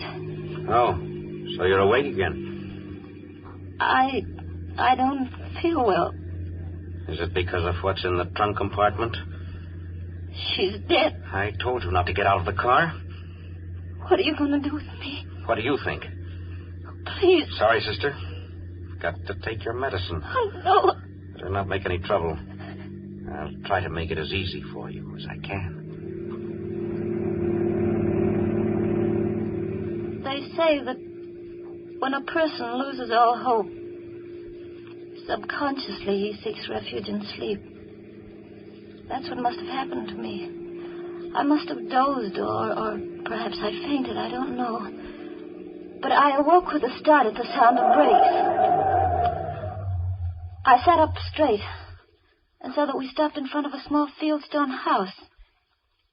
Why are we stopping here? I'm out of gas. Oh. Come on. We're going in. Sign on the door said Roger Bryce, M.D. A doctor's house. I began to feel a spark of hope. There might be a chance. I'll do the talking. Is that clear? Yes. Where's the bell? Oh. Must be awake. There's a light in the parlor. How do you do? Good evening. Dr. Bryce? Yes. Can I help you? I'm terribly sorry to disturb you, Doctor, but my sister and I were heading for Carstairs, and we seem to have gotten lost. And we're out of gas. His sister. He was passing us off as brother and sister. Now I knew why he hadn't cut my throat as he had that service station man's. He was carrying me for protection. I was his passport through the police cordon. His sister. I'm afraid I can't be of much help to you. I'm 7 miles from the nearest town, and I haven't any spare gasoline. Come in, won't you? Why, yes, thank you. We will. I wonder if I could offer you my hospitality for the night. Oh, that would be imposing. Not at all. I have 2 rooms that aren't being used. Oh, really? Oh, come. I insist. I'd hoped for a chance to talk to Dr. Bryce alone. Just a word to warn him. But Taylor never left us alone for a minute. He insisted on coming into my room. To make sure, he said, that it was comfortable enough for me. Then he took the doctor by the arm and went out with him. Good night, sis. And sweet dreams. I was alone. Free of the presence of John Taylor. I had another lease on life. I waited, my heart pounding. Give them both a chance to retire. Then I slipped off my shoes, and in my stocking feet, I stole across the room and inched my door open. Slowly, carefully, I stepped out into the corridor and turned right toward the doctor's room. What's the matter, sister? You weren't thinking of going anywhere, were you? I wanted a drink of water. A drink of water, huh? In case you didn't know it, there's a water pitcher on your dresser. Oh, I didn't see it. Good night, sister. I turned around and went back into my room. It was no use. If I attempted to warn Dr. Bryce, Taylor would probably kill us both. I turned out the light in my room. I knew he was watching my transom. Then I lay down on the bed. How long I lay there, I don't know. Perhaps I slept, perhaps not. But I heard that slight creak as my door began to inch open. The blood chilled in my veins. Slowly the door came open. I lay fascinated, unable to move. Vaguely I saw the outline of the hand and the knife it held. I wanted to scream, but I couldn't. Slowly he came toward the bed. Now he stands over me. He raises the knife. I screamed. I rolled over on the bed just as the knife flashed down. I rolled off the bed and cowered in a corner. That horrible figure came around the bed after me with a knife. Afraid. Help! Dr. Price, help me! All right, you know the crust. All I saw was there in the corner. They fought all over the room in the dark. I had no strength to move, to think, not even to hope.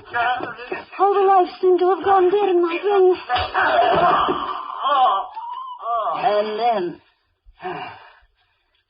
And then it was over. But who had won? In the dark, I strained my eyes to see. There was a vague shape on the floor, and another weaving around the room. Who? Which one was it? Dr. Bryce, is that you? No, Linda. It isn't Dr. Bryce. It's I, John Taylor. John Taylor. Standing there at the light switch.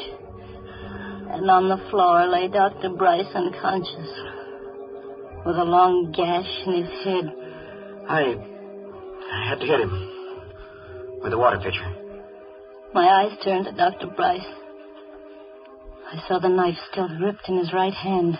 That's Hartley, Linda. Lee Hartley, the killer. It was he who came in here with a knife? Right, I was down the cellar just now. The real Dr. Bryce is down there, dead. And this fellow posed as Bryce when we came to the house. Then you're not Hartley. No, isn't that rich? All the time you thought I was Lee Hartley, and I thought you were Helen Hearn. On account of your red hair. But the body, the red-haired woman. That's Helen Hearn. This fellow must have killed her back at the service station and stuffed her body in my trunk compartment while I was inside. That all happened last summer. In time, I think I'll manage to forget that night of horror. But it won't be soon. Sometimes in the night I dream that I see that awful figure with the knife poised above my throat. And I wake up screaming. But then John takes me in his arms and holds me tight and tells me that everything's all right. You see, I'm Mrs. John Taylor now.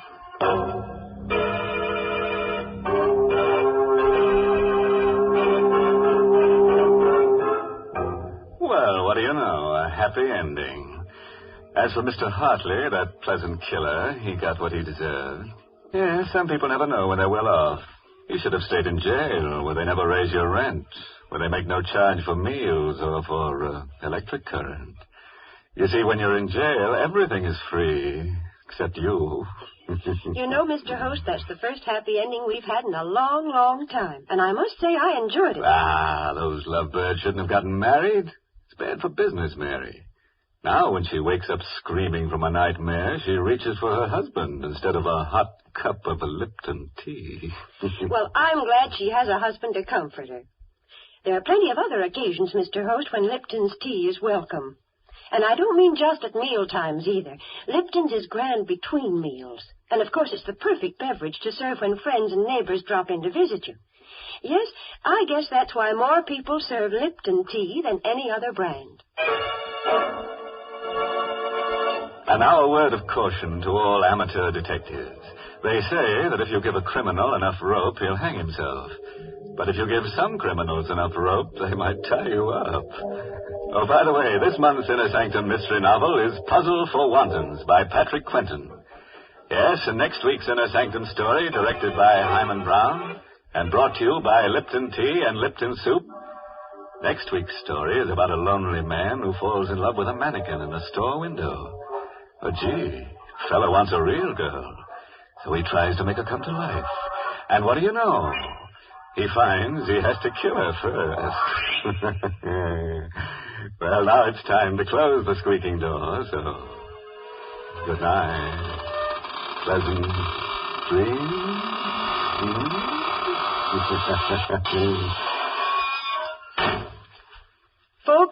busy days, we all want to save time when we prepare meals, and yet we don't want to sacrifice that good homemade taste.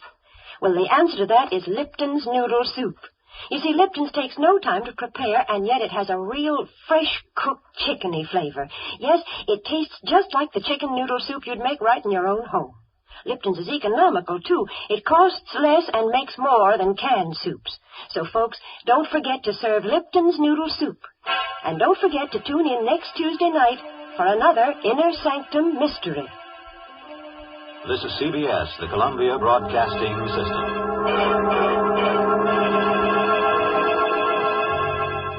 Well, it looks like the psychological gauntlet is complete. We have confronted the truth that the greatest threat is often the loss of control over one's own sanity. We have one final stretch. When we return, we abandon the Earth and face a chilling cosmic intelligence that makes all of our previous problems feel impossibly small. Stay with us right after this.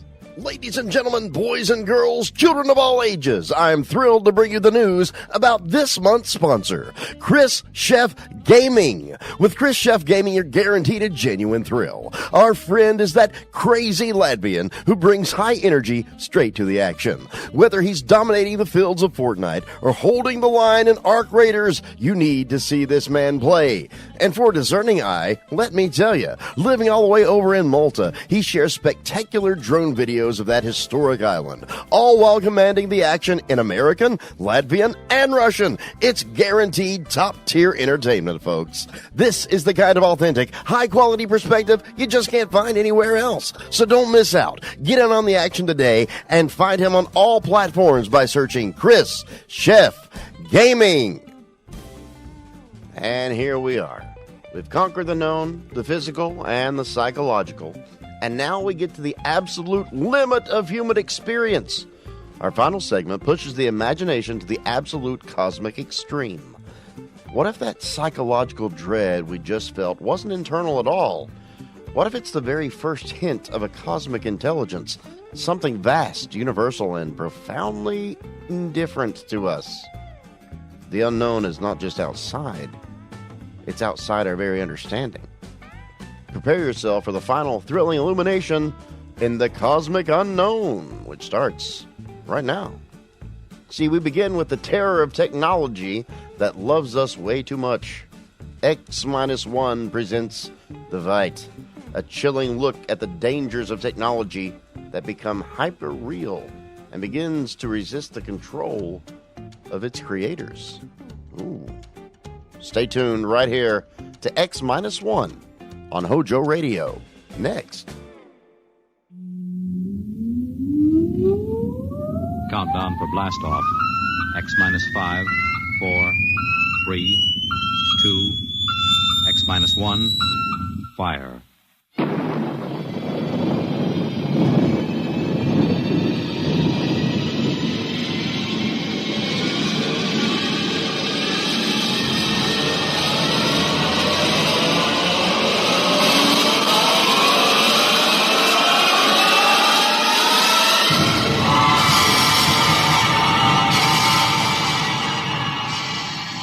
From the far horizons of the unknown come transcribed tales of new dimensions in time and space. These are stories of the future, adventures in which you'll live in 1,000,000 could-be years on 1,000 maybe worlds. The National Broadcasting Company, in cooperation with Street and Smith, publishers of astounding science fiction, presents X-1.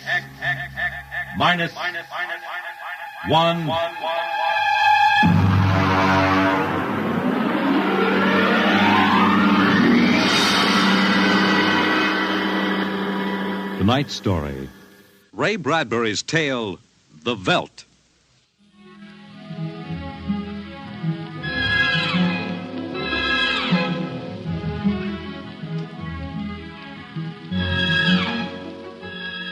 This is the office of Dr. David McLean, resident psychiatrist of the new Chicago Institute of Human Engineering.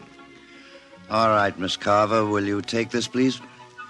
To Charles S. Haworth, senior psychiatrist, New Chicago Institute of Human Engineering.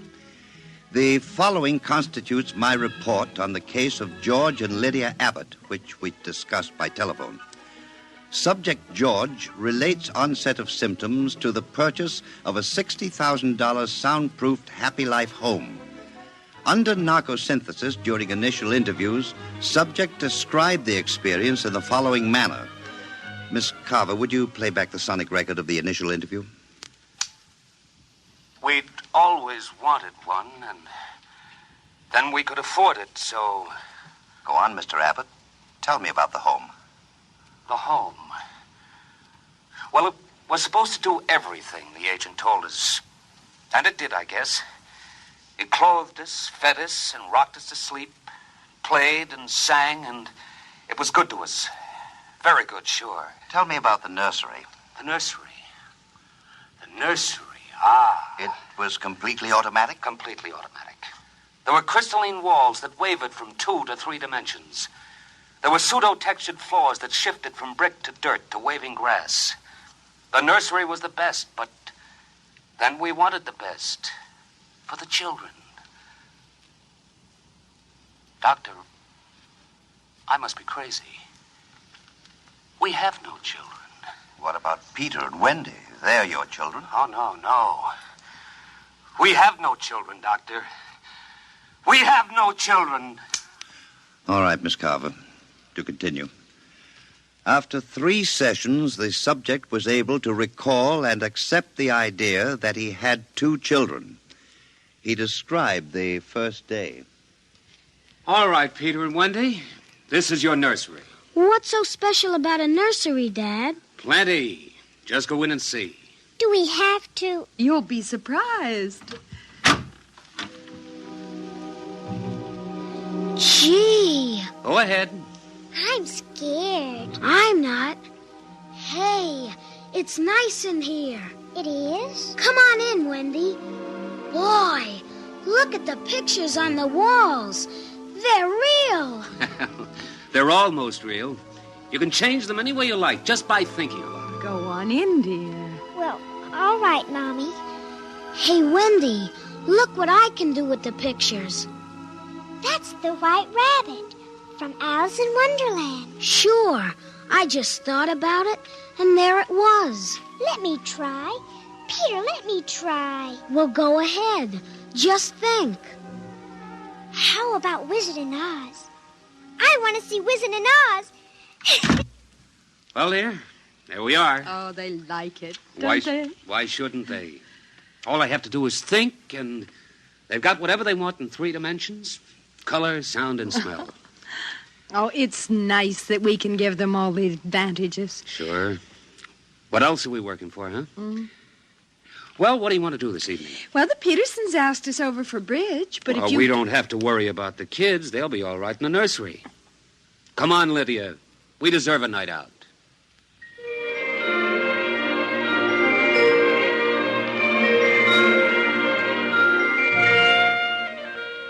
And in the nursery, the walls were a kaleidoscope of time and space and imagination.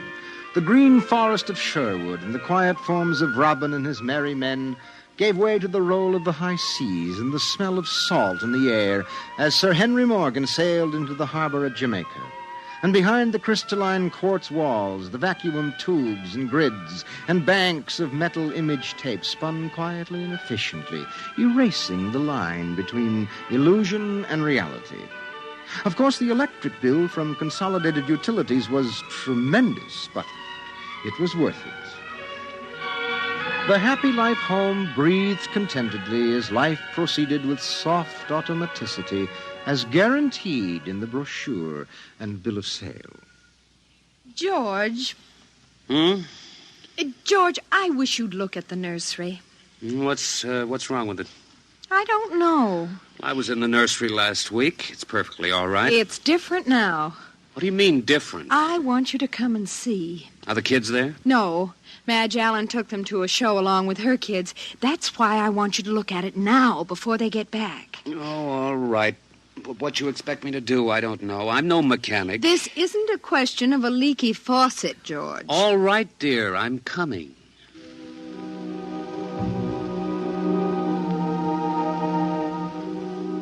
The nursery light flicked on as they came down the hall. The relays clicked and the tubes warmed and chemical odor banks and pipes bubbled into life as they paused before the closed door.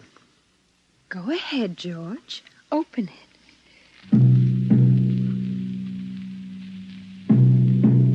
On all sides, in 3 dimensions, stretched the hot, tired landscapes of an African veldt reproduced to the last stick and pebble and bit of straw. The ceiling above them became a sky with a hot yellow sun. A wind blew in from the baked veldtland. The hot straw smell of lion grass. The cool green smell of the hidden waterhole. The great rusty smell of animals.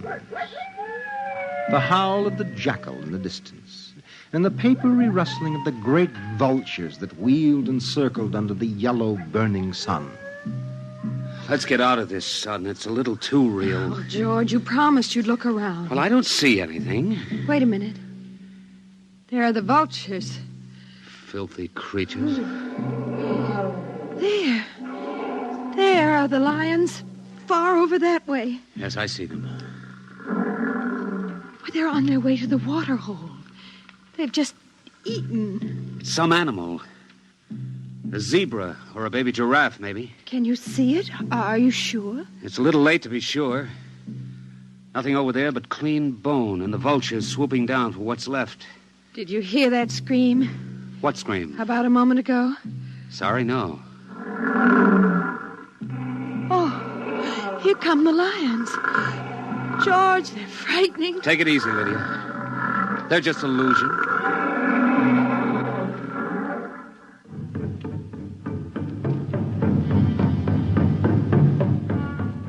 The lions were 15 feet away. So real, so startlingly real, you could feel the prickling fur on your hand, and your mouth was stuffed with the dusty upholstery smell of their heated pelts. And the yellow of them was in your eyes like the yellow of an exquisite tapestry. The yellows of lions and summer grass, and the sound of the matted lion lungs exhaling on the silent noontide, and the smell of meat from the panting, dripping mouth. George, I'm afraid they're so real. They're only an illusion, Lydia, that's all. Watch out! Ah! Out, quick, outside! They almost got us. Now, take it easy. Calm down. I could feel their breath. Get a hold of yourself, Lydia. They aren't real. Walls, that's all it is. Crystalloid walls. They look so real. Of course they do. But it's all dimensional color reactionary process and metal tape film behind glass screens. It's all odorophonics and sonics. Now, here, take my handkerchief. I'm afraid. Did you see? Did you feel it? It's too real. Now, Lydia. And we've got to tell Wendy and Peter not to read any more on Africa. Of course, dear. I want you to lock that place up. But you know how difficult Peter is about that. I punished him last week by locking the nursery for an afternoon, and he threw a tantrum. And Wendy, too. Well, they live for the nursery. It's got to be locked. That's all there is to it. You've been working too hard, Lydia. You need a rest. I don't know. Maybe I don't have enough to do. I have too much time to think. All I do is set the menu selector dials at the beginning of the week. But that's the whole idea. The house is automatic. I know, but couldn't we turn it off for about a week and take a vacation? You mean you want to fry eggs for me? And darn socks. I feel like I don't belong here. The house is wife and mother and maid. How can I compete with the African velds? George, those lions can't get out of there, can they? Of course not, dear. Now, don't think about it anymore.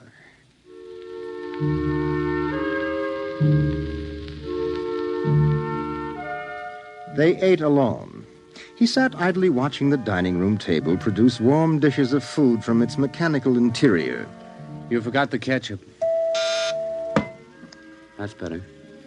It wouldn't hurt to lock the children out of the nursery for a while. It was clear that they had been spending too much time in Africa. That sun, he could feel it on his neck still, like a hot paw. And the lions and the smell of blood. Remarkable how the nursery caught the telepathic emanations of the children's minds and created a life to fulfill their desires. The children thought zebras, and there were zebras. Sun. Giraffes. Death. and death. They were so young. But long before you knew what death was, you were wishing it on someone else. But this, the long, hot African veldt, the awful death in the jaws of a lion, and repeated again and again and again. The children came home dutifully at 8:30. Hi, Mom. Hi, Pop. Hello, darlings.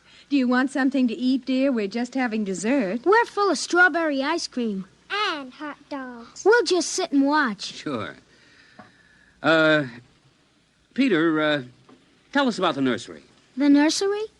All about Africa and everything. I don't understand.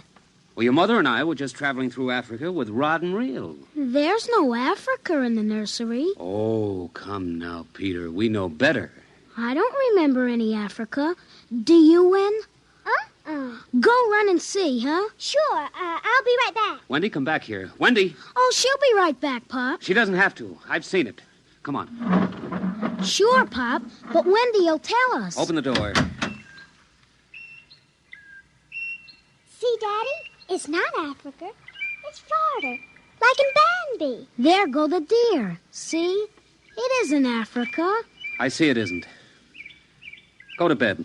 But it isn't 9 o'clock. You heard me. Go to bed. Okay. Good night, Mom. Good night, Pop. Good night. Good night, dear. I'll be right in. Wait a minute, Lydia. Look at this. What is it? This is the corner where the lions were, isn't it? What is that you picked up? An old wallet of mine. There's a smell of hot grass on it. The smell of a lion. It's wet with saliva. And it's been chewed. George, those smears of blood. Come on out. Now let's go to bed.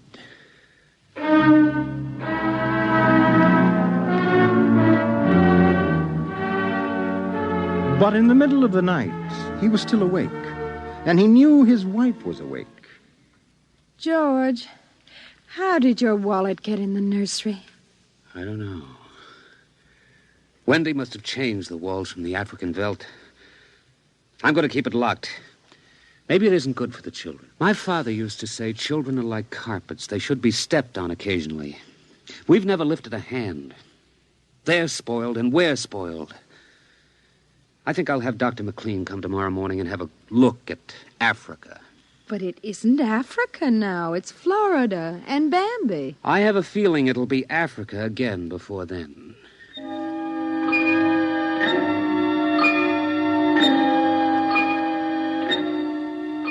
Although their automatic Somno beds tried very hard, the two adults could not be rocked to sleep for another hour. A smell of cats was in the night air. And in the morning, the stove cooked French toast, and the dining room table poured the syrup and melted butter. Pop, Yes? you aren't going to lock up the nursery for good, are you? That all depends. On what? On you and your sister. We feel you should have some variety, dear. I wouldn't want the nursery locked up ever. Well, as a matter of fact, we're thinking of turning the whole house off for about a month. Sort of camping out. Be fun for a change. Now, don't you think so, Wendy? No, it'd be awful. I don't want to do anything but look and listen and smell. What else is there to do? Oh, all right, all right. Go play in Africa. Are you going to shut off the house soon? We're considering it. I don't think you better consider it any more, Pop. I won't have any threats from you, son. Okay, Pop. Come on, Wendy. Let's get back.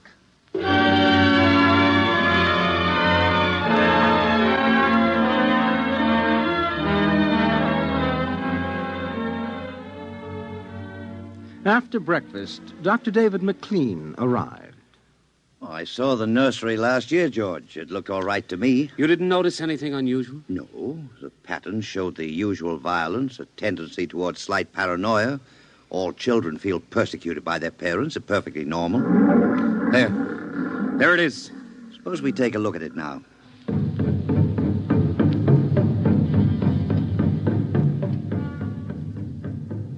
They entered without knocking and sent the children out. The screams had faded and the lions were feeding quietly under the trees.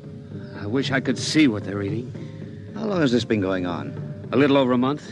Certainly doesn't feel good. I don't want feelings. I want facts. George, a psychologist never saw a fact in his life. He knows about feelings. And this doesn't feel good. Now, my advice to you is to have the whole room torn down and your children brought to me every day for the next year for treatment. Is it that bad? I'm afraid so. You know, that's why the nursery was developed originally, to let us examine the patterns left on the wall by a child's mind. But what is it? What's wrong with Peter and Wendy? Well, it's hard to say. I haven't punished them more than average. Oh, I took away a few gadgets. Last week, I locked the nursery to show I meant business. You've let this room replace you and your wife in your children's affections. This room is their real father and mother. And now you come along and want to shut it. Well, you can feel the hatred coming out of that sky. George, turn everything off. The nursery, the automatic kitchen, the whole automatic house. Start now. But won't the shock be too much for the children? I don't want them going any deeper. Let's get out of here. I never like these rooms. They get me nervous. Those lions look real, don't they? I don't suppose there's any way... What? That they could become real. Not that I know. Some flaw in the machinery, tampering? No. I don't imagine the room will like being turned off. Nothing ever likes to die, even a room. I wonder if it hates me for turning it off. Paranoia is thick today. Well, hello. Is this your scarf? It's stained. Brown. Blood. That's Lydia's. Come on, the main fuse box is out here. All right, go ahead. Pull the switch.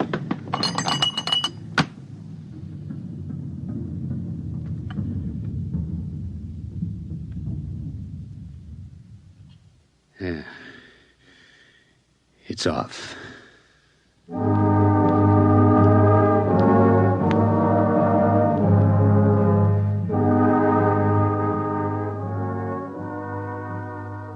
The two children were in hysterics. They screamed and kicked and threw things. They yelled and sobbed and swore and jumped on the furniture, weeping. It's off and it stays off. The whole house dies as of now. He marched around the house, cutting switches and pulling fuses. Don't let them do it. Don't let Pop kill everything. I hate you. I hate you. Insults won't get you anywhere. I wish you were dead. We were for a long while. Now we're going to start really living. Instead of being handled and massaged, we're going to live. Once more, Daddy. Just once more. One more minute of the nursery, that's all. Just one more minute. Oh, George, it can't hurt, really. Oh, all right, only shut up. 1 minute, and that's the end. Forever. Gee, thanks, Pop. Thanks. And then we're going on a vacation. Dr. McLean is coming in half an hour to help us out. Lydia, turn on the nursery for just a minute. Oh, boy. Come on, Wendy. Come on. Thanks, Daddy. Thanks a lot. Just 1 minute, remember? Now, where'd I put those suitcases? Lydia! Don't shout, George. I'm right here. Did you leave them alone in the nursery? Well, I've got to get ready, George. Well, I guess we'd better get them out of there before they get involved with those beasts again. Pop! Pop, come here! Daddy! Mommy! Come on, quick. Wendy! Peter! What's the matter? Hurry up. Open the nursery. Wendy! Peter! They aren't anywhere. Wendy? Peter? Peter! The door. Open the door. They've locked it from the outside. Peter! Peter! Wendy! Peter! Open the door, dear! Let us out, Peter! Open the door. It's time to go. Open the door! George! The lions! Peter, do you hear me? Open this door! They're all around us, George! Son! Son, do you hear me? Let us out! Son! George! Look out! The lions! They're coming!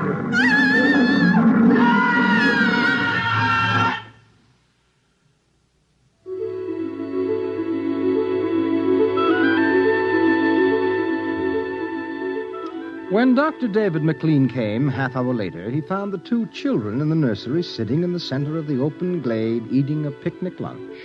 Beyond them was the waterhole and the yellow veldland. Above was the hot sun. At a distance, Dr. McLean saw the lions fighting and clawing and then settling down to feed in silence under the shady trees. Hi, kids. Where are your mom and dad? Oh, they'll be here directly. Good. We've got to get along. He squinted at the lions with his hands up to his eyes. Now they were done feeding, and they moved to the waterhole to drink. A shadow flickered as the vultures dropped down from the blazing sky to finish what the lions left. Dr. McLean? Dr. McLean? Huh? What? Have a cup of tea?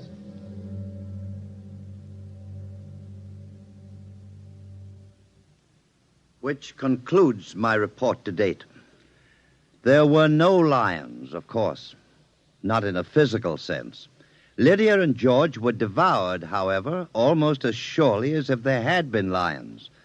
Their personalities were devoured by the mechanistic marvels which had usurped their role as parents. All 4 members of the family are under intensive therapy now and are doing as well as can be expected. Send that by telerope, Miss Carver. Oh, and would you ask George Abbott to step inside? I'm ready for him now.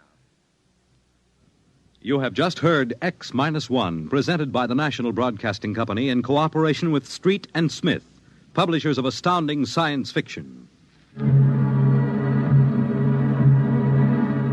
Tonight, by transcription, X-1 has brought you The Veldt, written by Ray Bradbury and adapted for radio by Ernest Kenoy. Featured in the cast were Mary Patton, Bill Quinn, David Pfeffer, Beverly Lunsford, Charles Penman, and John Larkin. Your announcer, Fred Collins. X-1 was directed by Dan Sutter and is an NBC Radio Network production.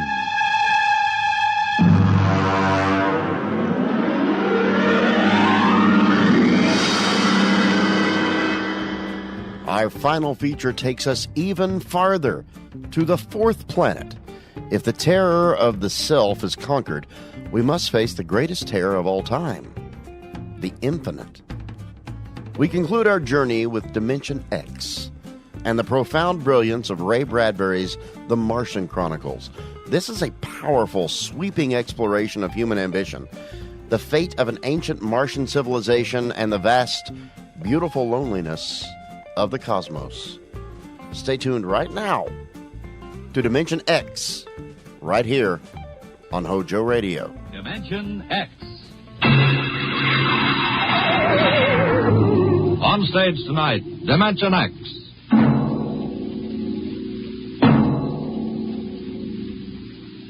Tonight, Dimension X presents The Martian Chronicles, a dramatization of the new novel by one of our most brilliant young science fiction writers, Ray Bradbury. The Martian Chronicles.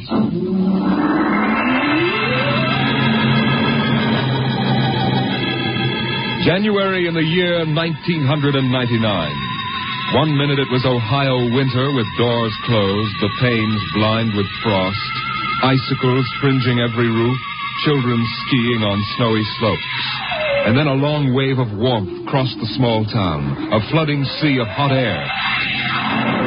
Bye, Mom. I'm going out. William McClellan, you come back here. You know you can't go out in winter without a coat. You want to catch your death of cold? But it isn't cold. It's warm outside. It's rocket summer. Rocket summer? You know, like Indian summer. The rocket lay on the launching field, blowing out pink clouds of fire and heat, cracking the icicles, melting the snow, making summer with every breath of its mighty exhausts. It seared the faces of the watching crowd and drove them back. And then they saw the red fire and heard the big sound as the silver rocket shot up toward Mars and left them behind on an ordinary Monday morning on the ordinary planet Earth.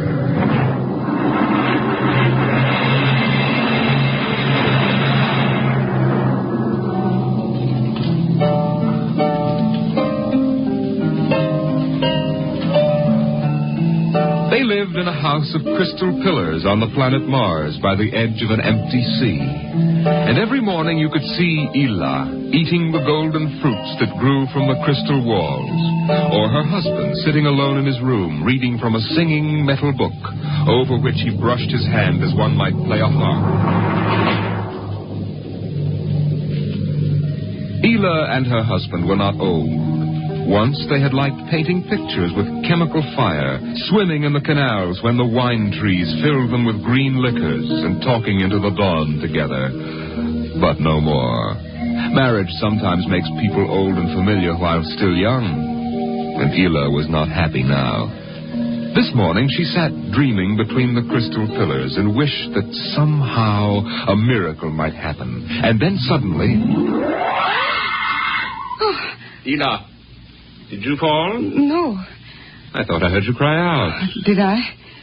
I was almost asleep and had a dream. In the daytime? You don't often do that. Strange. How very strange. I dreamed about a man. A tall man. 6 feet tall. Oh, how absurd. He'd be a giant, a misshapen giant. I know. And yet somehow he looked quite handsome. He was dressed in a strange uniform.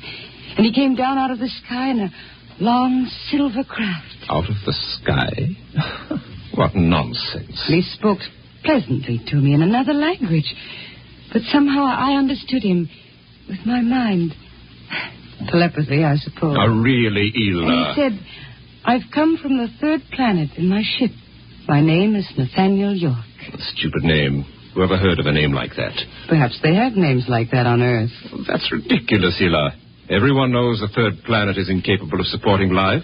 There's too much oxygen in their atmosphere. I suppose. But haven't you ever wondered if... Well, wouldn't it be fascinating if there were people there and they traveled through space in some sort of ship? Really, Ela? You know I hate this emotional wailing. Now, let's get on with our work.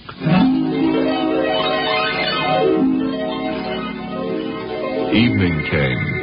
The twin white moons of Mars were rising, and the house closed itself in like a giant flower. A wind blew among the pillars, stirring Ela's russet hair, crooning softly in her ear. And it was then that she began singing the song. Drink to me only thine eyes, and I will pledge with mine. Ela, what's that song? I don't know. What do you mean you don't know? I've never heard it before. Did you compose it? No. Yes. No, I don't know, really. I don't even know what the words are. They're in another language. It was part of the dream I had, I guess. Oh. You know, you haven't been yourself lately. It might do you good if we went away to the Blue Mountains for a week or so. What? Did you hear what I said? I'm sorry. I was watching the sky. You're certainly interested in the sky tonight. It's very beautiful. Well, what about my suggestion? Shall we leave for the Blue Mountains in the morning? You mean go away now? Oh, no. No? Why not? Why don't you want to go? I don't know. I just don't want to, that's all. Or leave a kiss in the cup, and I'll not ask for... Ela, I'm sick of that silly song. It's late. Let us sleep.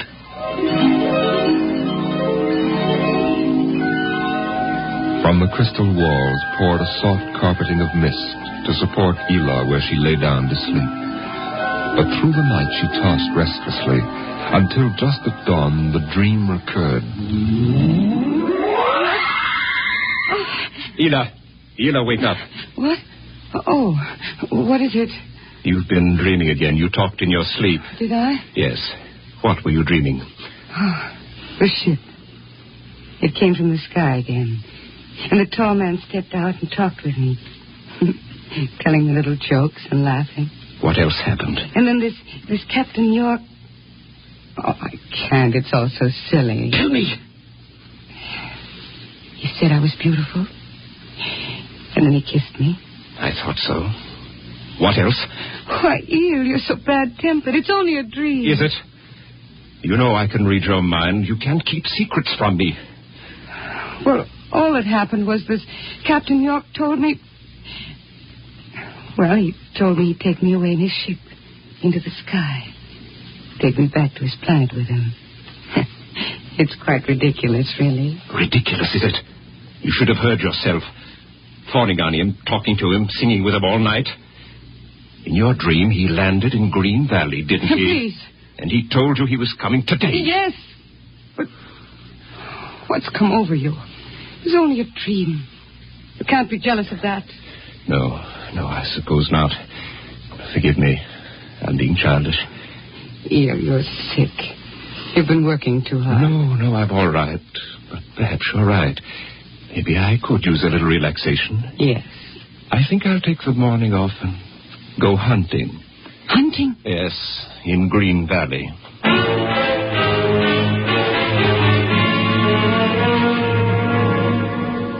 Numbly, she watched him go to a closet and draw forth an evil-looking weapon. And then her husband was gone, walking toward Green Valley. And Ela waited, watching the sky for an unknown thing, trembling with a nameless fear. And then it happened. A whirring, rushing sound. The warmth as of a giant fire passing in the air. The gleam of metal in the sky. He's come. It's true. The dream is true. The rocket vanished over the hill. The sky was empty again.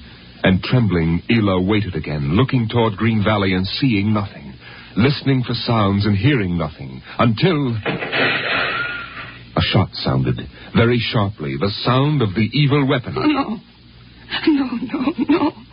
Her body jerked with the sound, and she wanted to scream and never stop screaming. For now she knew the dream could never come true. There was nothing left but the song, the strange and fine and beautiful song. Drink to me only with thine eyes, and I will pledge with mine, or leave a kiss within the cup.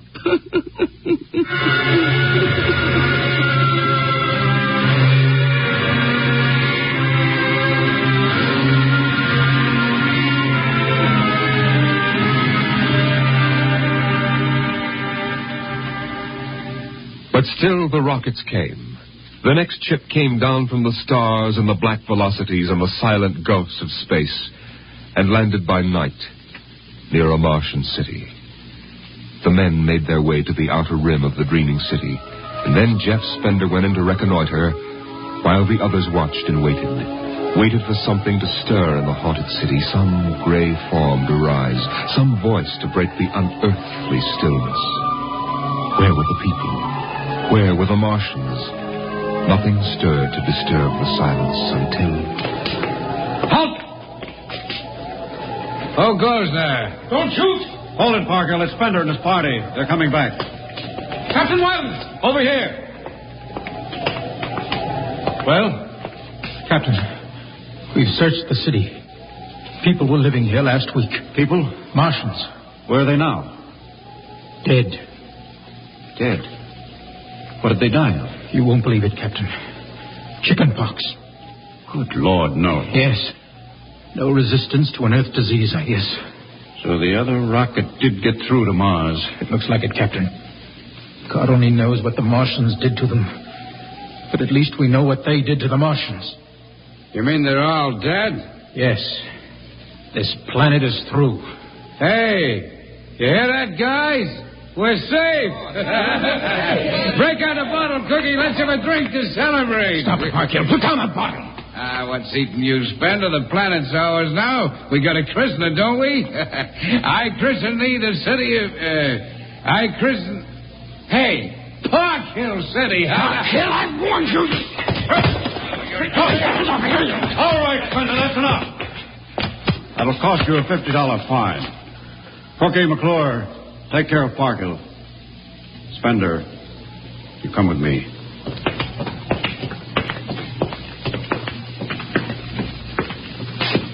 All right, Spender, why did you hit him? I don't know, Captain. I was ashamed, I guess. Ashamed of Sam Parkhill and the noise and the spectacle the whole crew is making. It's been a long trip. It's only natural they'd want to have their fling. Yes, but where's their sense of what's right? their respect for what's happened here. Captain, a race builds itself for 1,000,000 years, refines itself, builds cities like this one, does everything it can to give itself respect and beauty, and then it dies. Of what? Not anything fine or majestic or fitting, but a dirty little thing like chicken pox. And Sam Parkhill wants to celebrate. I know, Spender, but you've got to remember you've a different way of seeing things. I'm seeing things all right. I'm seeing what we'll do to Mars. We'll rip it up, rip the skin off, ruin it the way we've ruined our own planet. Captain, look at the city. It may be the last time you'll ever see it this way. Beautiful in the moonlight, isn't it? Yes. There's a poem by Byron that describes it, and how the Martians would feel tonight, if there were any of them left. So we'll go no more a-roving so late into the night. Though the heart be still as loving and the moon be still as bright. For the sword outwears its sheath, and the soul wears out the breast. And the heart must pause to breathe, and love itself must rest. Oh, the night was made for loving, and the day returns too soon. Yet we'll go no more a-roving by the light of the moon. Without a word, the Earthmen stood and looked at the city. A bottle lay shattered at Sam Parkhill's feet, and the sour stench of liquor filled the cool air. The men of Earth had come to Mars.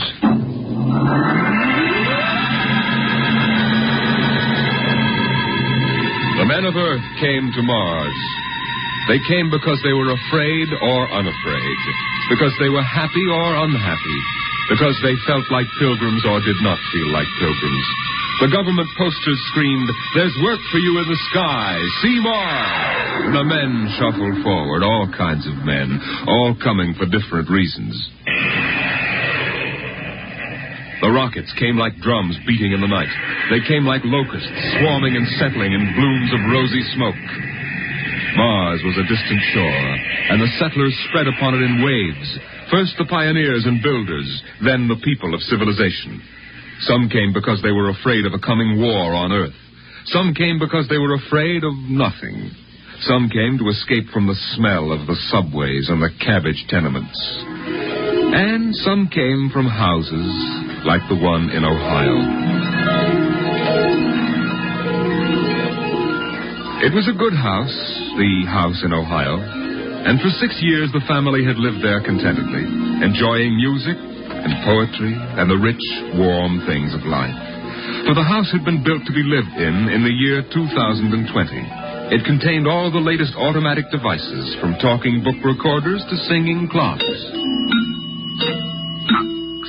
o'clock, time to rise, open your eyes.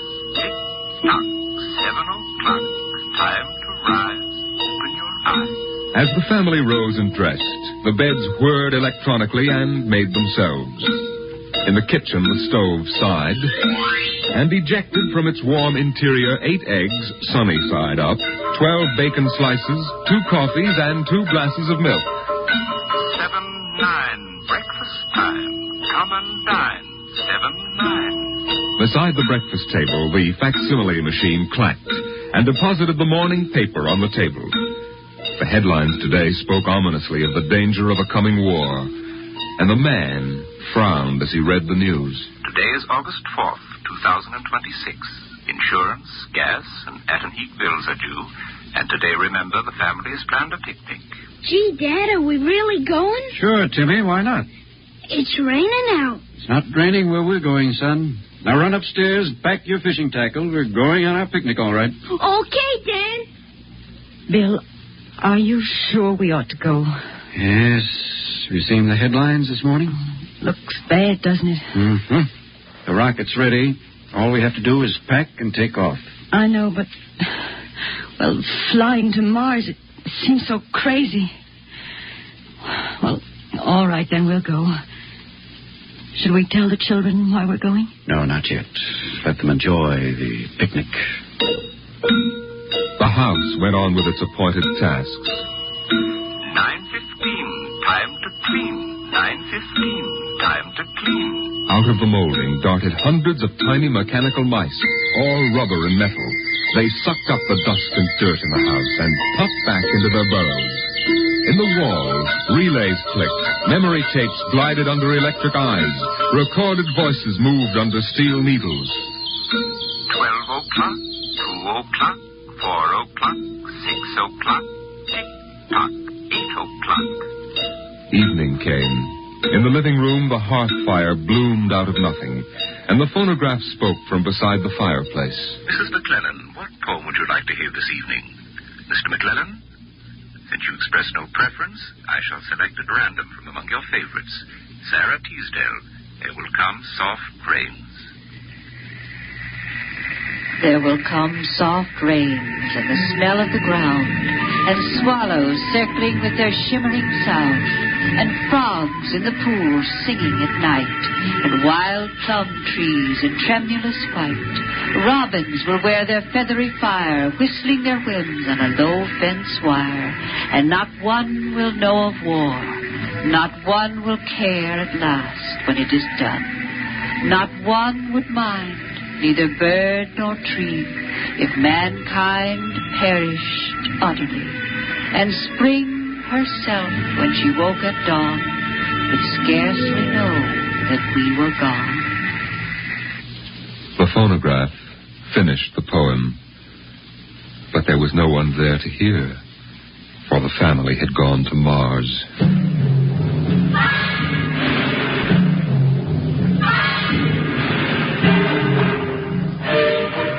On the Martian desert beside the highway, there rose a blare of red and yellow neon lights that spelled the death of Jeff Spender's dream.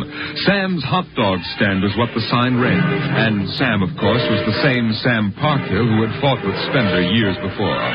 10,000 rockets were reported leaving soon for Mars, with 100,000 hungry customers. And Sam wanted to be ready for them. Hey, look up there, Elmer. See that green star up there? That's Earth. Good old wonderful Earth. Makes you feel almost reverent, don't it? Yeah. Send me you're hungry and you're starved. Something. That's a poem I learned in school. Come on, Earth, send me your rockets.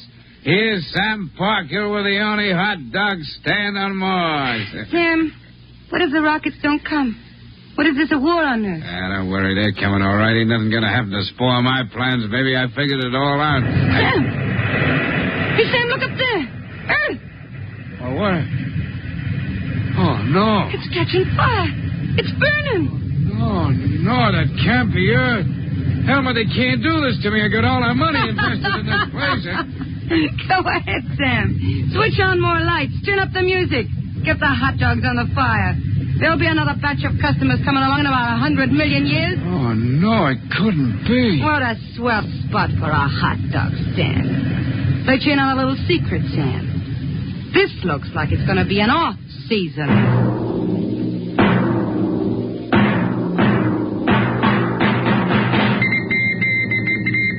The light beam radio crackled with the news. By morning, the shelves of the luggage store were empty, and the rockets were blasting off, headed back to Earth. In a few days, everyone was gone, and the planet of Mars once more lay deserted and silent.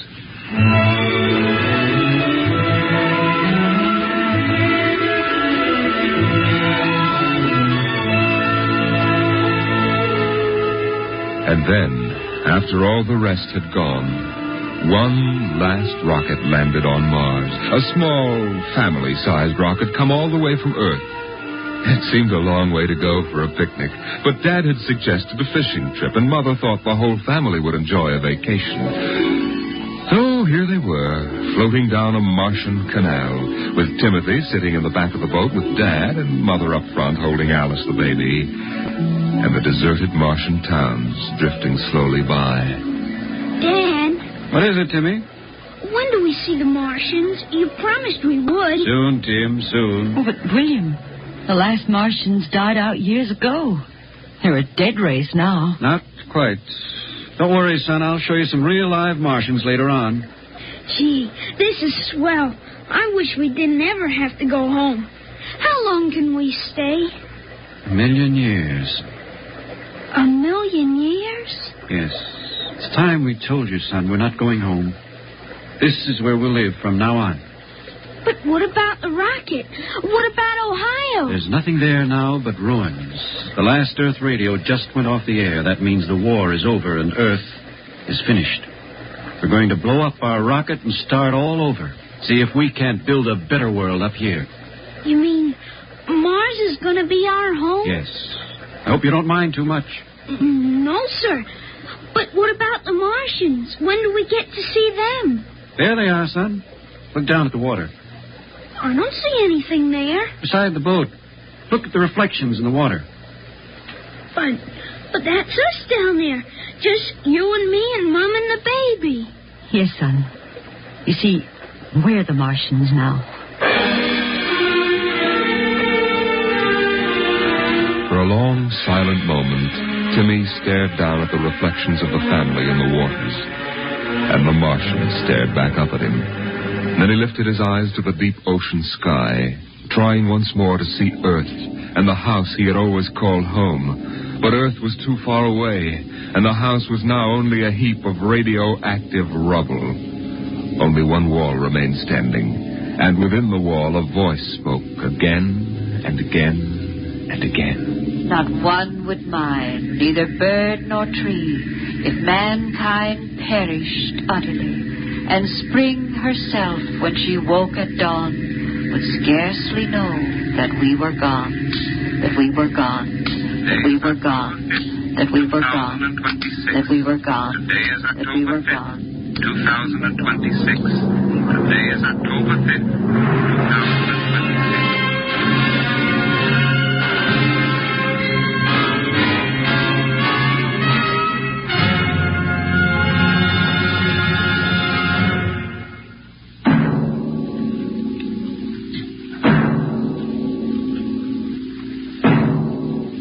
You have just heard The Martian Chronicles, a dramatization of highlights from the new novel by Ray Bradbury, The World of Dimension X.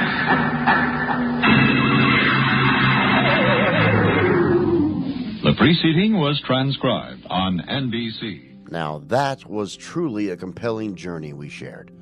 Our trip through the architecture of stress is now complete. We moved from the lighthearted chaos of the known to the profound silence of the cosmic unknown. The beautiful thing about exploring these old broadcasts is the chance to see how every generation confronts its own set of fears, both big and small.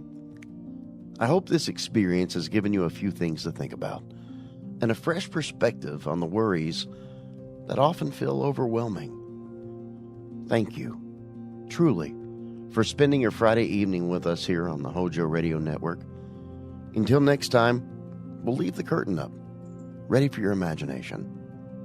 Good night, folks.